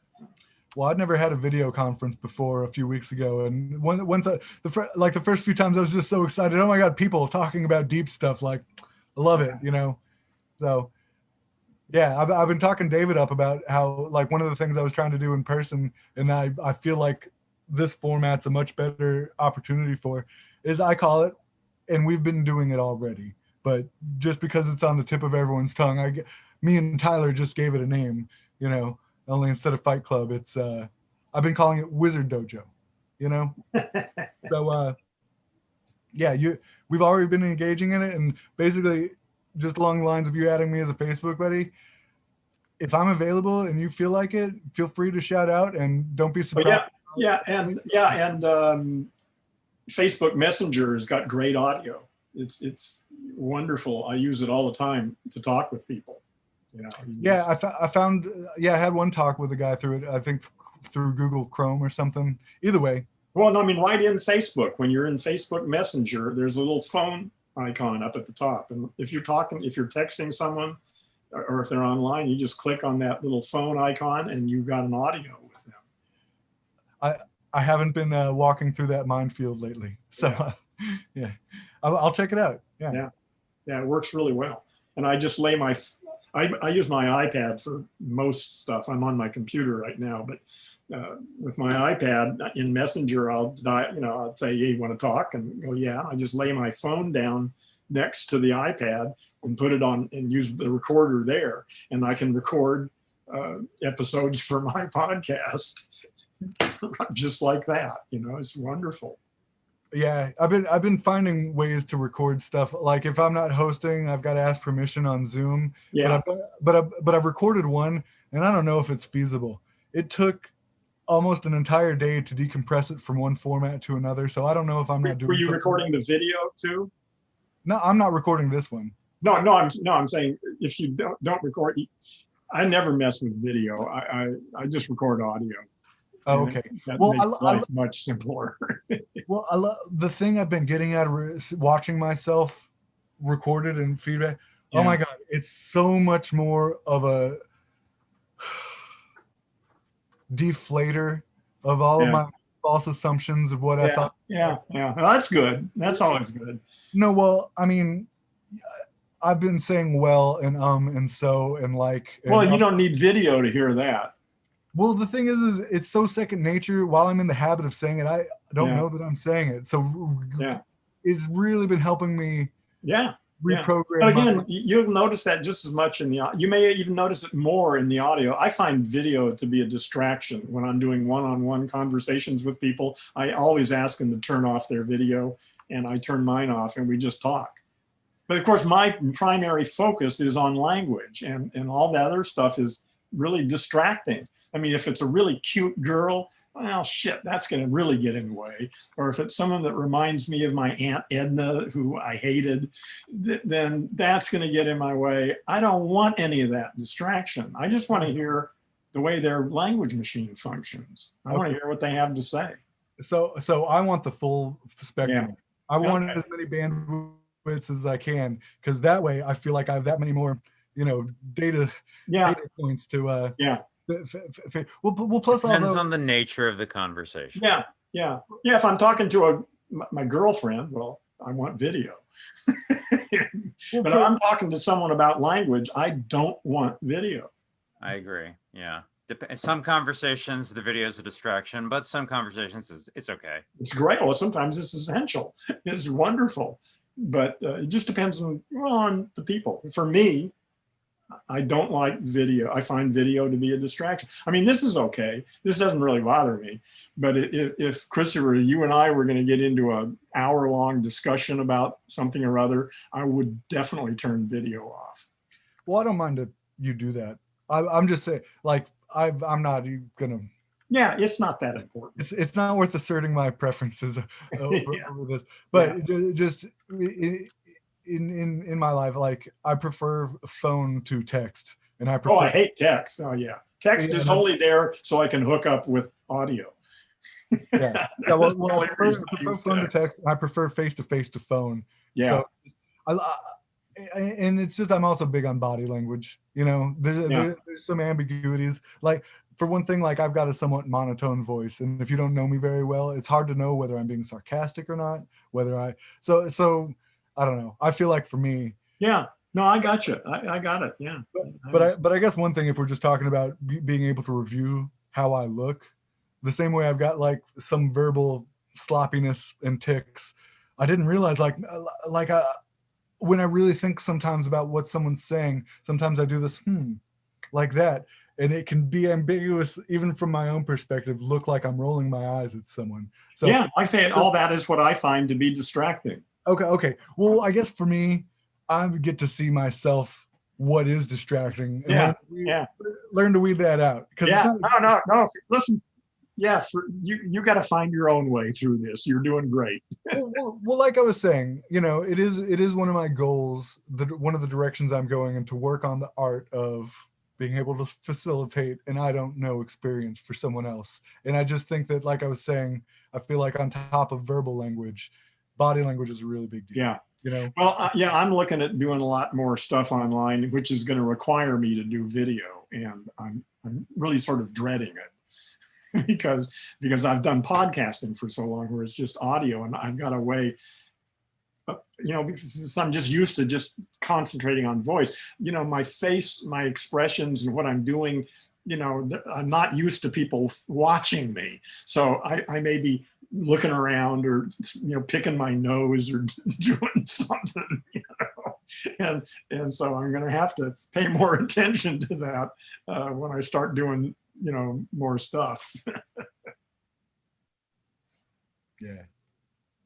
No, well, you're awesome to talk to. It's cool. You know, I didn't know it would go so well, but I feel like it went well, at least for me. Yeah, absolutely. Thank you. And just all of your, like, I don't know what you mean by eyes. Like, I love it. Every time you've interrupted, they've all been very well received and very useful interruptions. So that's why I brought you here, Heron. Exactly for that reason.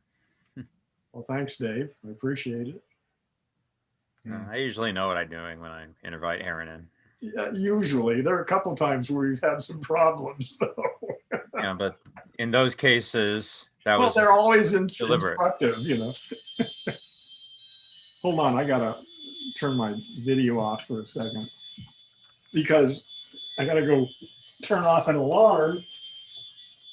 Well, were you away from your computer there? Oh, I guess so. Well, the thing is, I usually don't wear clothes. And so I threw a t-shirt on because it's okay sitting here, but I had to go over to the bed and get something. And there isn't anything but a t-shirt here. So I spared you the vision of that. Yeah, well, I wasn't trying to pry into your, I guess just, so normally I'm a night owl and I could go on for at least another 5 hours or so. Oh, yeah. I happen to have woken up really early this morning. Like, so I feel myself beginning to lose coherence by the second. Yeah. So I think normally I would be in it for the long haul for the evening, but I guess I got to wrap it up here. Yeah, fine. Listen, we'll probably have a chance to do this again.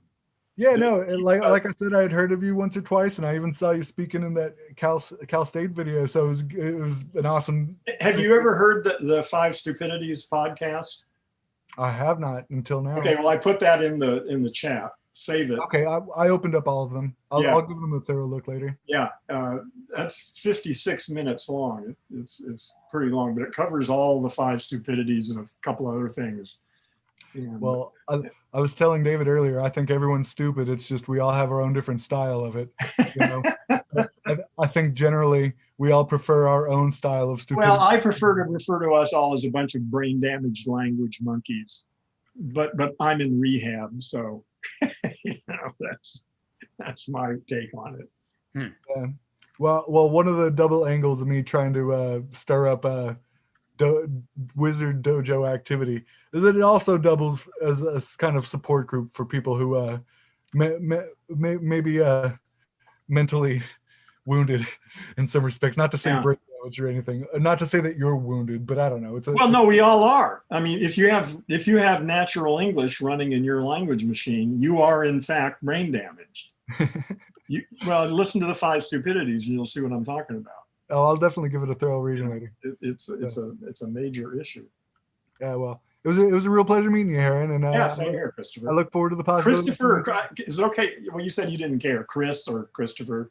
Yeah, when Robin's my middle name, I introduce myself usually as Christopher Robin because it's easier to remember than just Christopher, and it is my name. But yeah, anything that gets my attention, you know, Okay. if we become good friends and you call me asshole regularly, Yeah, I got it. Yeah.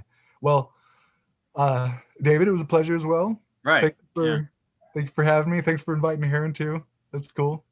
All right. It's a small world after all. Sure, we'll catch each other. Where do you live, Chris? Or Austin. you're in Texas? Yeah, never mind. Yeah, Austin, Texas. Okay. I'll give you my address when we on the next. I don't need it. That ain't probably going to happen. Yeah. I'm just playing around, but yeah, guys, I look forward to hopefully seeing y'all sometime soon. So Okay. Good hey, night. y'all have a great night, guys. Yeah. Okay. Bye, Chris. Bye, Heron. So, David. Yeah. Yes, I see. I didn't realize that you had some stuff going on back here in the back of your head. You got a bunch of hair. Yeah, you can't see that. Yeah, Yeah. you're going for it. Okay, yeah. All right.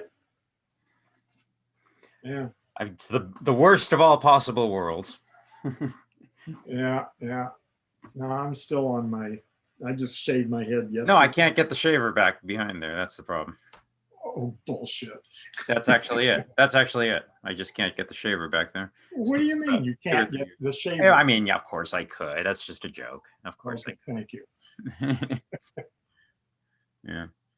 Yeah. Yeah, I still do it on the new moon and the full moon. And Yeah. I've been doing that for a long time. It works pretty well for me.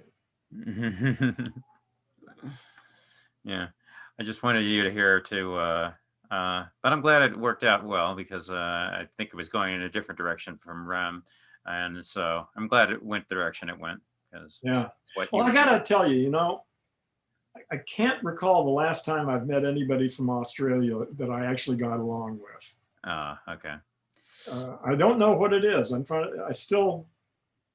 Rem is probably the least obnoxious that I've run into from Australia. But there's I don't know what it is. It's some issue that I've got or what it is. But I've been to a number of, Zoom meetings that were primarily people from Australia, and I always basically left after about 5 minutes. Really? Yeah, I just found them to be I just didn't see any reason for me to be there. I'm not sure I've met a whole lot of people here. I mean, it's been great experience what's been happening last 6 months. Yeah. But yeah, I'm not sure how many people I've met that I really, really, really connected with. I think Chris is kind of like, he's kind of like the front runner at the moment. But yeah, I like Chris. Yeah, but there's people like like Ivan. Remember him? Well, no, I don't remember him. English guy. Chicago. Yeah, I don't know. Listen, I talk to so many people. I mean, I've been doing Zoom. I've been going 2-3 Zoom things a day. Really? For the last few months now. Not every day, but I mean, a lot. I love Zoom. It's just awesome. Yeah, I'm surprised that we haven't found more people who are actually, but I've been saying that for years, who are willing to take an ongoing friendship and conversation. But well, I think this pandemic, that may be one of the really good things that comes out of this. I think a lot of people have discovered that it's possible to really meet and have meaningful conversations with people in this mode, that they've never been able to do that before. So that's great. Yeah, and I mean, I stream. We're on Twitch right now. We're streaming on Twitch right now. We're streaming on my YouTube channel. It's not that hard to connect everything. Well, I'm on Zoom, so I don't know what you're talking about. Well, if you go to my YouTube channel right now, you will see you and me talking right now. And if you go to my Twitch channel, you'll see exactly this stream. Oh, okay. It goes to different streams, and there's lots of other things, but those are the only two I've connected. And in my Facebook actually profile. Yeah. I use Facebook quite a bit actually to talk to people. That's great. One of the things I just recently discovered is that in Zoom, you don't have to actually make a link and send it to somebody. That you can have a list of people, and you can just dial, just like in Skype, you can just dial them directly. You just click on their name and they're on with you. And I just learned that a couple of days ago. Oh. So that's really, that's sort of why I use Facebook Messenger more often, because if you see somebody there, you just click their name and you're talking. You don't have to, but in Zoom, I thought you had to make the room, you can copy the link, email them the link, and invite them to join the room. But no, if they're in your list of contacts, you can just click on their name and you're online. Okay. All right. Yeah, so I haven't built a list yet, but I'm gonna start doing that. Yeah, like a group, It's just like in Facebook Messenger. You got all those names of all the people that are in your Facebook friends, and then when you're in Messenger, I use an app. What is it called? Free Chat. It's a Facebook Messenger application, but it shows you a list of all the other people that are online of your friends, and you just, if any one of them is there, you can text them, say you want to talk, and if they say yes, you just hit the phone icon and you're talking. It's great. It's good audio. In fact, I think it does video too, but like I say, I just almost never use video. Yeah. Just a few weeks ago, I noticed there were 2 extra Stone Ape podcasts, which I missed, which I didn't know about. I didn't even know about them either. Well, one was from like a year ago. Yeah, they must have been quite a while ago. Yeah. No, they probably weren't very interesting, I would imagine. Well, they kind of were the same as they always were. Yeah. Tom and I really talked ourselves out. There really isn't much left for he and I to talk about. Yeah.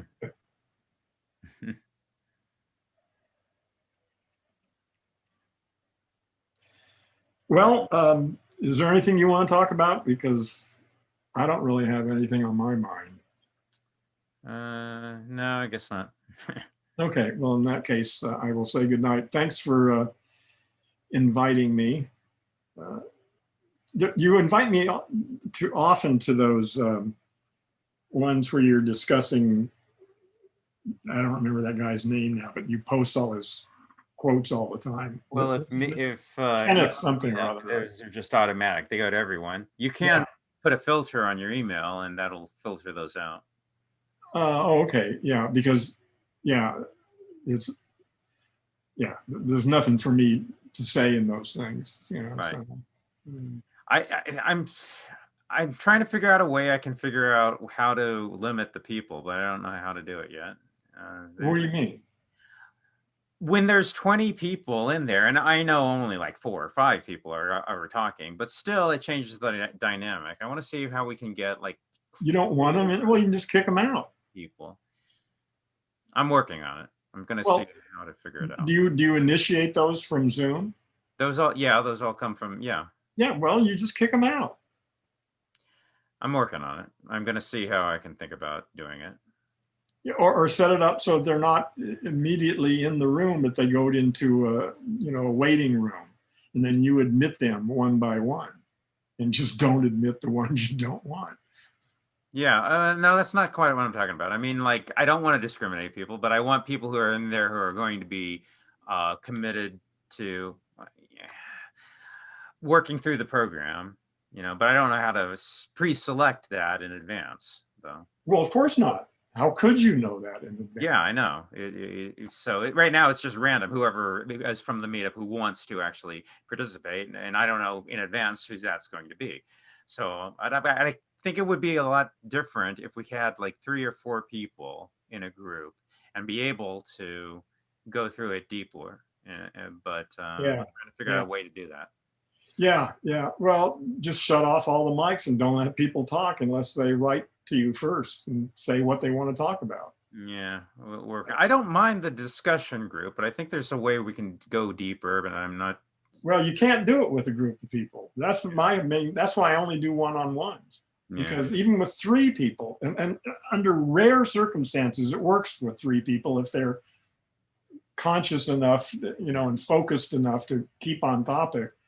But with one-on-one, it's always perfect. It's just, it goes wherever you and I take it, But if there was a third person in here right now and you and I said something that triggered something in their head, and they'll come in with some off the wall thing that had nothing to do with what you and I are talking about. Yeah.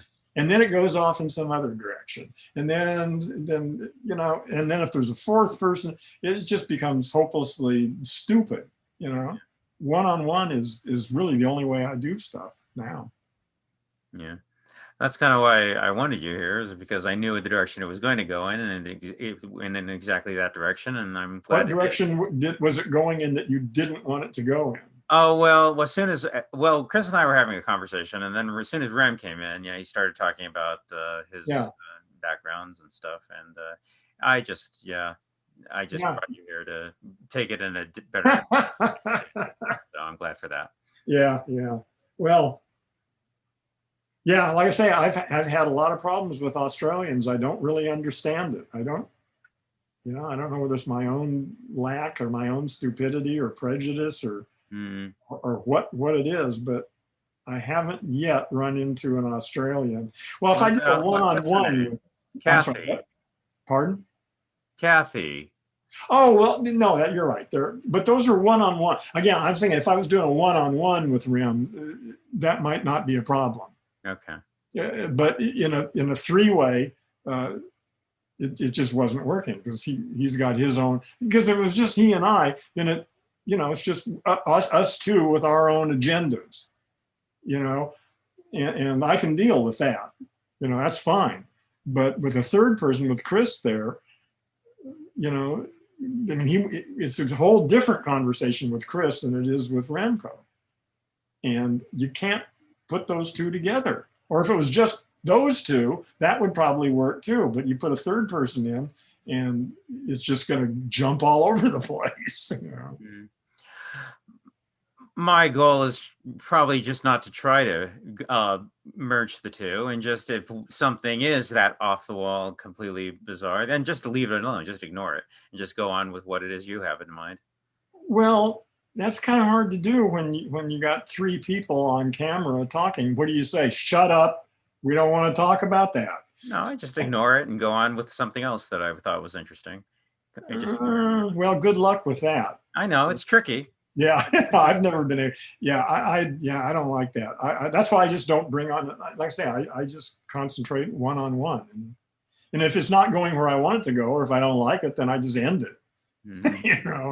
That happens plenty of the time. That's okay too. If it's not a fruitful conversation, that's okay. You just end it and go on to the next one.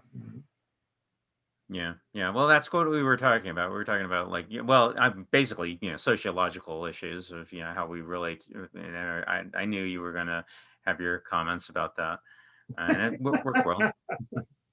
Well, Chris and I think I could have a good conversation with Remco too, probably. If it was just he and I, and that would satisfy his ego. Yeah, but what I'm saying is, I don't know how seriously you can take a lot of the stuff he was saying. Like a lot of the stuff he was saying about. Oh, it doesn't make any difference, how seriously you take. I mean, if it's just he and I, we'll find out. Just how serious it is. What I don't understand what you're saying. You don't know how serious you can take him. Well, when he was saying all the stuff that he was saying about, I have this personality at work and I developed all this, and then, the whole thing about punching me in the face and you can do this, and you had that long 5-minute thing and you just started chuckling about it. I mean, I just think Yeah. a lot of that is just blowhard stuff. A lot of that is just, Yeah, I just have no time for that shit. Yeah. Again, if he and I, again, if it was a one-on-one, that's the problem. In a 3-way or 4-way conversation, it's hard to signal, point someone out and say, you're being an asshole, shut up. But when it's one-on-one, if it's just you and me talking, if you're going off like that, I can just say to you, hey man, listen, don't give me that shit. Let's talk. There was a guy last week who just kept going on, and like I said, okay, I'm going to give you 1 more minute. I said that. No, you're being polite. Yeah, I've got no time for that shit. I just don't put myself in situations. That's why I usually don't stay in your places, because there's too many people and the conversation is just going around in circles. Yeah. And I may have some observation to make, but I know it's not going to get any traction because everybody's got their own agendas and it's just going to go around and around and around, and it's just pointless. Yeah. So I don't really mind the open discussions that we've been doing, but I just think we can be doing more. Most people don't come to these groups thinking they're going to have that open discussion, open forum, and people seem they're very popular. People seem to love them. But I think they don't want to come. Wait a minute. When you say they love them, people come with no intention of talking. They just come to listen. Well, some do, but I think they don't come expecting to be lectured to. They don't expect it to be a class. They don't expect it to be a study group. We're going to go over sentence by sentence. Yeah, I don't like that. Occasionally I'll listen to someone, but rarely. I go to have conversations with people. That's right. Most people think that too. But I think there's some value to that, but I don't know how to do it yet. I'm trying to doing lectures, you mean? Lecture more closer to a study. Yeah, I think there's room for that too, but you just need to define that up front. That this is a lecture, and then there'll be question and answer afterwards, or however you're going to structure it. But you need to make that explicit. That's right. In the description. Yeah, I'm working on it. Yeah, I'm figuring out a way. Yeah, I think that. See, the thing is, for me, I kind of like, but for me, a lecture is maybe 10 minutes at the most, and then I just want to get into conversations with people, and that would be one-on-one. I don't want all the mics open. I want one person to have a question or a comment or have something they want to say, and I'll talk with them until that's sort of settled and out of the way, and then go to the next one and then deal with that one, and until that's done, and then go to the next one. But when everybody's talking all at the same time, can just jump in with their mics open. It's just chaos. Yeah, and yet people seem to like it. Well, fuck them. I don't care whether they like it. I don't like it. Right. I find it really just a waste of time. It just goes around in circles, blah, blah, blah, egos and it's just, I just don't want to have that. I kind of feel the same way, but I'm not quite sure I have yet a good way of figured it out how to do it. Yeah. I'm still thinking about it. But you usually stay out of it. You're not usually putting forth ideas. You're sort of just sitting in the back watching this whole shit happen, right? I don't hear you talking much in these things. Usually, yeah. So that puts you in on the circumstances. Sometimes if I know what I'm presenting, then that's one thing. But like a lot of this stuff I'm not sure about. So that's, it depends on what it is. And a lot of times I have other things that I'm trying to pay attention to as the maintaining just the Zoom stuff, like letting people in or stuff. And I don't multitask well. So listen, nobody multitasks well. They just hide their inabilities somehow. Yeah. We do sequential operations, and that's the truth, I think. Yeah. Like the thing we do on Friday nights, we do like a book reading group. And if I know the book well, then I can go for a good hour. And usually that one is a lot of me talking because I actually know the subject matter. But, for example, the Heidegger group, I'm not a Heidegger expert. So I let the others take over on that one. Yeah.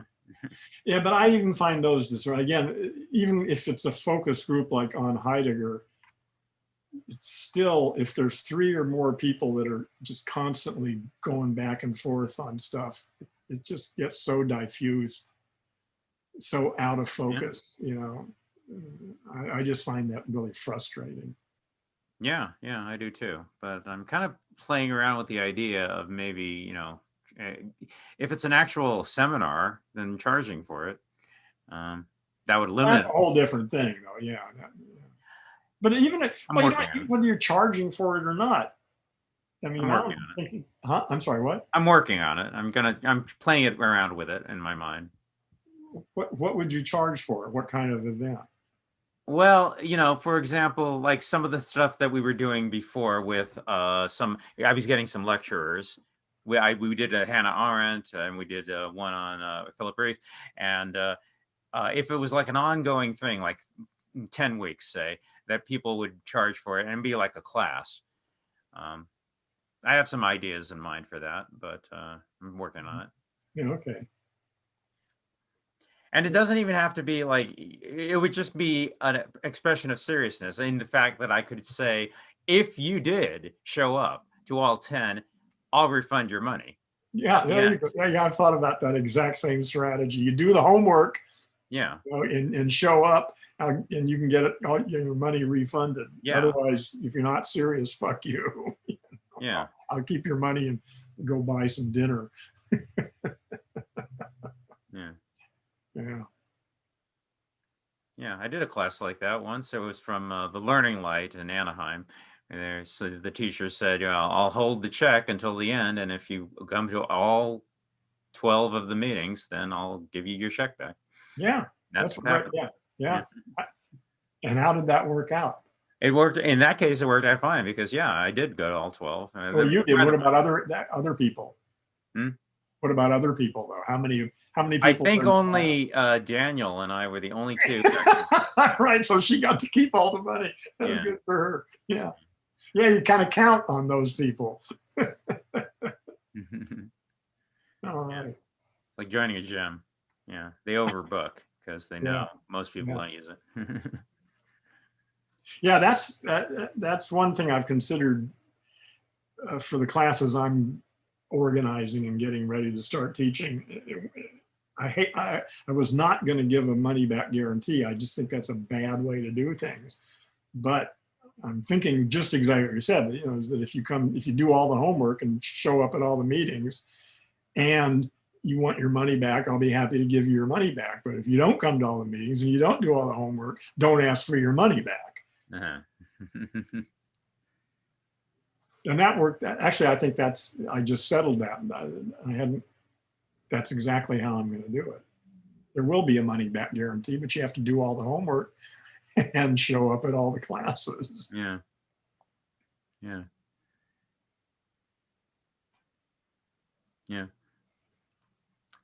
So this isn't a bad setup. We've got, as I said, here we're doing this on Zoom, but people came from the meetup group, and it's streaming to the YouTube channel and Facebook and Twitch. Wait a minute. So this is live right now. If you went to my Facebook page right now, you'd see you and me right now. You would see you and me. And if you went to my YouTube channel. Well, I'm going to go to YouTube. I'm going to see you and me. See what it looks like over there. What's your YouTube channel? Yeah, sure thing. How do you send me a link? Yeah. Yeah, sure thing. I am here. Copy, and I'm gonna put that there.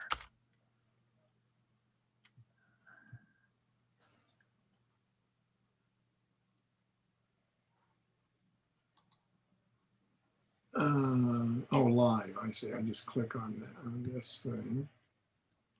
Okay, there we are. So if you say hello, I'll change the name. The time lags quite far behind, apparently. Okay, there we are. Oh wow, it's like 10 seconds behind. Well,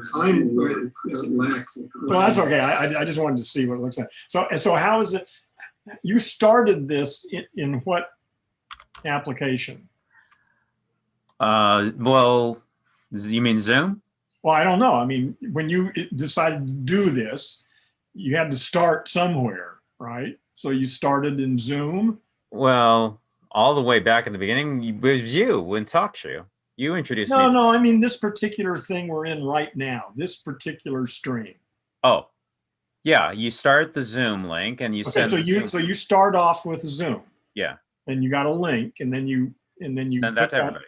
That's right. Okay, no, but how is it that it's on YouTube though? Oh, well, that's stream, restream. Oh, is that restream? Okay, so that restreaming thing is sent because I don't really understand that. Yeah, you set up restream, and Zoom has an option to live stream to something. I live stream the Zoom feed to restream, and then from there it goes to YouTube or wherever. That's it.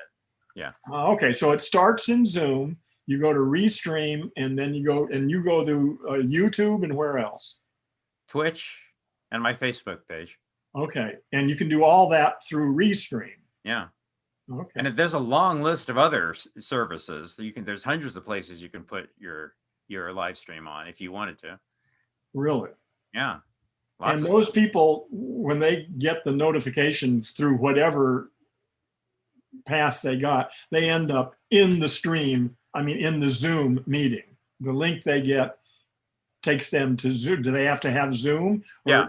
Or if they want to come inside and participate, yes, they would need the Zoom link. So you'd have to send it to them. Yeah. All right. So the link that Restream sends out is the same link, is the Zoom link.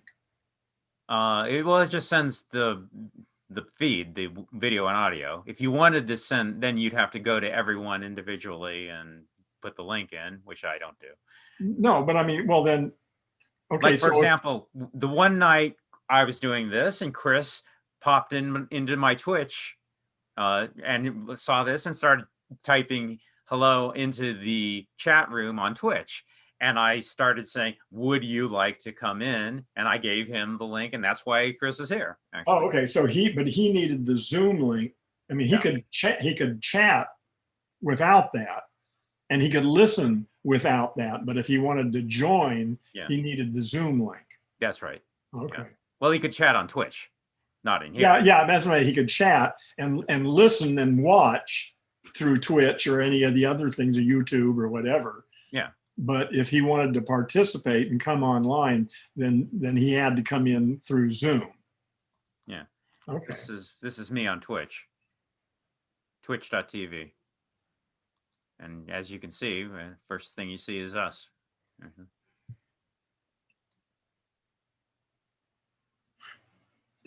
Okay. Yeah, okay. And this is Twitch. So now on Twitch, I can chat. There is a chat function in Twitch, yeah. Okay, so I just typed, So okay, on Twitch, I can chat. Oh God, as I'm getting. There is a chat function. Yeah, it wants my So I name. just Hold on. typed, okay, on Well, you don't have a Twitch account, do you? No, I don't. Okay, I'm not going to worry about it. I just wanted to see. Yeah, it wants my name. So I just typed, okay, on Well, you don't have a Twitch account, do you? No, I No, don't. I don't. Okay, I'm not going to worry about it. I just wanted to see. Yeah, this is confusing. And you can catch me up on all this stuff later. That's getting confusing. But I can see that this can go to a lot of places. That's good. But ultimately, though, if they want to participate and join in the conversation, well, the thing is, they can watch and observe from anywhere. So Chris started chatting and started commenting on what he was hearing, and then I said, "Hey, would you like to come in? Here is the Zoom link." And then got it. Okay. And that's why he's here, actually. Yeah, I got it. Okay. Yeah. No, He I'm joined my slowly meetup. learning this stuff. Yeah, here. yeah.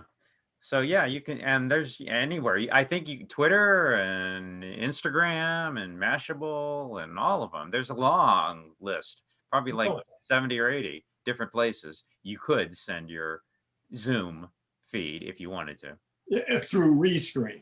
Yeah, through Restream. That's right. Okay. Well, I need to start figuring out and getting my act together. I guess I'm just going to have to start doing my own things because I can easily do a 10-minute monologue. That's easy. Yeah. But I don't. I'm not planning on doing an hour-long lecture. What I want to do is just snare people into conversations. Yeah, that's what I always think. I think I do a little better having somebody to bounce off of, but I haven't found the right person. Yeah. No, I don't like lecturing. I like having conversations with people. It's like a blog. That's like a blog. Just, Yeah, that's just boring to me. You know, like I say, I can talk for 10 minutes. Well, the thing is finding an audience. Well, Facebook is one good place because I've got 5,000 followers there now. That means I got maybe 100 that are useful, you know. But a lot of them are online. So I mean, if I could just going through Facebook, if I could tag 3 or 4 people that would show up, you know, that's plenty, you know. And the stuff like the thing on YouTube now, does that stuff, you've got a channel on YouTube and all these things then are just there. they're there. Yeah. Okay. So Nobody's watching them, but they're there. no, but they're there. And if anybody ever did want to watch them, they could find them all. Right. Okay. Well, these are all interesting ideas that are floating around in my head right now about how to use this. I'm not in any giant hurry. Yeah.